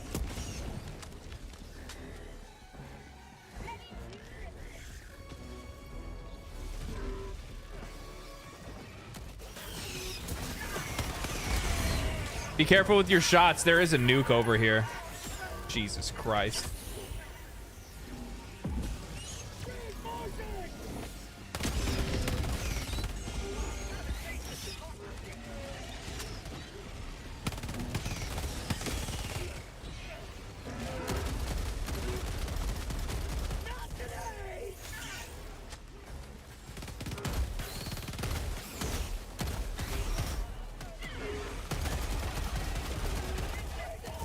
Man, this jungle is intense.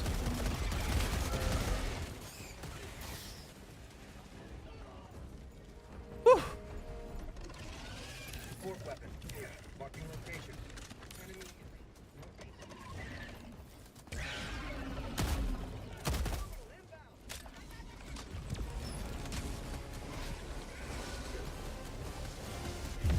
Oh, come on. I didn't even see it.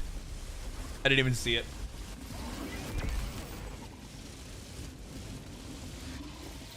Orbital inbound.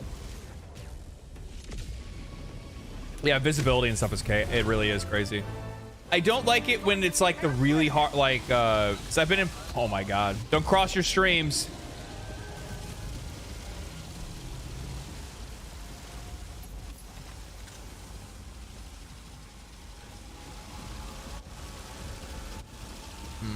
Okay.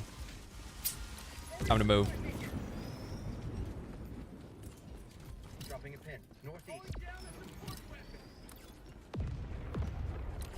Wait for everybody to get their shit first.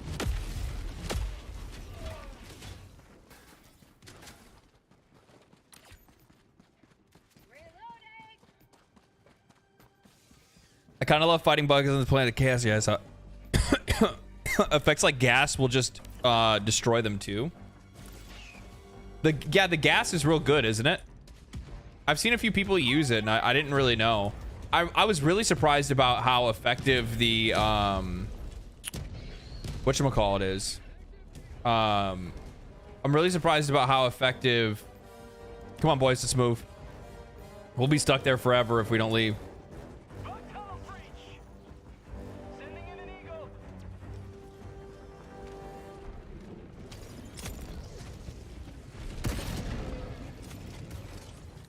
Is dead.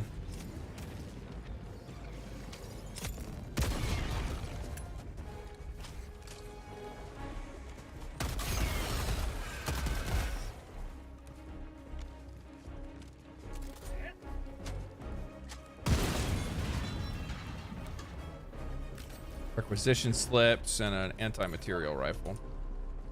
I'm really looking forward to them buffing stuff. A lot of the stratagem like weapons and stuff need to get buffed. Like desperately. They need it bad. I think it's gonna be nice when I'm really interested to see exactly what their balance patch is gonna be like. Because not only does the game really need it, it's gonna like shake up the way people are playing the game like fucking wildly.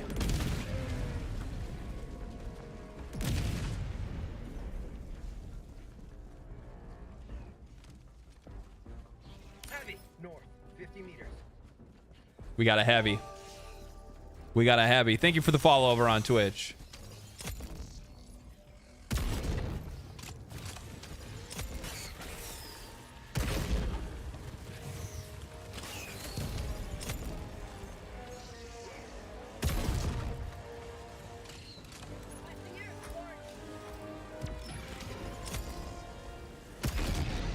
Oh, it's dead.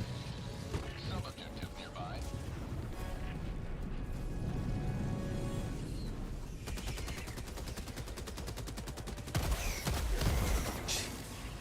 Objective critical stratagem available. What's the objective critical stratagem? Oh. Watching objective equipment.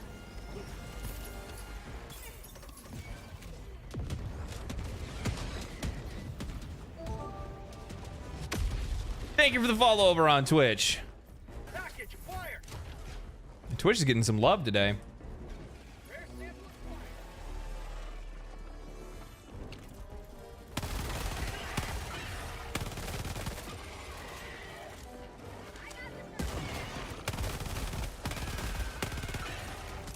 This pistol is so good. No, you fucking asshole. I got something for you guys. Watching orbital. Dropping package.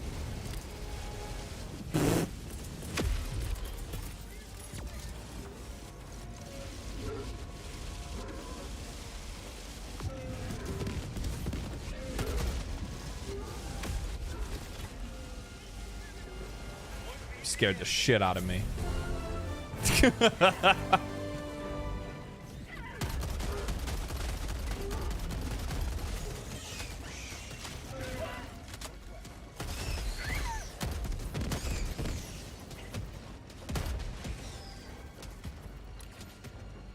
Okay. We got a bonus objective over here.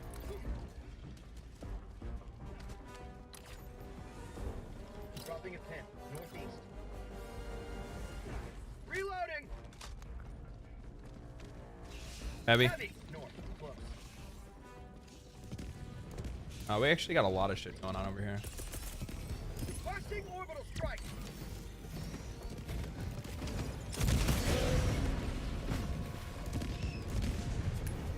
Reloading.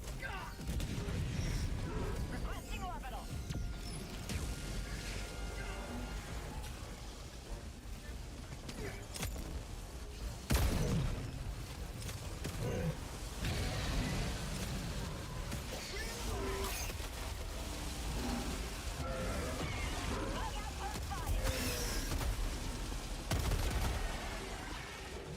Okay, we're looking good, boys. We're looking good.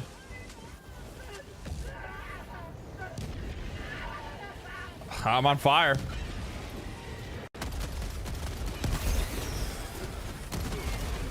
Shit!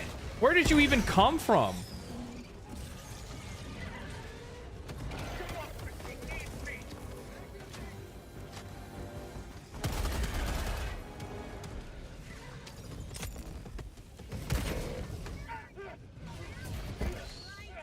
Uh-oh. Uh-oh, I'm stuck. I'm gonna die here. Yeah, I can't get out. Can't get out.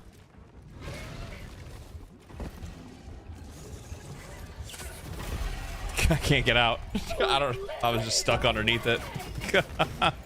Come over from YouTube, watch most of your videos, Baldur's Gate 3 and after, but I prefer it here. Thanks for stopping by. Thanks for stopping by. My partner told me about you. He is H4. Oh, okay. Request approved. Reinforcements have been launched. Reporting to the front. All right, let's light this thing up. You already get filled up? No.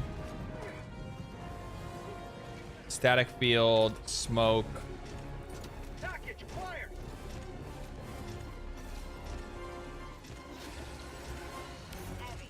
Dropping package. Package acquired. I think it's full. Engaging terminal. Dropping package.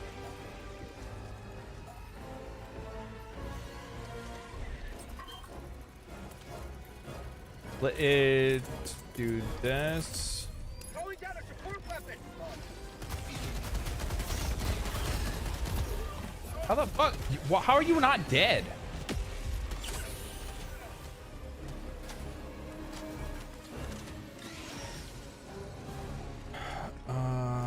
I think it's online, right? Yep. Everything's good. Tagging map. Yep. Northwest. Time to go.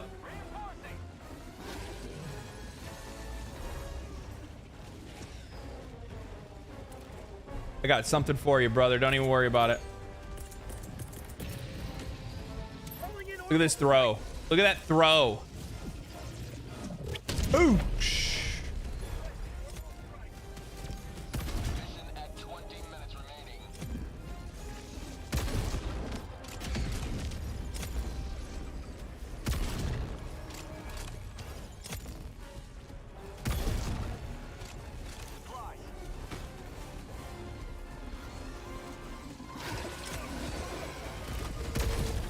That's it.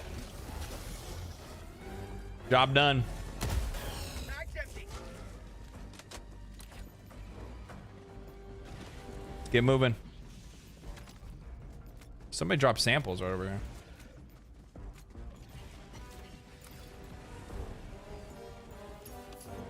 Got it.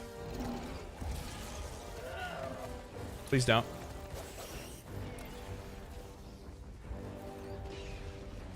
I've always somehow land directly on those teammates. It happens. It happens. Freedom never looks so free. Calling in reinforcements. Ready to liberate.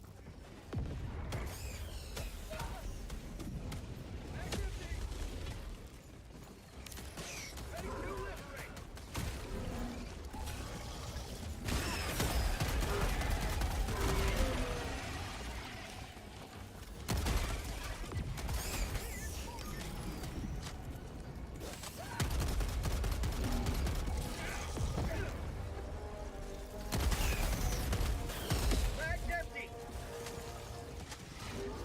Why is there so many?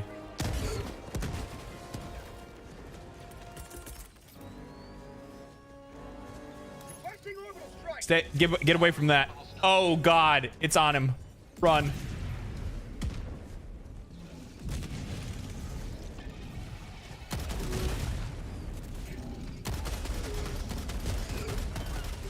Reloading. Tagging map. Northwest.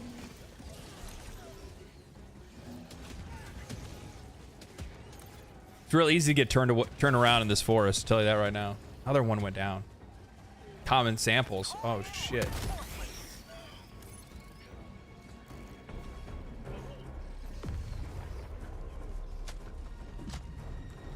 Hopefully he can get his shit.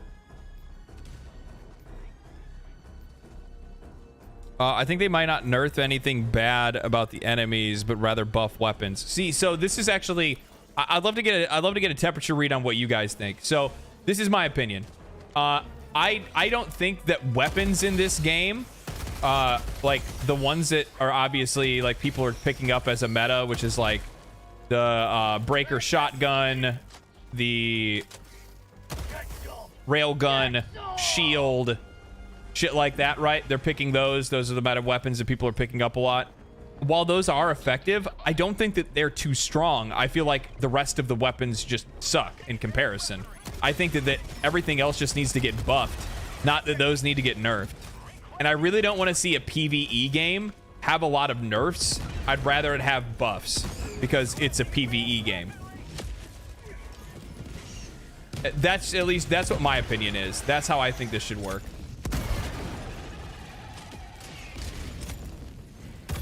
Like, obviously, if something's not working as intended, that makes sense. You know, that makes sense. Fix it if it's not working as intended. If it's way too fucking strong, that's understandable. I get it. But, oh my god, that thing's just going wherever it wants.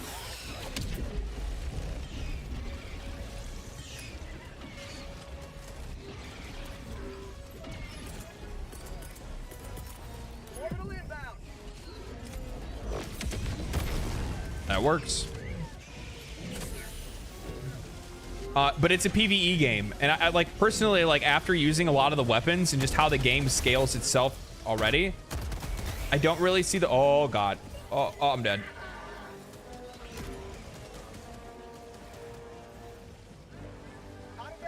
Oh, I don't have any ammo.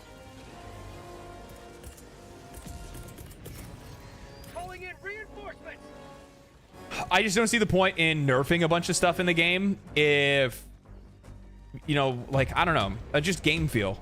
In my opinion, game feel wise, when I'm playing this game, it doesn't feel like there's weapons that are too strong. It just feels like everything else is too weak.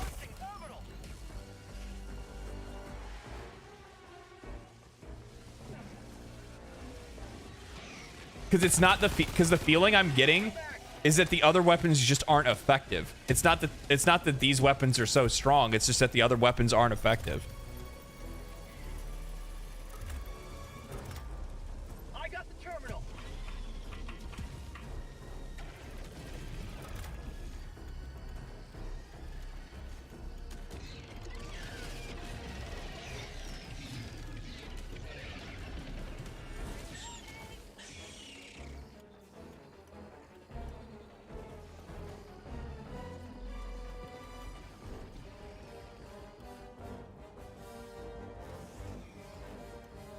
Doesn't it goes? Oh, what am I talking about? Oh my god.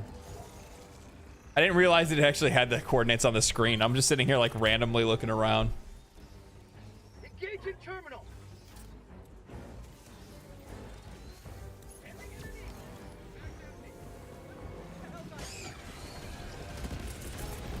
Launching orbital strike.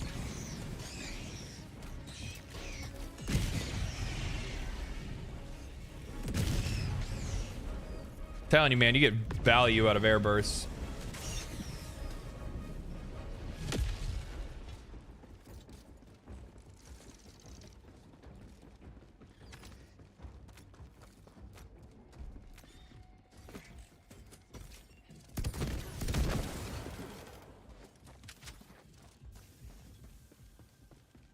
Reloading.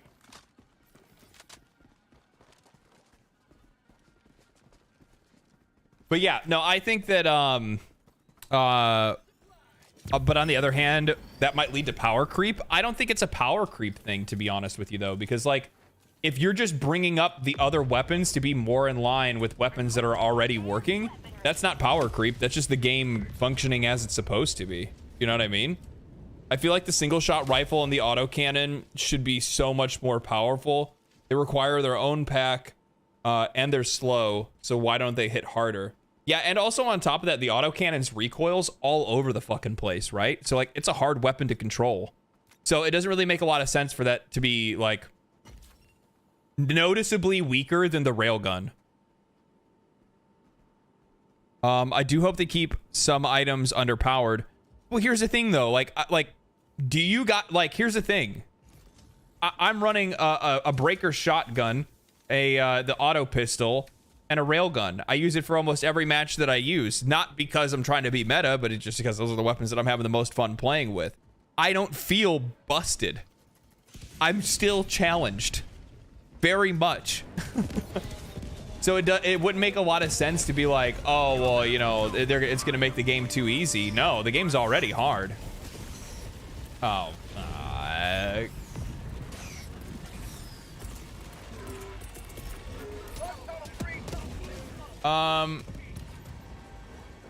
Dropping a pin.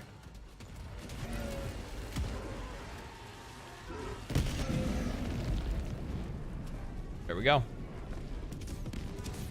All right, let's get the move on.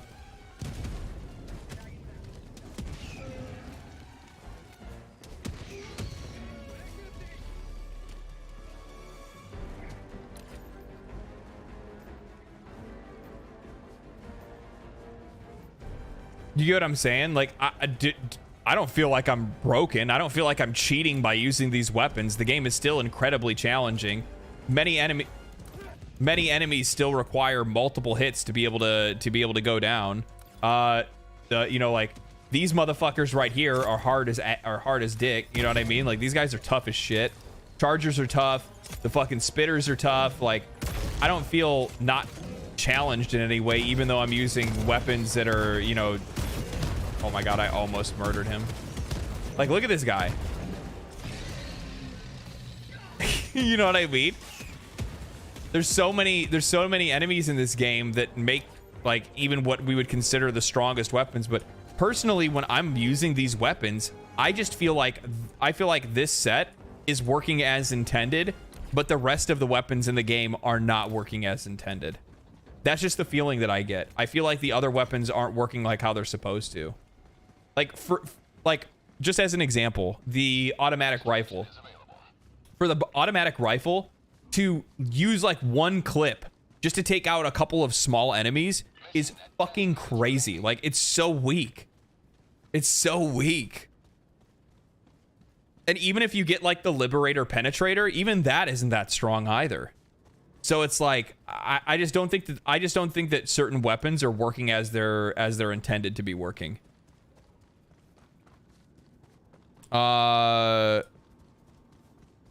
Two-leg the rail, switch to the breaker, aim for the orange spot, go to strat for them. Yeah. You just two-tap one of their legs to break the armor off.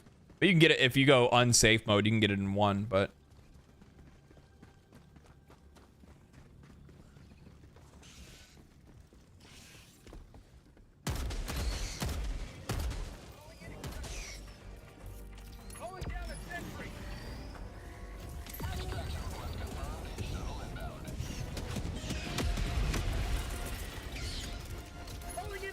Stay away from that. Back up a little bit, S3.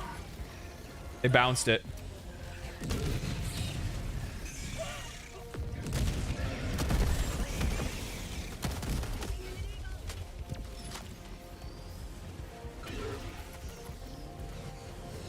I feel like we're gonna see a Bile Titan. I'm gonna wait.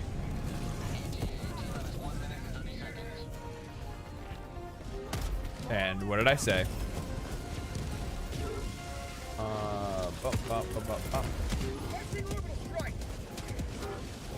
Bam! I mean, fuck, even orbital rail cannon still doesn't one-shot. Well, I guess he's dead now. He's just standing there. Either that or I'm like tripping on acid from that thing spitting on me. I like how they disappear. He's like, bye. Like he's going down an elevator.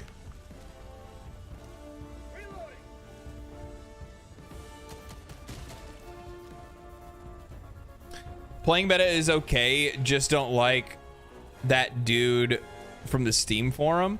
Well, it's not even like playing meta or anything like that. Like, genuinely, do you guys feel like the other weapons are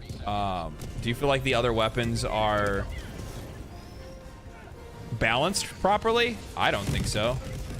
Oh fuck.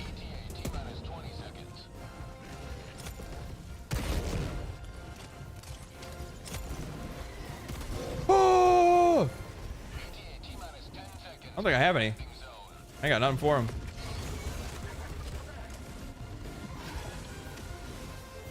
Throwing grenade. No, no, no, no, no, no, no, no, no, no, no, no! I'm fucking hit!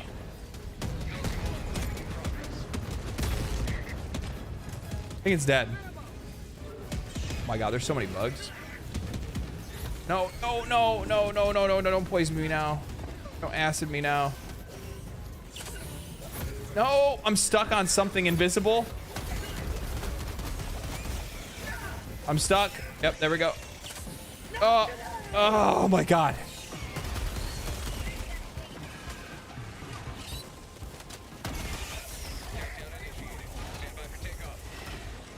Fuck yeah. That was good shit right there at the end.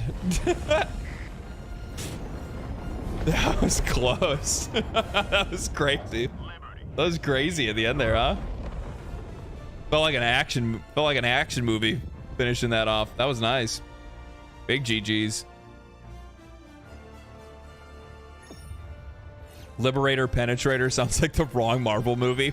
It does. It actually sounds like you know, one of those fake Marvel movies, you know what I'm talking about?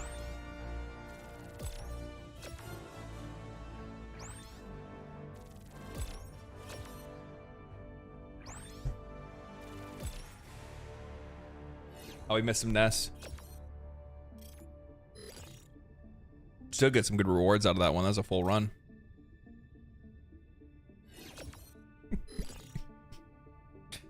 Big GG's. Big GG's. I'm playing on higher difficulty 7 through 9. You have to avoid enemies as much as possible. Killing enemies feels so good. I don't mind that strat. Yeah, so I haven't gone past challenge. Yeah, see, that's the thing. I think once you get into some of the higher difficulties, what you end up finding is that like nothing feels effective anymore because so many enemies are armored. And from what I understand, when you have more people in a match, it's not that you get more enemies, it's that the enemies are harder to kill. So weapons feel even more useless even when you have more players. So I think what's happening is that the game is outscaling the weapons too far. I thought I was screwed there. Yeah, I got stuck. I think I just got stuck on the enemies and I thought I could dive through them, but I couldn't.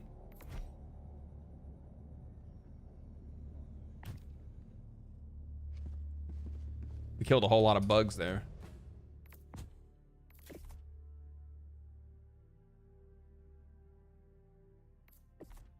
Oh, man,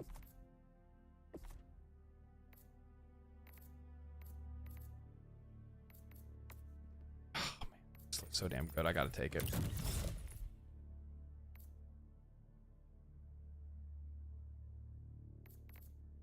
We'll save it and I'll get the other thing after that.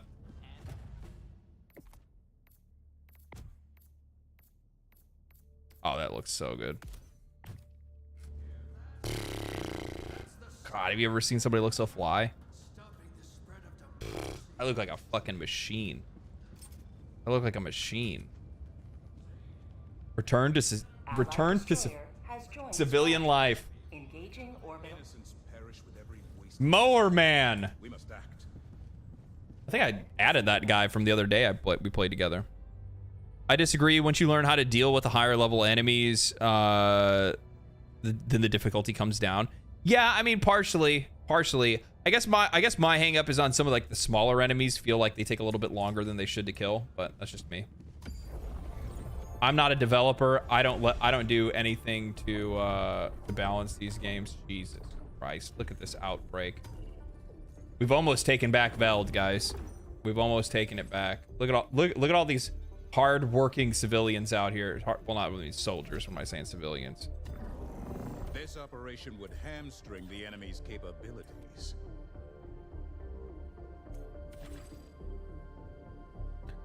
Find and destroy termitid eggs. Retrieve and transmit vital data. And then we have locate and destroy termitid structures. So we'll take out the eggs first. Lost 5% recently. I thought we were fucking working on it.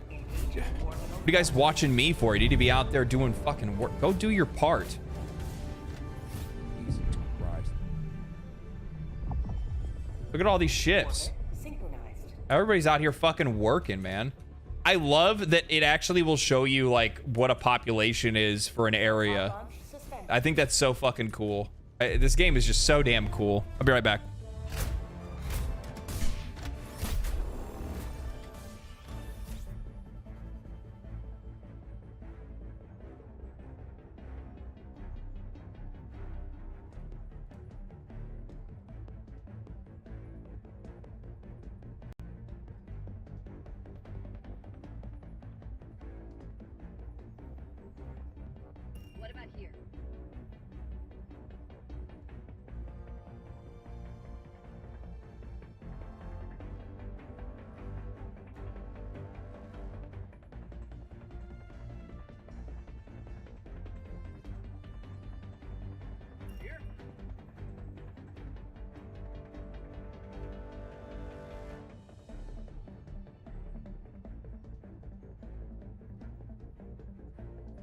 What about here? All right. Yeah, where should we start actually? So evac's down here, which we'll be able to get that on the way. Yeah, we can start up here. That's fine.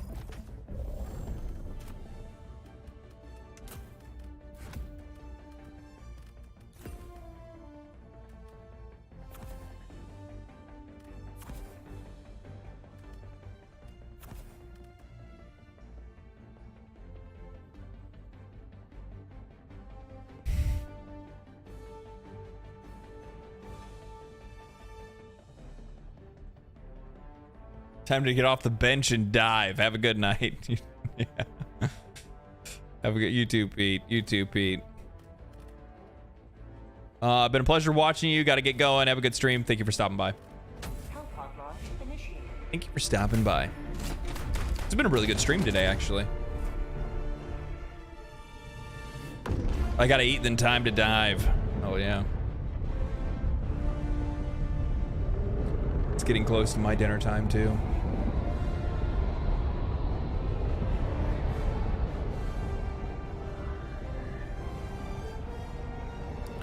Most live service games aim for a season to last about 5 months.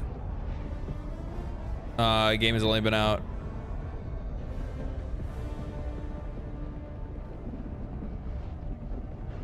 Game has only been out for 2 weeks. Well, I don't know. Has it only been 2 weeks? You've been playing on the Steam Deck this whole time? That's crazy. I've heard that it actually plays really well on Steam Deck.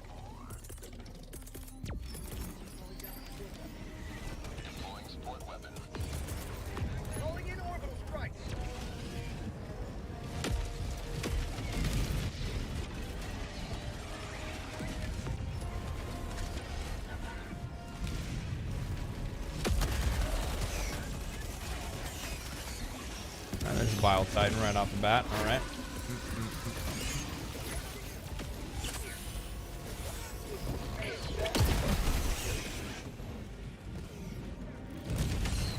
Jesus Christ.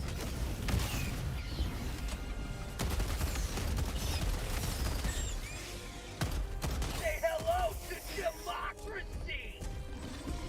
Say hello to democracy! That motherfucker's still standing? I don't know.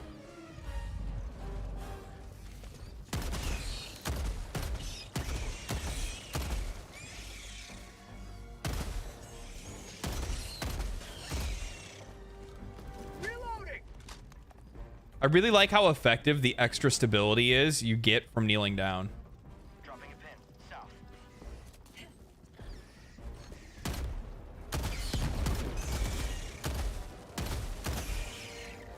Fire in the hole! What the fuck is going on? Sample collected! There you go. Sample is radiated.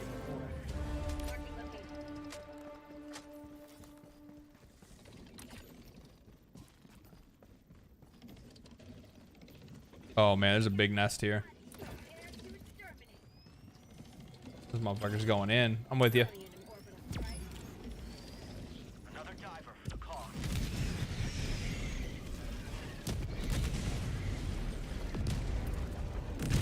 You know, it'd probably be really good here. We get some real value out of this. Get some real value out of this here.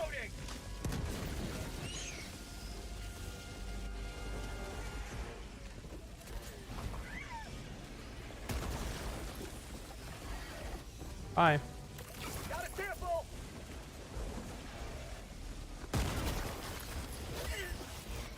Oh god. Oh god. Time to get out.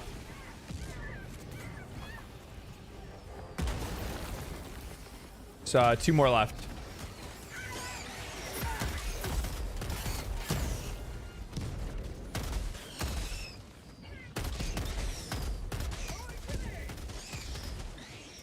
Jesus Christ, how many things are gonna spawn out of that?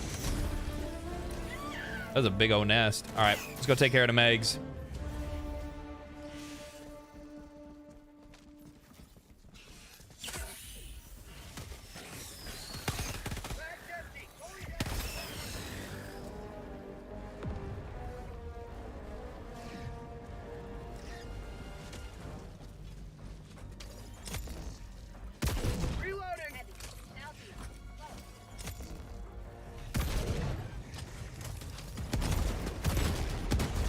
Still missed.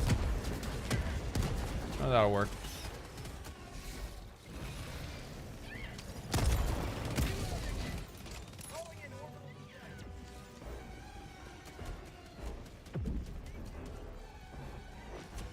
I might be able to. I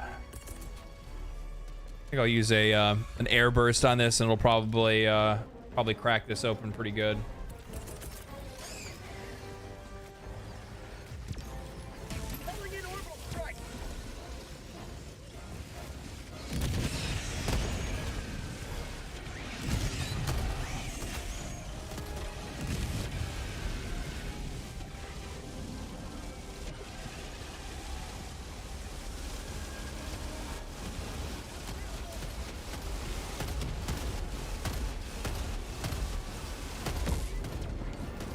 I'm genuinely confused as how that air burst did not destroy all of this. I have no idea how that air burst did not just destroy all these eggs. Like, that is actually wild. Like Granny Smith apples. Kind of, I guess. Oh, I was like, what is that music? It's mad about the eggs.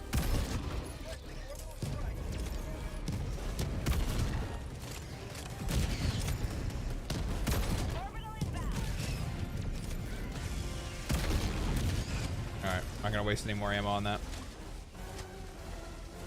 How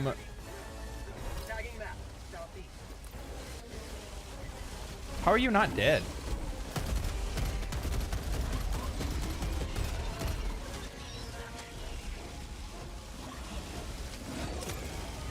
Of course, you fall after I... Bullshit. Alright, boys. On to the next one. Unless you guys see something. I prefer apples to oranges. It's 9,000, not 5,000.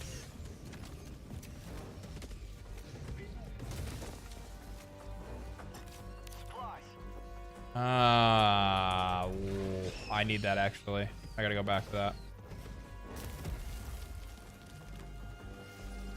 Come on.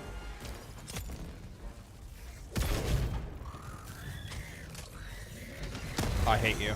I hate you for doing that. He just got fucking annihilated.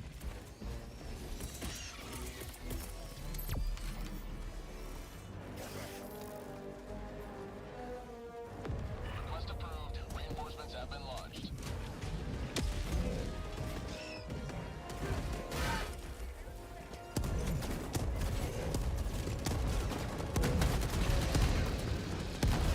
Alright, he's dead.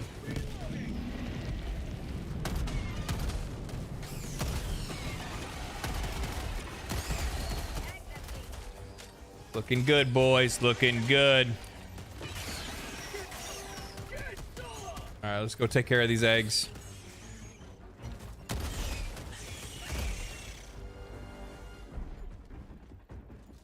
For a second there, I thought I was playing the Bile Titan music again. I was about to be like, bro, how? Actually, how? Oh, I see it. It's over there.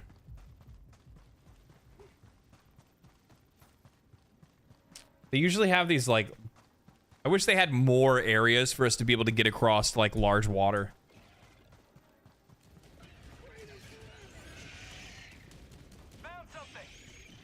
Maybe a boat stratagem? What do you guys think?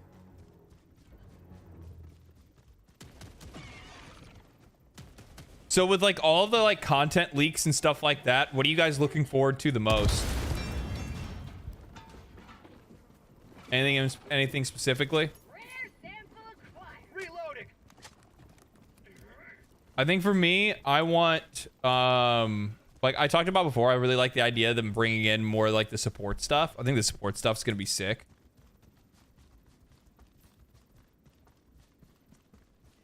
I kind of want to see a little bit more ability for us to play like genuinely different than one another. I think the problem is like, it's not a problem. Like, I think it's fine because player, like as it stands, like we basically all get to play however we want. But there's really nothing like, there's really not a whole lot different between all of us because we're all using the same, like pretty similar stratagems. Maybe we have a couple of different ones, but for the most part, everything's pretty much the same, right? We're not doing anything too different from one another. But with that said, personally, I would like to be able to have a little bit more like ability for us to kind of like drop into certain class, kind of like class play and stuff like that. You motherfucker. Oh my god.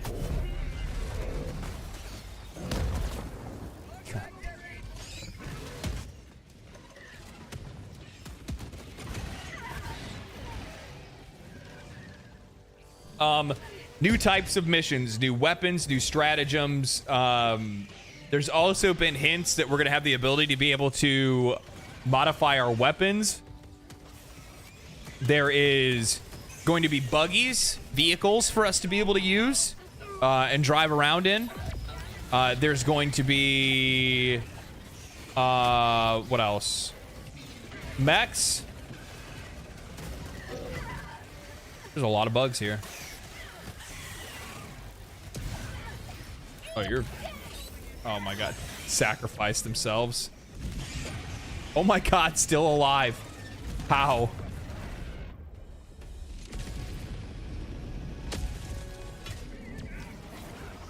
Joining the fray.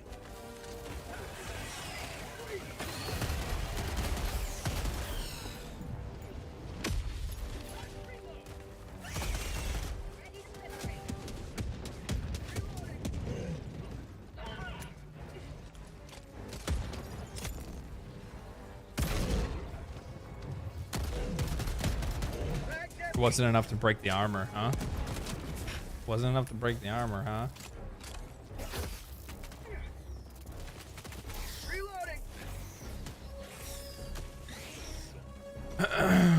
Okay. Dropping a pin. West. Throwing grenade.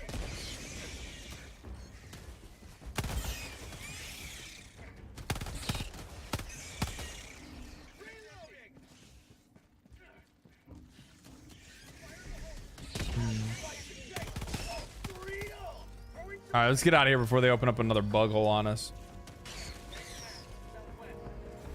Resupply. Actually good. I'll take a refill though.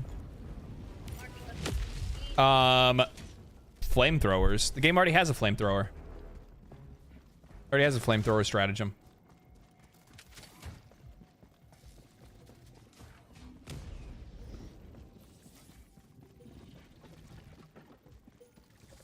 Oh, flying enemies. Yeah, you're right. Flying enemies are coming.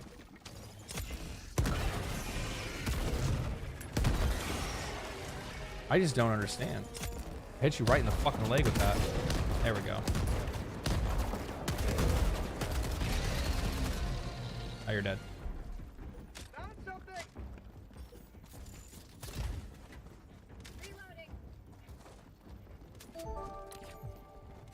And thank you for the follow over on Twitch. Appreciate that. I haven't played, but from my watch, it seems like everyone is doing DPS, not enough support. That's what I'm talking about. That's the reason why, like, in the video, I brought up, like, the idea of, like, how I would really like to see more support level roles available in the game. I saw a couple of people comment on the video today. I haven't really had time to actually really take a look to see how the video's been doing or anything, but I've seen a lot of people comment, or I've seen a couple comments on the video when I did look, where people are like, well, I don't really like the Holy Trinity. And I'm like, well, I'm not saying that it has to be like direct Holy Trinity roles or anything like that, but I would like to see some level of that in the game. We got a hatch door over here. You guys want to help me open it? Tracking location, southeast. Reloading. Oh, I think they got the escape pod, Dana.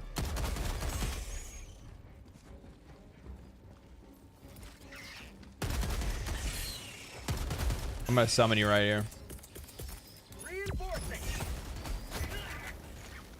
They're waking up now. Fuck. Jesus Christ. Ow. What was that? Why was that? Freedom never rests.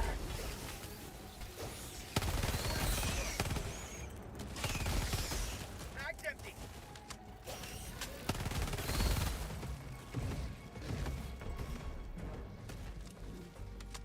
I didn't need to reload yet.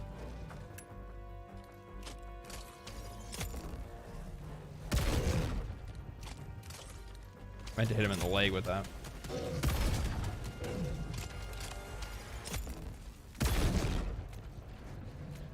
Heavy on my position. Mag's empty. Reloading. Marking location, south.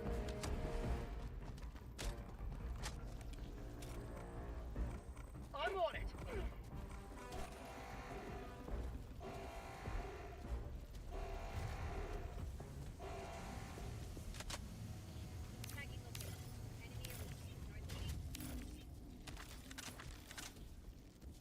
Rare sample acquired. And super credits. Gotta love it. Inbound.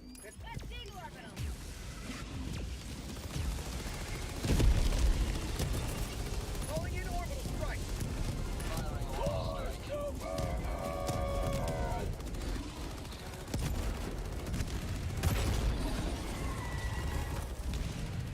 That was all me, by the way.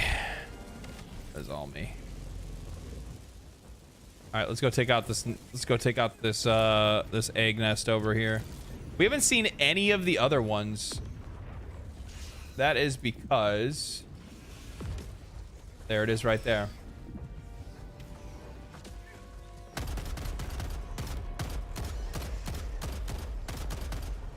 Mag's empty.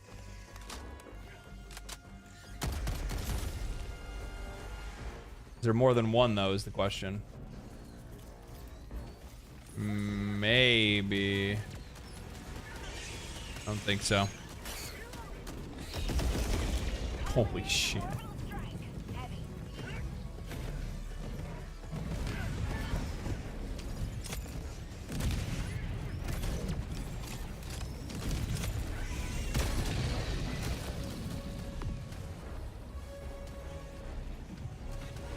Is it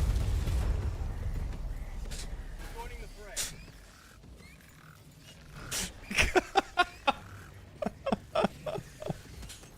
God damn it. Uh-oh. Not today.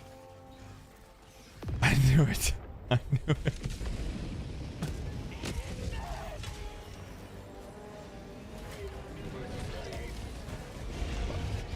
Wait. No. Ah!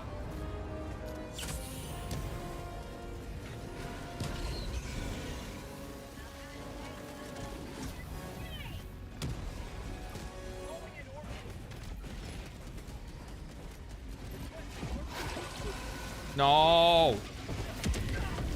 Oh. Launching orbital strike. Orbital inbound.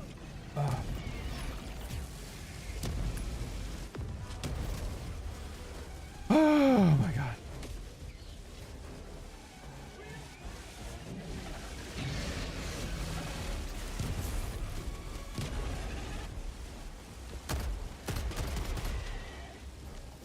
All right, we're looking good, boys. We're looking good. Fire in the hole.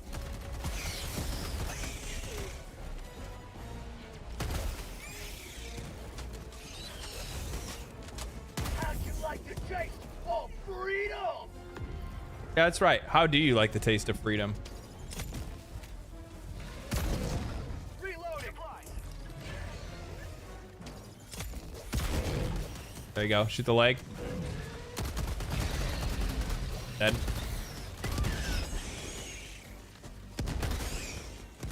We're hitting the zone right now. Everything's fine as long as somebody doesn't drop their fucking pod on top of me.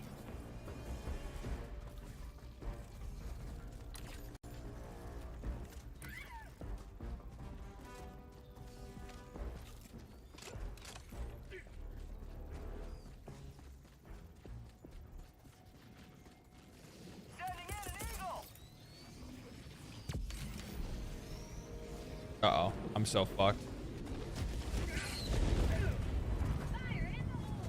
Calling in orbital strike. Perfect throw. Strike incoming.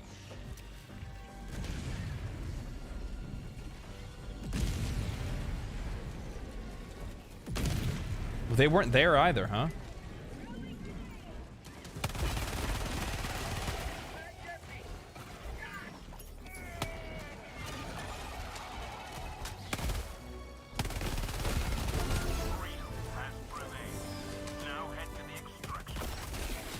Well, you really did. So this is where you died earlier. So you really did almost have the entire nest taken care of. Go ahead. Damn, the autocannon can take care of those things just like that, huh? There's another one here. Foghole, southwest. On my position. I got it. Throwing grenade. Oh, there should be another one over here. New mag. Mission at 20 minutes remaining. No? Rare sample collected. Usually we should be getting a, hey, good job, you closed all the holes.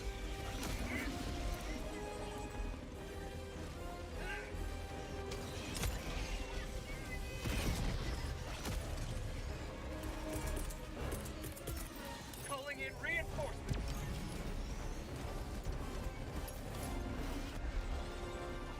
Request approved. Reinforcements on the way. I'm tripping. I am tripping.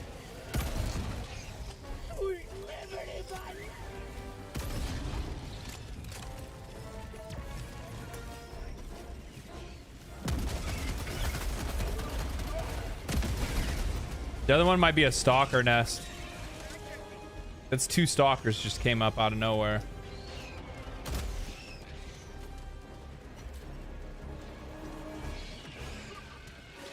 Uh-oh.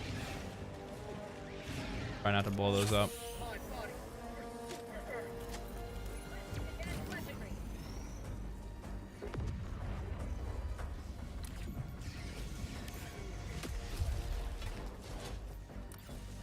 Yeah, it's time for us to E the fuck back. Extraction is available. Oh, it must be over there. There's a stalker nest over here.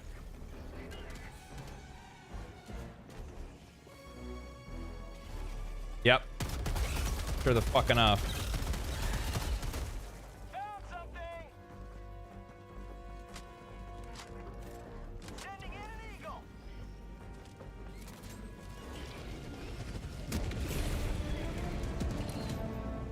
All right, let's get out of here.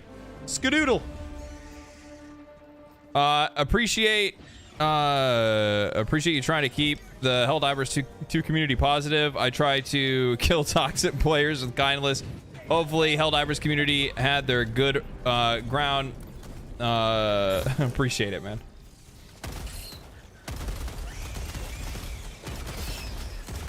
Oh, okay. Help! I need backup. I'm out of ammo.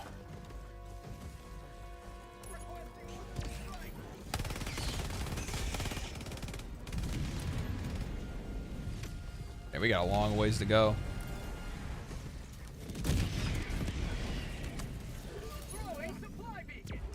Yeah, I'm gonna need that. Well, perfect. Need something to get me by for a second.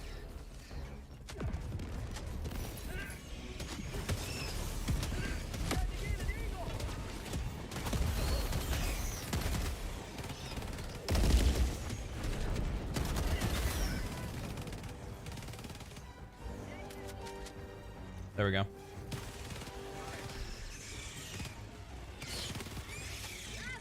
Extraction is available. Yeah, let's get out of here.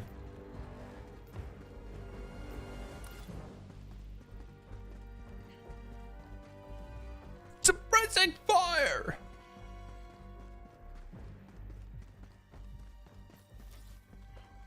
Like, I know that there's some people that like to play this game solo. I'm sorry. Like, I couldn't see it. That one, like, it's not that the game's like too hard to play solo. I'm sure you could probably pull it off. I don't think it'd be really that difficult to try to do so. You just have to be really careful about like what enemies you take on, what enemies you don't, stuff like that, right?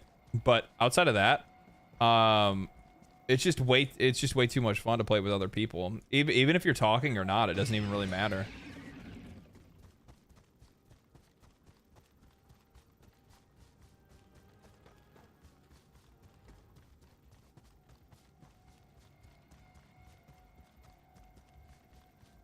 Yeah. Yeah. Those vehicles, they're gonna come in handy.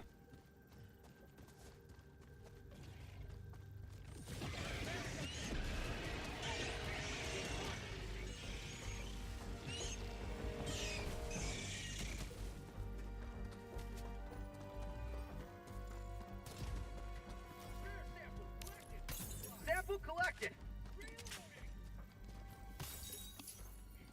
More samples. Cool. The bug nest over here? Sure enough. It's a big bug nest. Oh, it's a real big bug nest.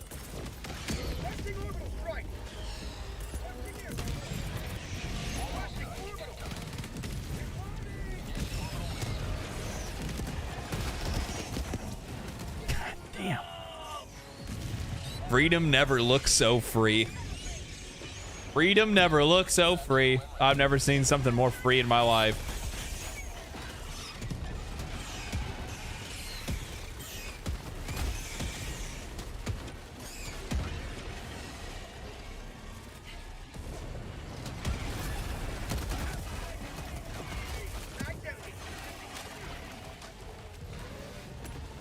Reloading.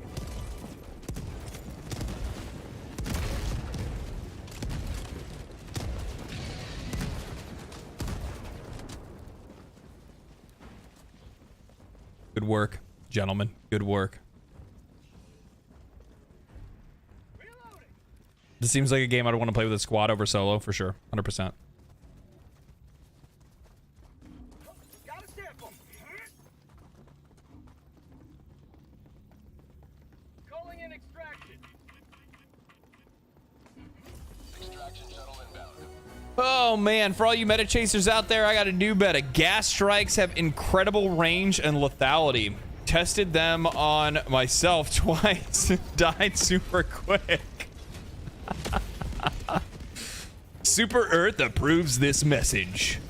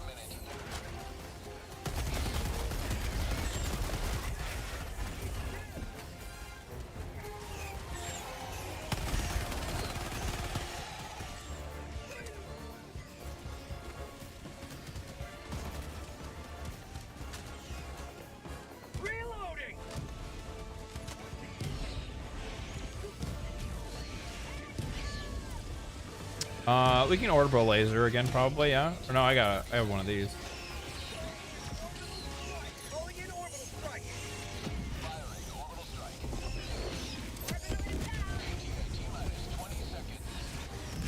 Ooh, that's a lot of value. Launching orbital strike. Fucking love that. I fucking love orbital row cannon. It's so satisfying to use. Jesus Christ.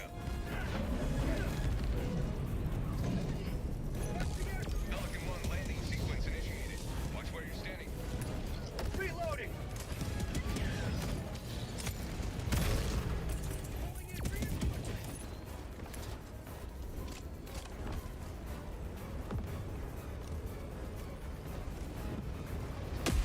Countdown initiated. Stand by for takeoff. Let's get out of here, boys. Wrap it up.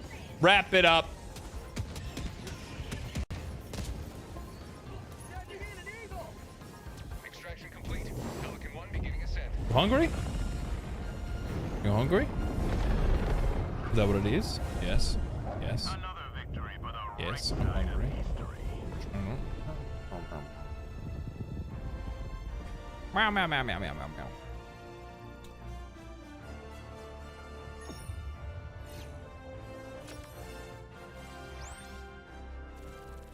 It's a target-rich environment.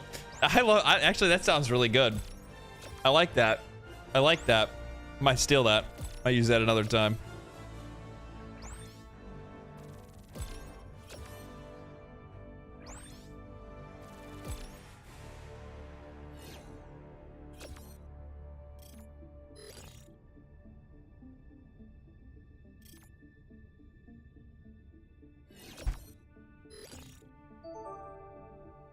Thank you for the follow over on Twitch.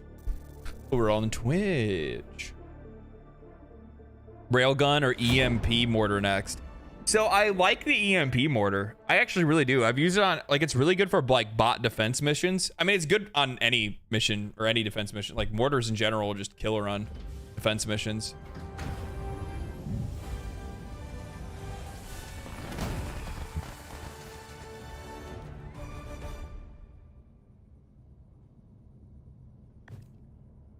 Good work collecting so many samples. Okay. I am going to Welcome aboard, Helldiver. feed my cat. I'll be right back.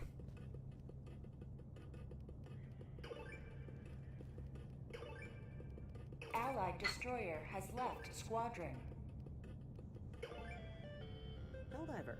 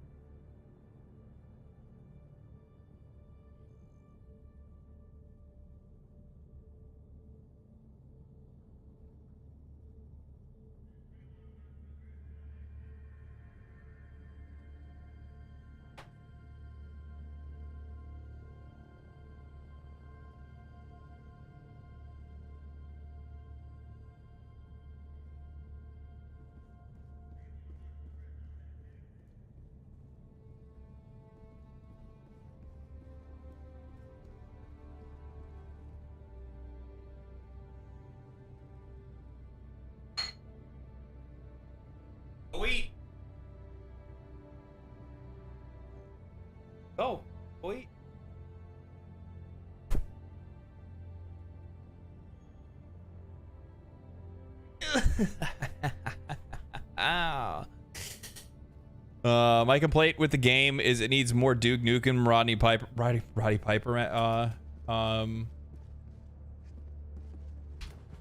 Let's see here. There you go. Friend code is on stream. We got one more spot open. If anybody wants to hop in, throw out your invitations now. Or throw out, you can add now.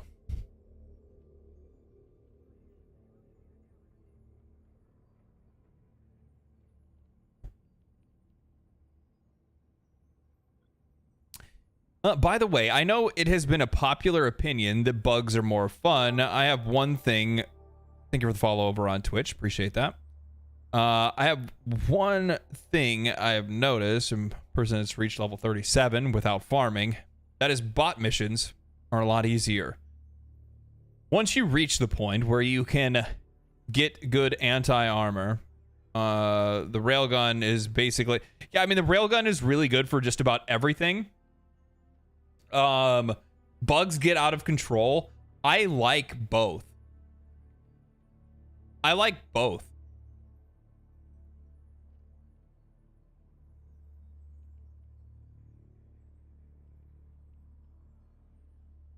I like both. So my friend code is on the screen. If you guys would like to add, go ahead now. We got one more spot open.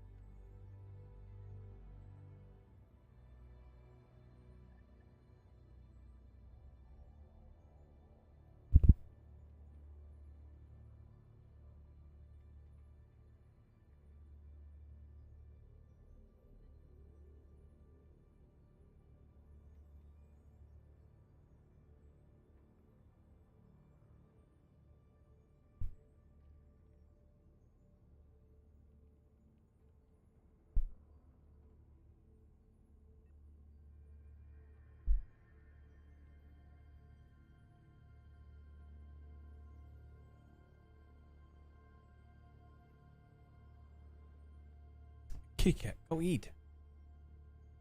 Go eat. Can you nuke planets? I don't know. I've had 7 chargers at once on me. Yeah, it can get a little out of control. First come, first served. One spot open. Retrieve valuable data. Destroy terminated structures. Coordinates locked.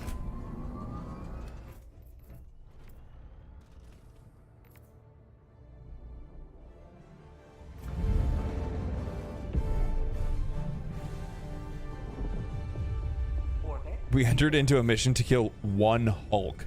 Good lord. Lobby is open. If you are online and I accepted your friend's request, you can go ahead and join.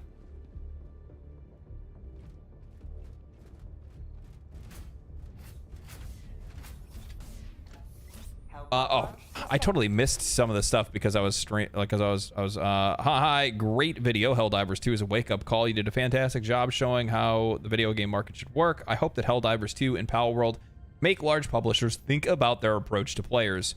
I am hoping. I'm hoping. I'll put the friend code back up on screen.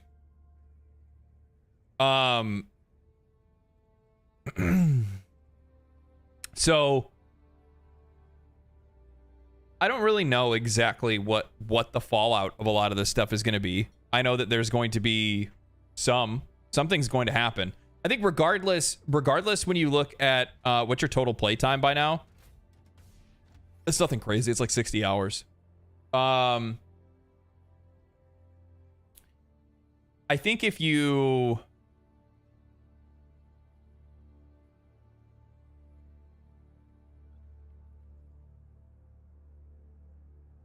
I think what will end up happening is that I think some studios are going to kind of look internally, and it's not even going to be the studios. I think that the shareholders are going to start putting pressure on some of these larger studios to do something different, because they're going to point off to some of these companies and go, so this Pal World game spent $7 million and made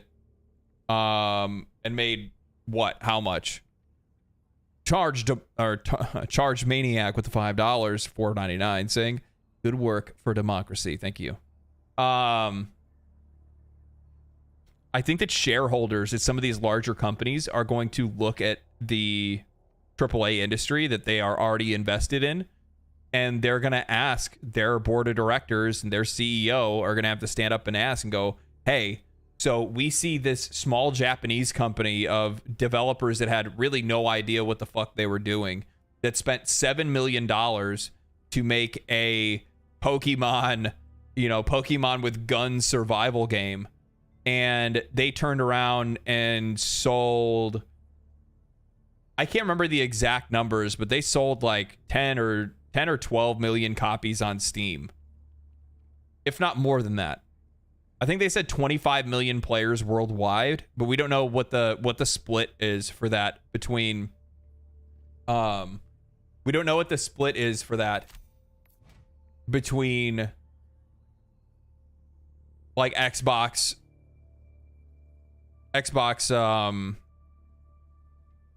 Game Pass players and Steam players.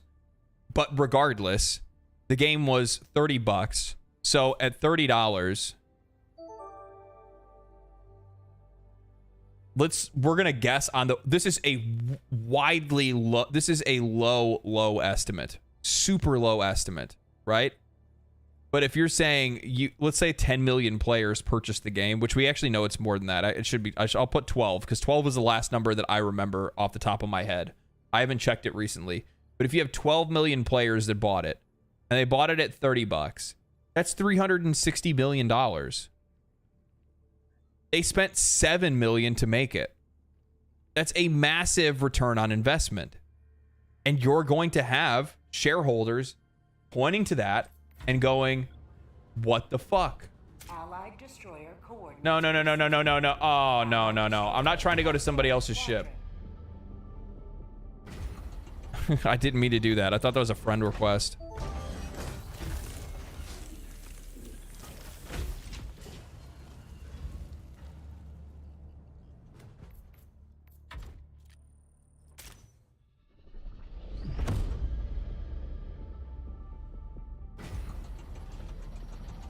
Okay, I'm back on my ship.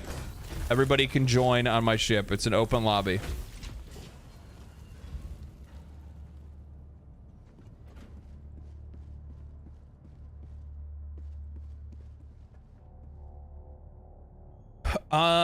Might let somebody else play. It's not letting me join for some reason. Destroyer has joined squadron. There you go. Squad's full. There we go. We got a new squad. I thank you guys for the guys that were playing earlier. Appreciate it. Everybody, I appreciate playing today. Thank you guys. Let us rally to her defense. FTL jump 2. Makes it where I don't have to mess with like random lobbies and stuff. Great point regarding shareholders, but I worry they still not care, because studios like COD are bringing in money regardless. If it ain't broke, don't fix it right.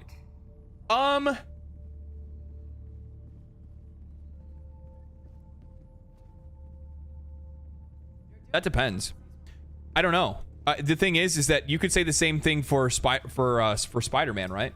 Because Spider-Man still sold well, but the return on investment was only $6 million. Was only like 6 million, but the return on investment was only like 6%.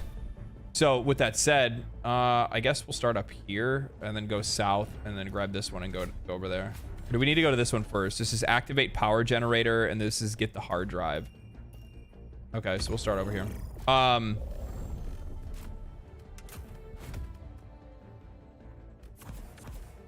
We don't know what the return on investment is.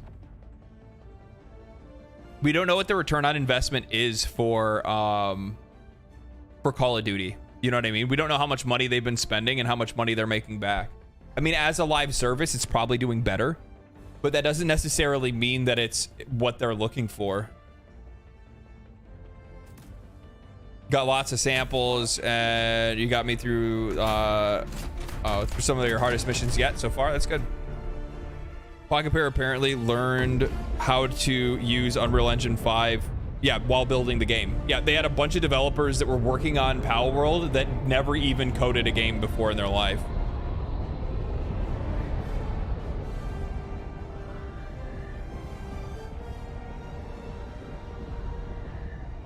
Well, no, you're missing the point. What I'm saying is that if the return on investment isn't high enough, they will not want to make that. What investors do want things like Palworld, where they made a game for $7 million and then turn around and made probably, if I had to take a wild guess, they probably made $500 million off of that game. That's what investors want. I mean, they do like safe. Don't get me wrong. They do like safe, but at one point in time, it's not even at one point in time. It's already happening. Safe is becoming too costly. They're not making as much money as they think that they normally would.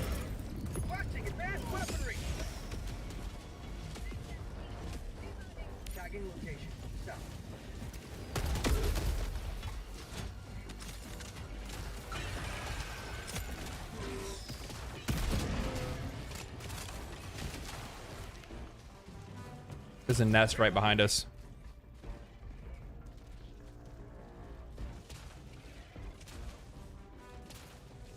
Yeah, I know investors are not fond of risks. I 100% agree with you. Investors are not fond of risk.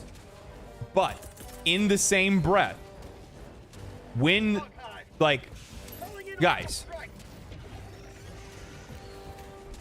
6% return on investment is not good, because that means that they are only 6% from no return on investment. And that's half of what Sony was normally pulling off of their games. You know what I mean? That's half of what Sony was normally pulling out of their games before then. That's not enough, man. And that's going to make investors shy, and they're not going to want to invest in games. They're going to pull out. That's exactly what will happen. They'll just pull out. I'm not saying that they want to like invest in companies like Pocket Pair. That's like basically saying that investors want to go and like make take calls on something instead, right? Like you're not going to go do something incredibly volatile like that. That's not what I'm saying. But they do want things that have a higher return on investment and have a better idea of what they need to do to continue to be successful going on into the future. And I don't really think that a lot of these AAA companies right now are really in the mindset to be able to do that kind of shit. I think that in their chase to become more lean in some cases, but then they've bloated themselves because of like obviously they kind of ramped up production of games and stuff over the last few years, especially during COVID. But with that said, if somebody brought this up, and I think this is one of the smartest points to make, which is that you need reiteration to be able to make good games. You need to fail a few times to make a good game. More than anything, to make a great game, you need experience. And when I say make a great game, I mean like genuinely like a masterpiece game, right? Like, don't get me wrong, Palworld is a great game. It's fun, but it's not a masterpiece game, right? It's not a game that's gonna change the entire dynamics of video game design or anything like that going forward. I don't think that's the direction that the industry is really gonna go in. But with that said,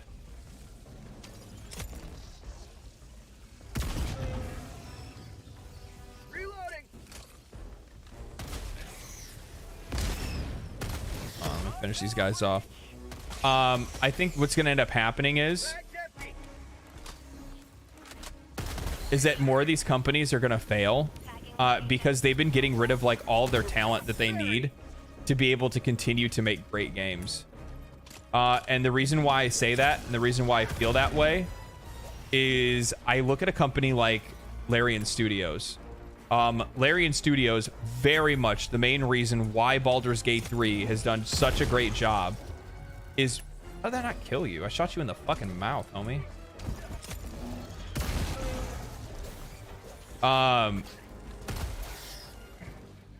The reason why Baldur's Gate 3 did so well is because Larian's been able to hold on to their people for years and years and years. And what happened as a result of holding on to all of that experience is that they've been able to take the people that learned things when making Divinity Original Sin 1 and Original Sin 2 and have them just continue to get better at their craft and better at making CRPGs, turn-based RPGs, better narratives, how to, you know, form a better story, better character design, better everything. Like, the longer they held on to those people, the more experience they have access to, and the better games that they got as a result of keeping those people for longer and longer periods of time. However, the problem is that when we look at a game, or when we look at other studios and the direction that they've been going in lately, what ends up happening is that you have people that lay off folks, and they're not getting rid of the people that are like, they're not getting rid of people that have been there like for like a year or less.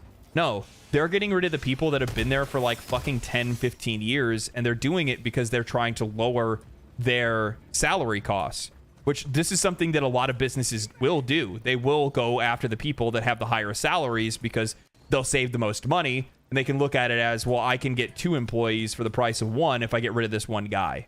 And they'll get somebody else in to go do that person's job for less than half of the cost that they were paying that other person. The result, what happens as a result of that is that once you start bringing in people that have less experience to do an experienced person's job, you start getting games that are losing identity, games that are losing quality, and like, this is something that we've kind of seen happen across a lot of games in the AAA. And the other thing is too, is that a lot of the people that these companies are losing, like, genuinely, a lot of the people that they're losing are the people that came up with the ideas for many of the greatest games that we've played over the years. What happened? Like, I think these studios are starting to learn that it's not the IP that creates itself, it's talented people that create a great IP and continue to make that, you know, continue to make those games do well. You can't just get rid of your talent and think that, you know, the IP itself is going to carry. I think one of the best examples of this is, there's 2 actually really good examples of this. One is World of Warcraft, and the other one is Halo. Both games have lost their talent. They're not made by the people that were making them since the beginning of time, since the beginning of that series. And while, no, you're not going to be able to keep all of those people, that's just not how things work. They have gotten rid of most of those people when they didn't need to get rid of those people. And what's happened now as a result is you have 2 games that lack identity, lack creativity, and lack any direction that will ever make those games worthwhile to play anymore. I do not see a future where Halo is good again. I do not see a future where World of Warcraft returns to be the king of all MMOs. I think eventually World of Warcraft, if not most MMOs, are just going to kind of fall by the wayside. I think that MMOs largely are in kind of like a really weird position today, because I think Final Fantasy's good, and I think that the graphical update for Final Fantasy 14 is going to do it good, but I don't think it's going to be enough, like, to like keep the game popular for a long, like, 10 more years, like they're planning on. I don't know, we'll see. I mean, I have a lot of faith in that team. That team is very good at what they do, but yeah.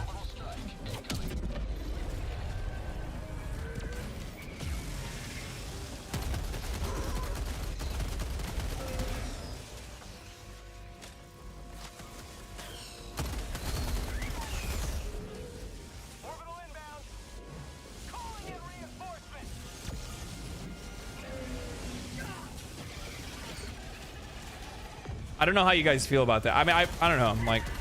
I'm also kind of like talking out of my ass, but you know, you get what I'm saying. So true. The bloated staff kills Prophet. Arnold Schwarzenegger made a huge speech years ago stating that it's okay to fail and spoke To a basketball player, Michael Jordan missed 900 shot. Yeah.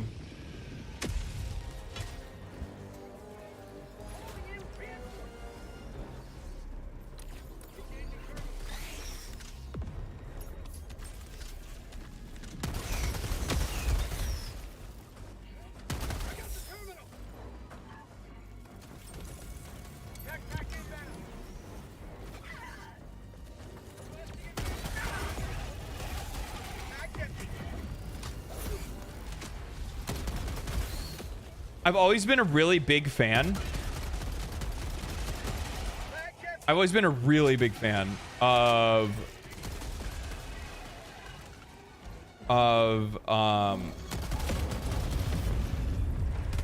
not getting spit on. I didn't even hear that thing come up from behind me. How does something that big just walk up behind me? You better blow that up.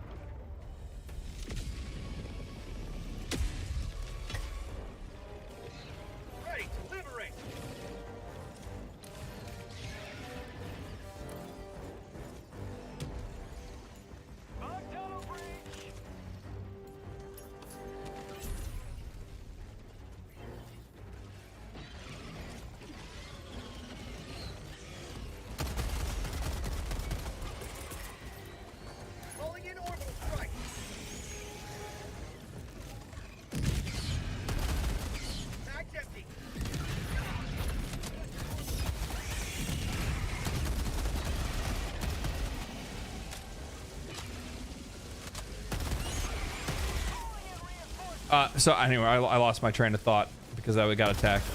So I always like to use really extreme analogies, and a really extreme analogy for something like this would be if you own a hospital, how good do you think your hospital is going to be if let's say like every time somebody at your hospital gets 5 years of experience or 6 years of experience, you get rid of them so that you can get 2 more doctors that just graduated college? How good do you think the service of that hospital would be? And is that the hospital that you would like to be staying at if you got hurt?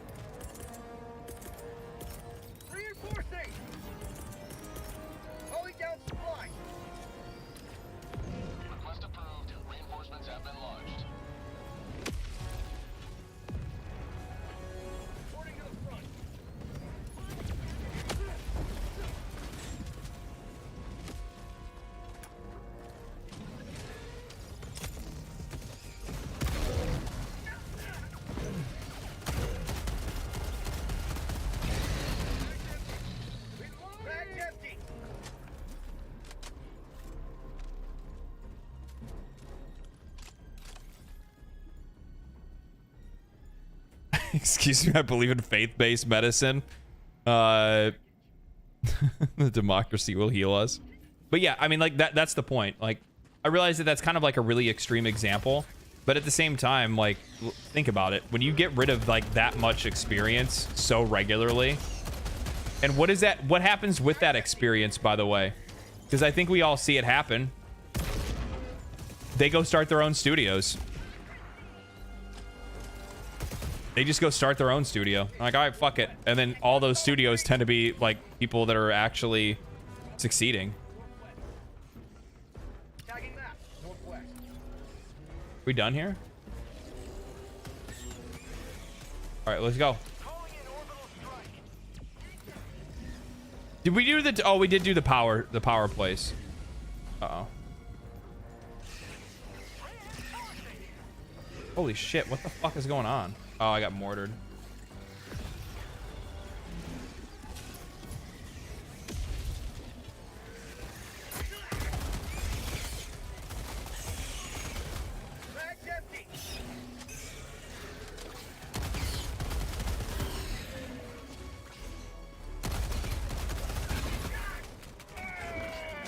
Bro, why are there so many bugs here? Helldivers never die. What is... Oh, God. I'm fucked. I'm gonna die.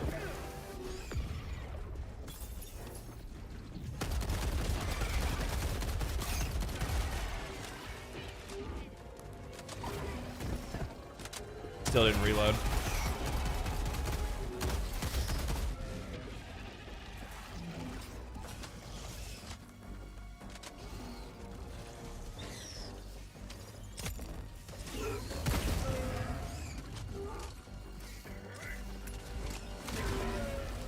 Good looking.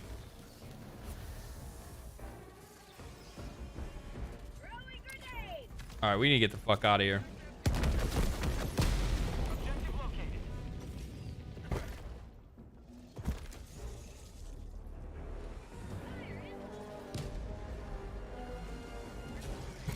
Fuck.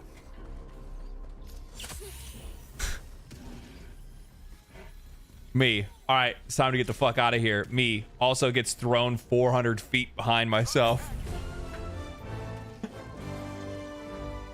Hey man, at least somebody's working out here. We're over here fighting like endless waves of bugs for no fucking reason. We should have left this place a million years ago. Isn't that how Obsidian came to be? It was all guys from Interplay. Yep. And also on top of that, the funny thing is that like I don't think a lot of people realize, or maybe they were just like too young at the time to know, but like many of the studios that are like the biggest studios today were created the exact same way from what's happening in the industry today. It's the exact same thing just happening over again. History is just repeating itself. Big companies got too big to make anything that was worth a shit.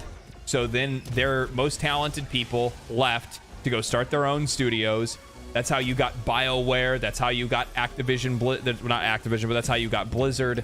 That's how you got, or like Blizzard North. That's how you got like many of these studios that popped up because the places that a lot of these guys started to work at initially just didn't have the freedom for these guys to do what they were wanting to do and make the kind of games that they wanted to make. And the industry had a moment where it kind of deflated a little bit. Not really deflated, but you just saw a major a popular shift into these smaller companies that have these like really ambitious projects.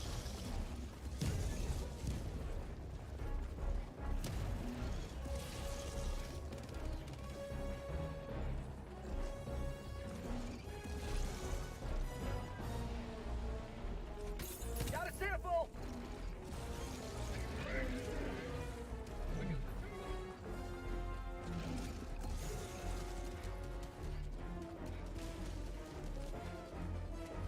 I'm on it. Need it facing north? Okay. I got you.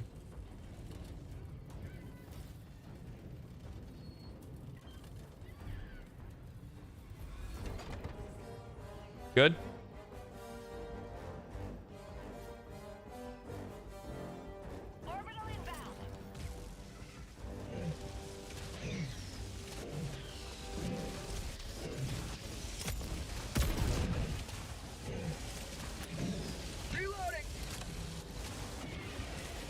Is that thing any good? It looks sick. I like the way it looks.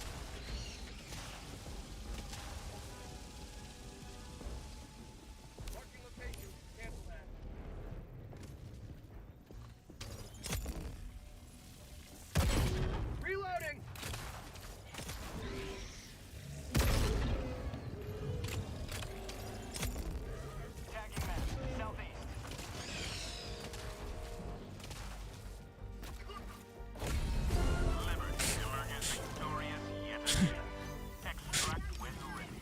I didn't think it was gonna hit me.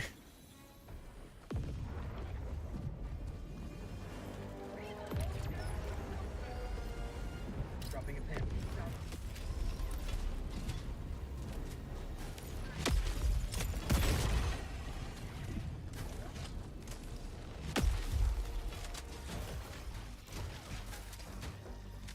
All right, let's hit the road, boys.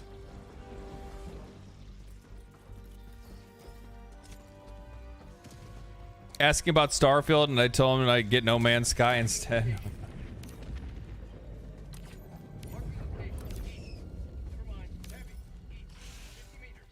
They didn't see me. It's because I'm a scout. Scouts are invisible. You can't see me unless you know how to see me. You know what I mean?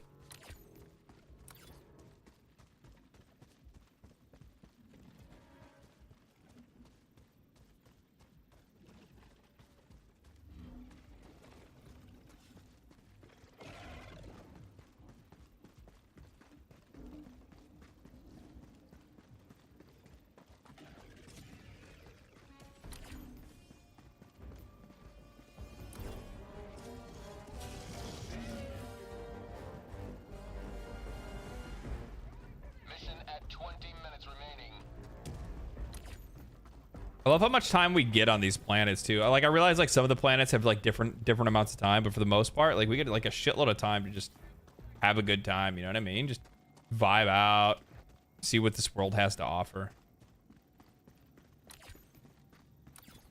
see the sights. Tremors would see you. Tremors is in like I think we're gonna be starting to see some Tremors in this game actually. If they bring back everything from Helldivers 1, we're gonna see so much cool shit soon. Especially like faction bosses are just gonna be so badass, dude. I'm wondering what we'll get for fighting faction bosses though. I'm hoping there's like some type of like, I hate to be one of those guys, but I'm like, I hope there's something to farm from them. Because I would love to just like do boss fights. I fucking love boss fights. It's one of the reasons why I love Monster Hunter. I love playing fucking boss fight the simulator. And obviously I like playing you know, Elden Ring and stuff like that too, right?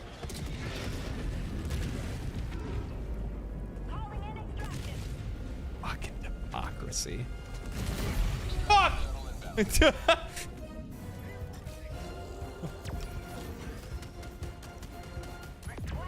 I'm actually hoping this brings change to the industry. Shareholders can actually have a big impact on changing AAA development, the AAA development model. 2024 will be very interesting. Yes, it will be. You were absolutely right, though. Like, I hate to say it like this, but like, in this situation, the shareholders actually do have better. They have more like impact than we do. I hate to be that guy, but I'm just gonna tell you guys, they have more reach and more power than the consumers. Kind of, not really. I mean, we ultimately do, but the problem is that we still have like weak consumers that are still gonna kind of like tease it across. It's gonna take a while before like, you know, enough of their games take so much of a hit that they just can't like the viability of them continuing to make the games that they are isn't gonna work. I mean, at least that's what some of these companies are already saying though, right? You already have Sony saying that like the AAA model right now isn't sustainable. It's like, it has nothing to do with sustainability. It's the fact that you guys keep putting out fucking shit games. How many fucking times do you really want people to fucking continue to buy like The Last of Us? Like, come on, man. What is that? Orbital gas strike?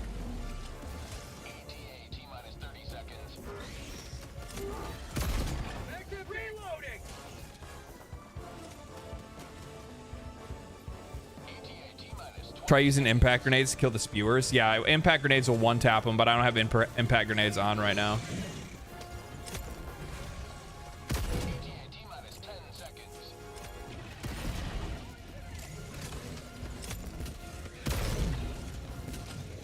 Come on.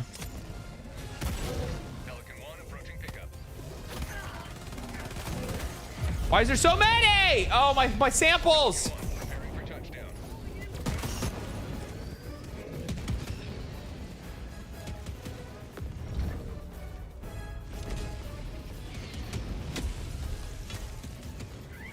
Where are my samples? You get them? Get my samples? Yeah, you did. Pelican 1 preparing to depart. Shuttle launch in 20 seconds. All right, we got to get out of here, boys.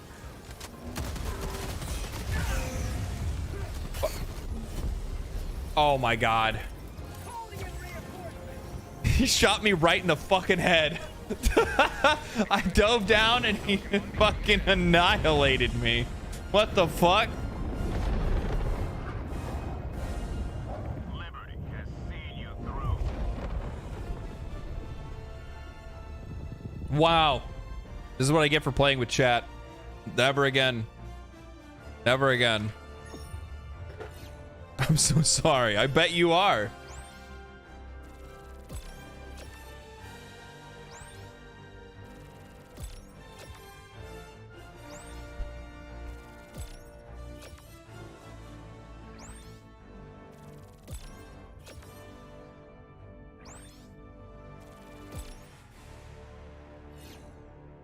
Got the samples though. Yeah, bet you did. Bet you did. As long as the samples got in.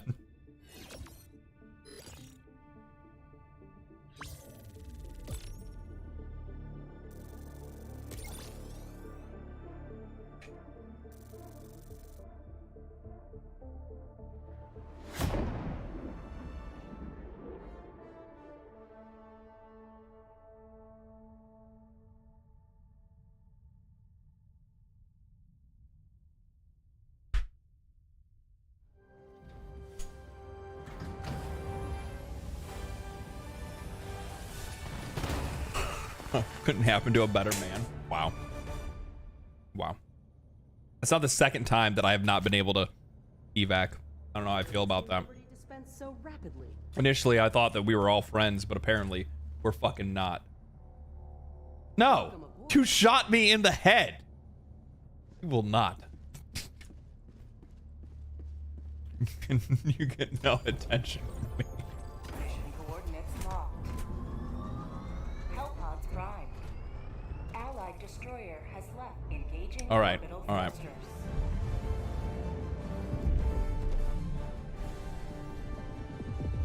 Orbit synchronized. Oh wait, hold on. We're missing somebody. We're missing somebody. I didn't realize we're missing somebody. We have one spot open. Anybody else in?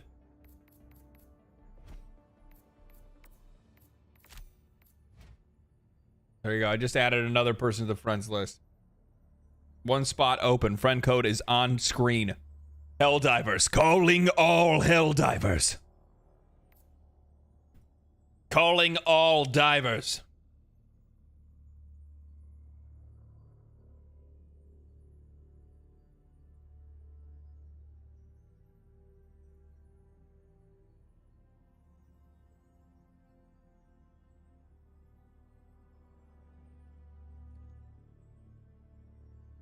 Calling all divers.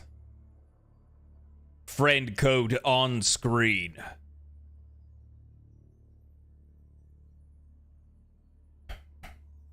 Get in here and do your part. Oh, I guess we're full now. 2 Hellpods. No, we're not.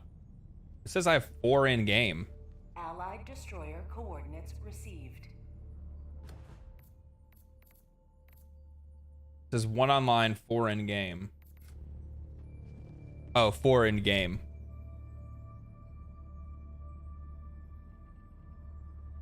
Thanks for fighting for liberty. Damn, I'm too slow for this? What do you mean? Too slow for what? I'll bring it up one last time. Friend requests are opened. 1 spot still left. Still available.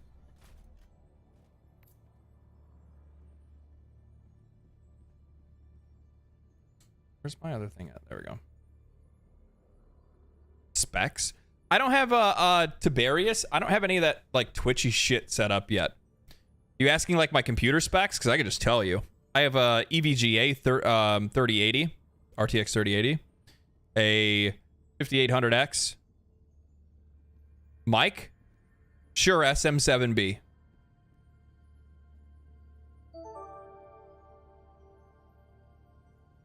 Asmongold is featuring your video? What do you mean featuring my video? He watched me last night. Is he watching me again today? Shut the fuck up. Is he really? He's not allowed to watch me. He's not allowed to watch me twice in a row.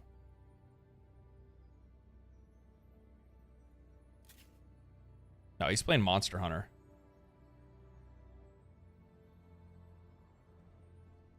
He can watch me once. And that's all he gets. That's all he gets. He did a react. Yeah, he reacts to me quite frequently. He dropped a reaction video for the HT. Oh yeah, Helldivers 2 video. Cool. Engaging orbital thrusters. I think Allied destroyer has left squadron. Yeah, I think there's something going on. I think I need to Synchronized. reset or something. I think people are having a hard time actually joining. I think that's what the problem is. I think people are having a hard time joining. That's why. Let me I'm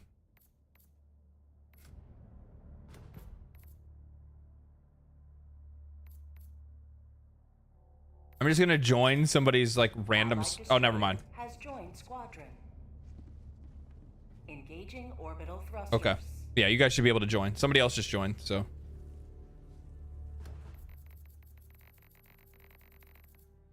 Helldivers to Hellpods. Repeat. Allied destroyer has left squadron. Why you gotta bait him like that? That's so bullshit. I know what you just did right there. I saw that. I saw what you did. Aboard, Helldiver. Allied destroyer has joined squadron. You just baited the fuck out of him. If you guys ever see somebody standing over at the fucking door waiting for them to do not emote near that door, you will leave and go right back to your ship. Orbit synchronized. Jesus. All right, Helldivers to Hellpods.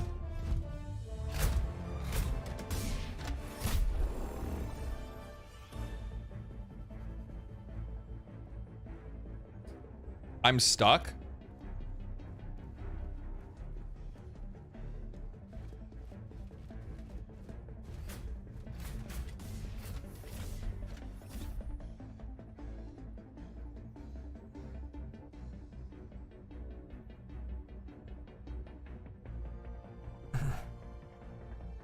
Hellpod launch suspended.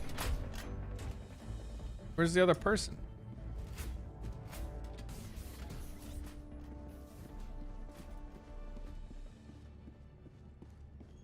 There's only 3 of us here.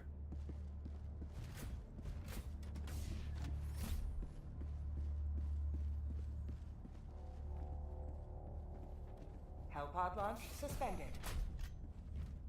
Just let the timer run out. Okay. Sure. Oh, no, now everybody's here. Okay, whatever.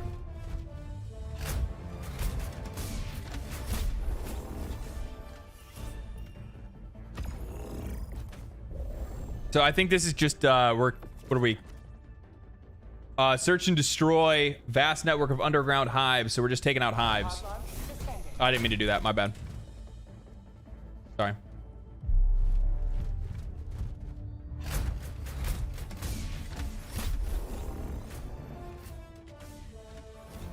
Okay, yeah, we'll drop here.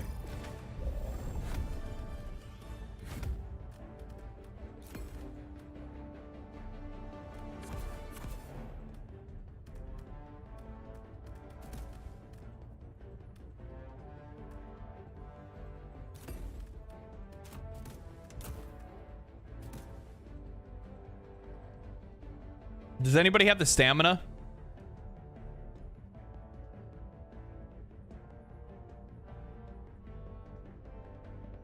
If anybody has the stamina, I will, I can switch over to something else. Is that a hard no?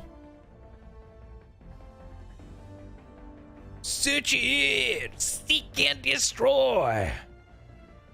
Hellpod launch initiated. Here I come running. Life or death. my dad quite literally, my father quite literally would hit me so that I would remember the lyrics.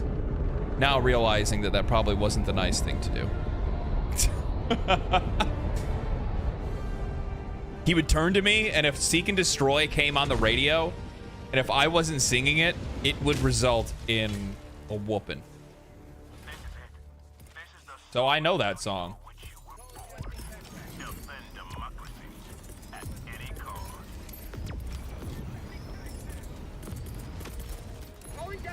Like, I realize that the laser guard dog pisses off a lot of people because it like swings around and hits people, but dude, it's just so fucking useful when you're fighting small bugs. I don't know what to say. It keeps small bugs off your ass.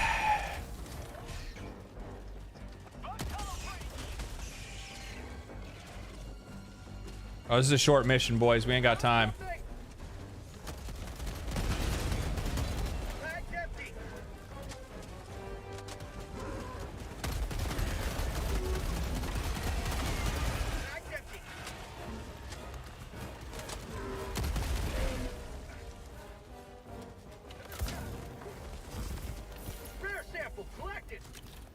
Requisition slips.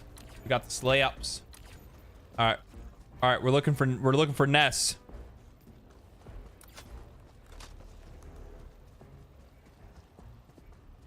We are looking for Ness. Marking location. Heavy. South.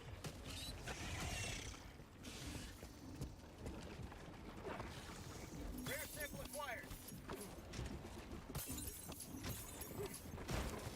Tagging map. West.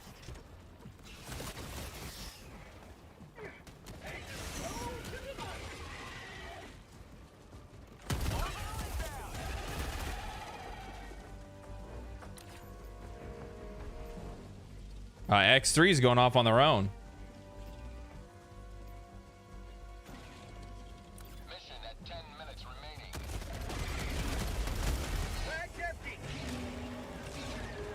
Bunker on me. Spewer as well.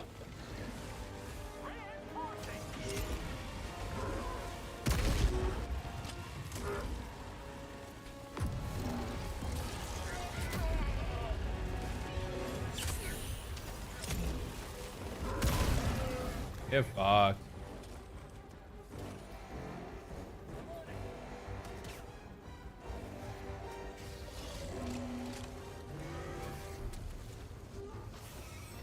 Oh, this is useless. We got some medals.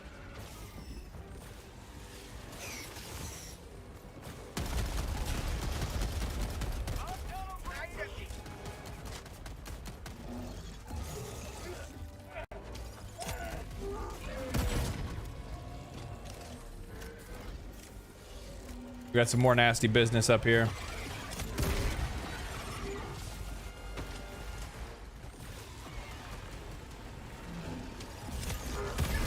Ooh, that hurt. That hurt bad. Thank you. Good looking.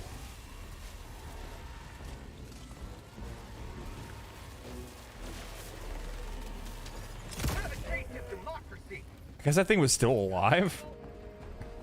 Here we go. We got it. Bug nest right in front of us. Go ahead.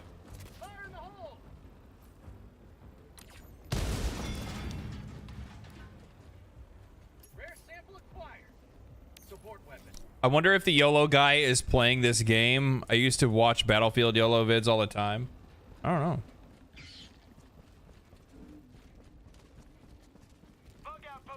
know. We got a big trouble in Little China over here. I got something for him.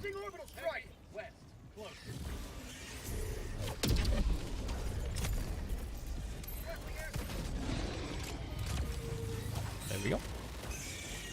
That's how we take care of that.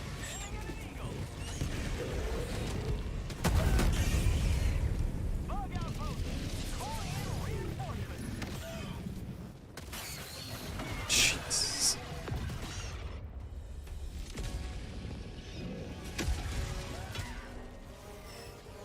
Point me to the enemy.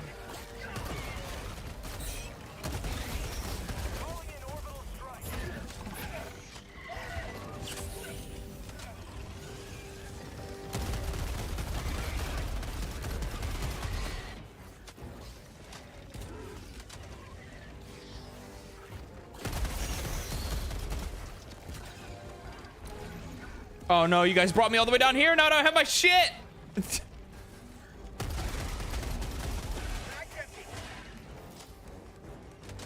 Now we left homeboy all by himself. Bag's empty. I'm fucking dead again. Res me up top. Res me up top so I can help you out. Or no.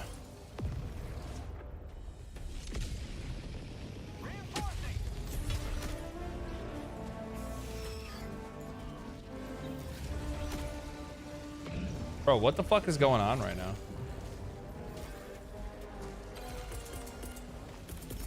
Calling in reinforcements. I still don't have a railgun. I don't have anything. Jesus Christ.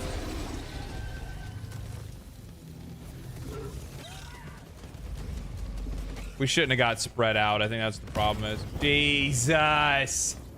Come on, man. Give me a fucking break. I gotta take care of this. There's a stalker hole, I think.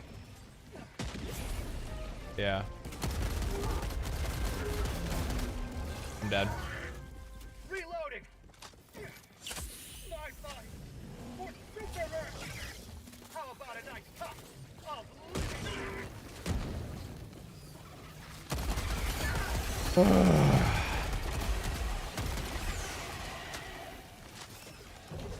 Oh, I'm so fucked here. Good lord. Jesus.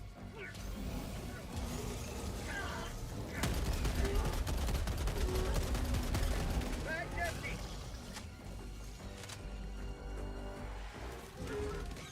5 minutes remaining. I repeat, 5 minutes remaining. Throwing grenade. I don't have anything to deal with these guys, and my shit's still on cooldown.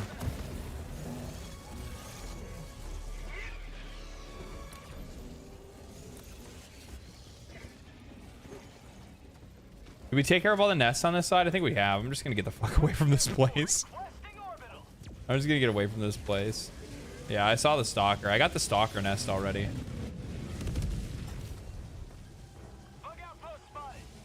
More ammo.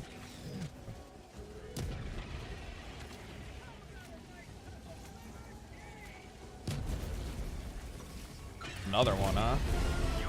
Calling in orbital strike.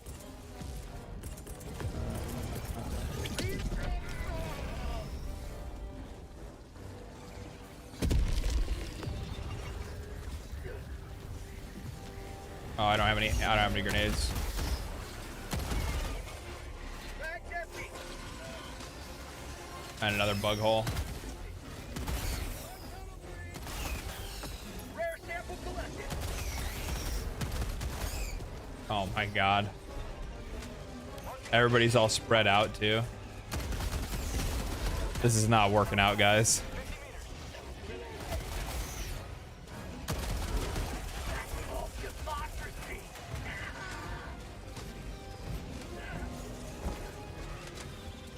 There's so many elites on me too. 3, 4 elites.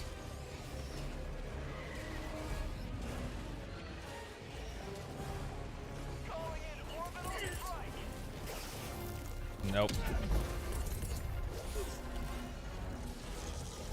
I know it would help, but Orbital inbound. Calling down a support weapon.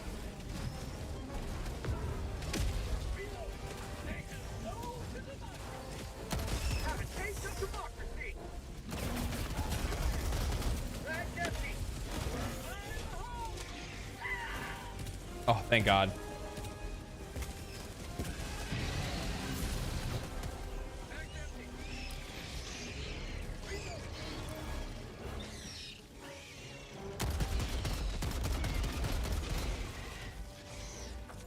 Oh, mortar.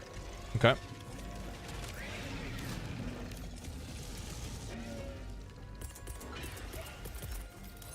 Deploying equipment package.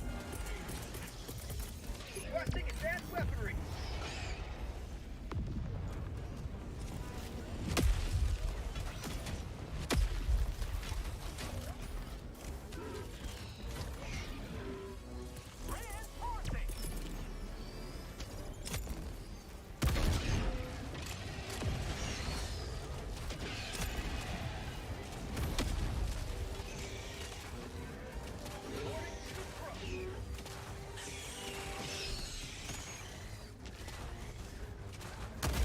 Got him. Oh, come on. Ugh. I didn't even see him there. He blended in. Active camouflage. Best game ever. I know. Can I get it? Can I get it? Got his ass. No, no, no, no, no, no. No. No. This is what my shit.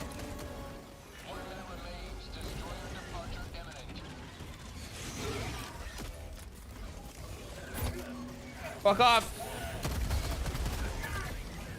Oh my god.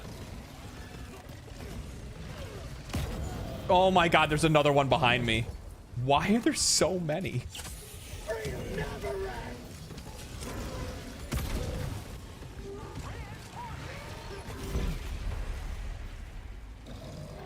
Did you see me just get faked out by that charger? He's like, I'm charging. Just kidding. Just kidding.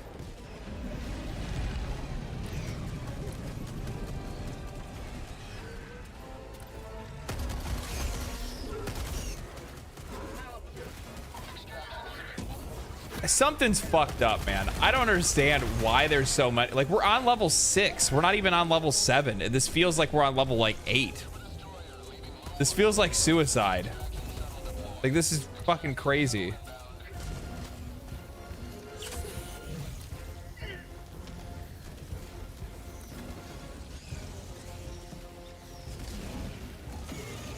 I just, like, permanently slowed? What the fuck? Where's my shit? Oh, it's all the way the fuck over there.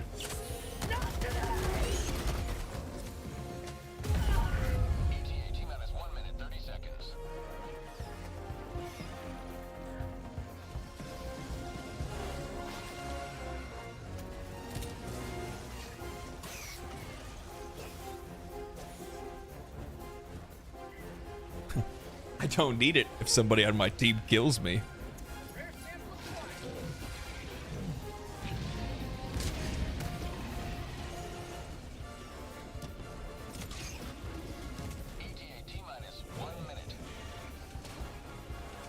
Went out like a champ. Hey, I put my life down for the cause. Okay, that was for Super Earth. In case you didn't know.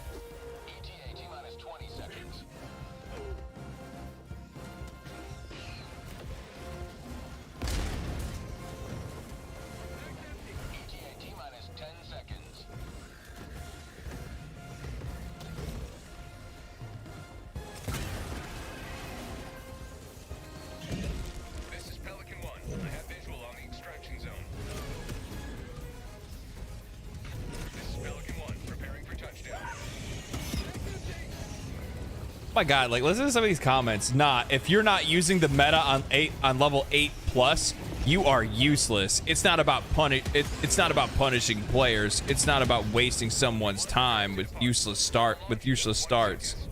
Stop being soft. I don't know, bro. I was gonna tell this guy, I don't know, bro. Does it? You have maintained our way of life.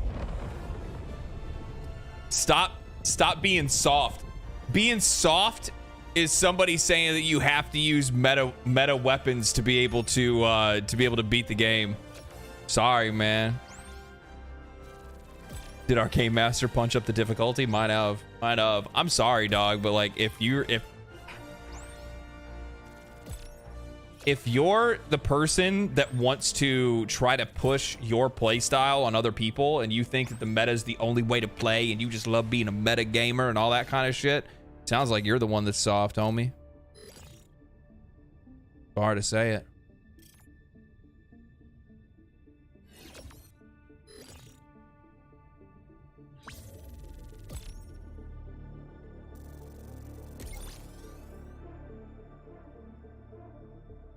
SM7B. I solo Helldive with Slugger and Autocannon. I leave most meta players in the dust. The arc kills elites quickly? Really?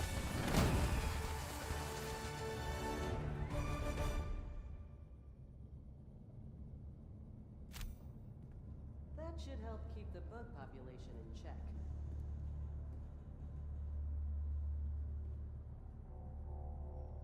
Metas are boring.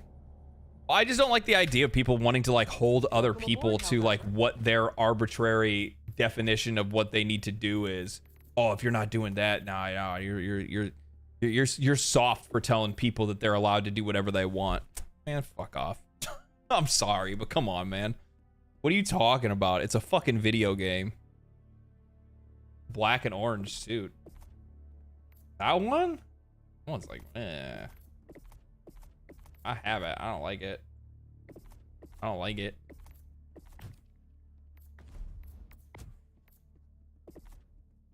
I don't even think I like any of these either, to be honest. I like they are kind of cool because it's like prosthetic arms or prosthetic legs.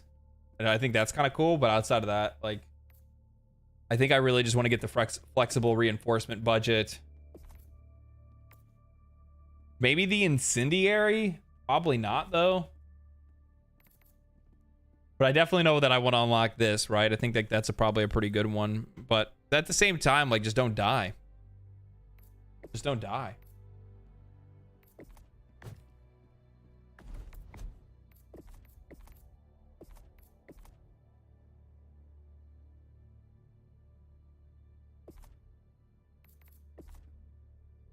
This is the next one that I'm getting. What does the muscle enhancement one do? Increases the number of available reinforcements. Oh, that's the reinforcement budget. I'm at this one. Muscle enhancement. Traverse difficult terrain with ease. Ooh, that's kind of nice.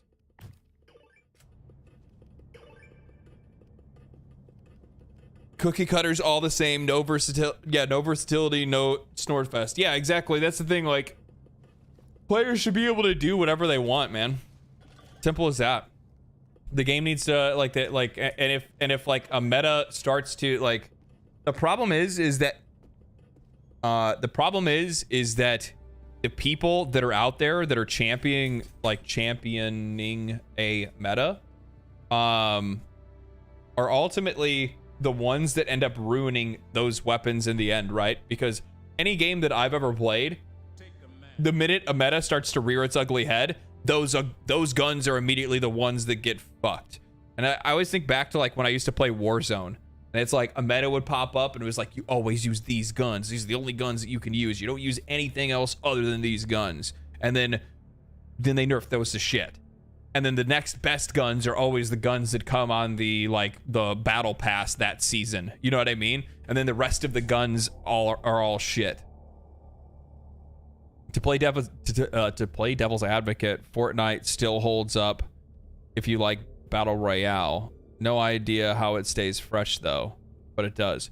Oh, you're talking to somebody else. I've never played Fortnite and I don't intend to play it either. I like Fortnite. I'm not gonna lie. I ain't gonna pretend. I've had a blast playing Fortnite. I'm not fucking insane at it. I'm not cracked by any means. But the one thing that I will say is that I've had a lot of fun playing it in the past. Helldivers battle for freedom. Look at this, 94%, guys. Oh, 94% of this part here, I guess. 61%. Bro, how can we not?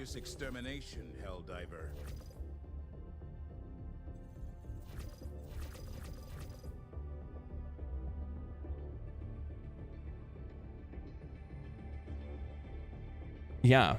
Yeah.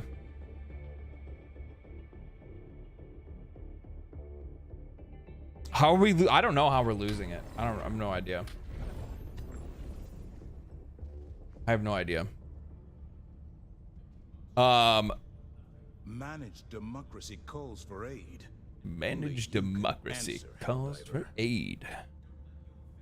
I, my friends, am first of all, thank you, gentlemen. Thank you, gentlemen.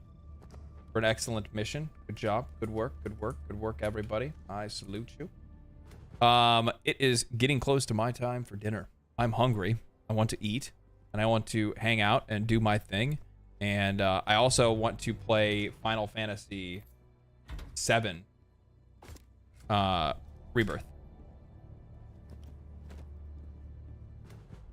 And I also want to play Final Fantasy VII Rebirth.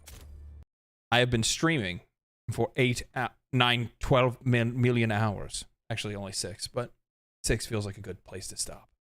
So, I do appreciate everybody coming by and hanging out today. Today was a fucking sick stream. Tomorrow I record, but I might do like a later stream tomorrow. I don't know. I don't know yet. I haven't really picked. I don't exactly know what I want to do. I have to, like, either not have to, but I still like need to record regardless. Right? Because I posted one on the 27th, one on the 29th. I could stream tomorrow. I don't know. We'll figure it out. I might stream tomorrow. If I don't stream tomorrow, then I'm going to thank you for the follow over on Twitch. I think if I don't stream tomorrow, then I'm recording. But if I do stream, you guys will see it. And I'll try to make it a little bit earlier like I did today. I kind of like this a little bit better. I get off with time to be able to eat, chill, kind of do my thing rather than me feeling like it's like super late or something like that. So, yeah. But fucking killer stream. Had a good time. To those of you on the VOD, thank you for watching the VOD. I hope you guys have a fantastic rest of your evening. And we will pick this up next time. So, yeah, smash that like button. I don't ever ask for that kind of stuff. I don't really ask for that kind of stuff. But I do appreciate it when you guys do those things. So, yeah. Thank you guys for the subs over on Twitch. Thank you for the memberships over on YouTube. The donos as well, and the super chats and everything like that. All that stuff goes a insanely far distance. It's kind of fucking crazy, to be honest with you. How it keeps the wheels on. So I appreciate all that stuff. Thank you guys. Really appreciate it. Not something that you have to do, but it's something you guys do anyway, and I thank you for that. So, yeah. Anyway, stay cool, stay righteous, stay safe, my friends, and most of all, I will see you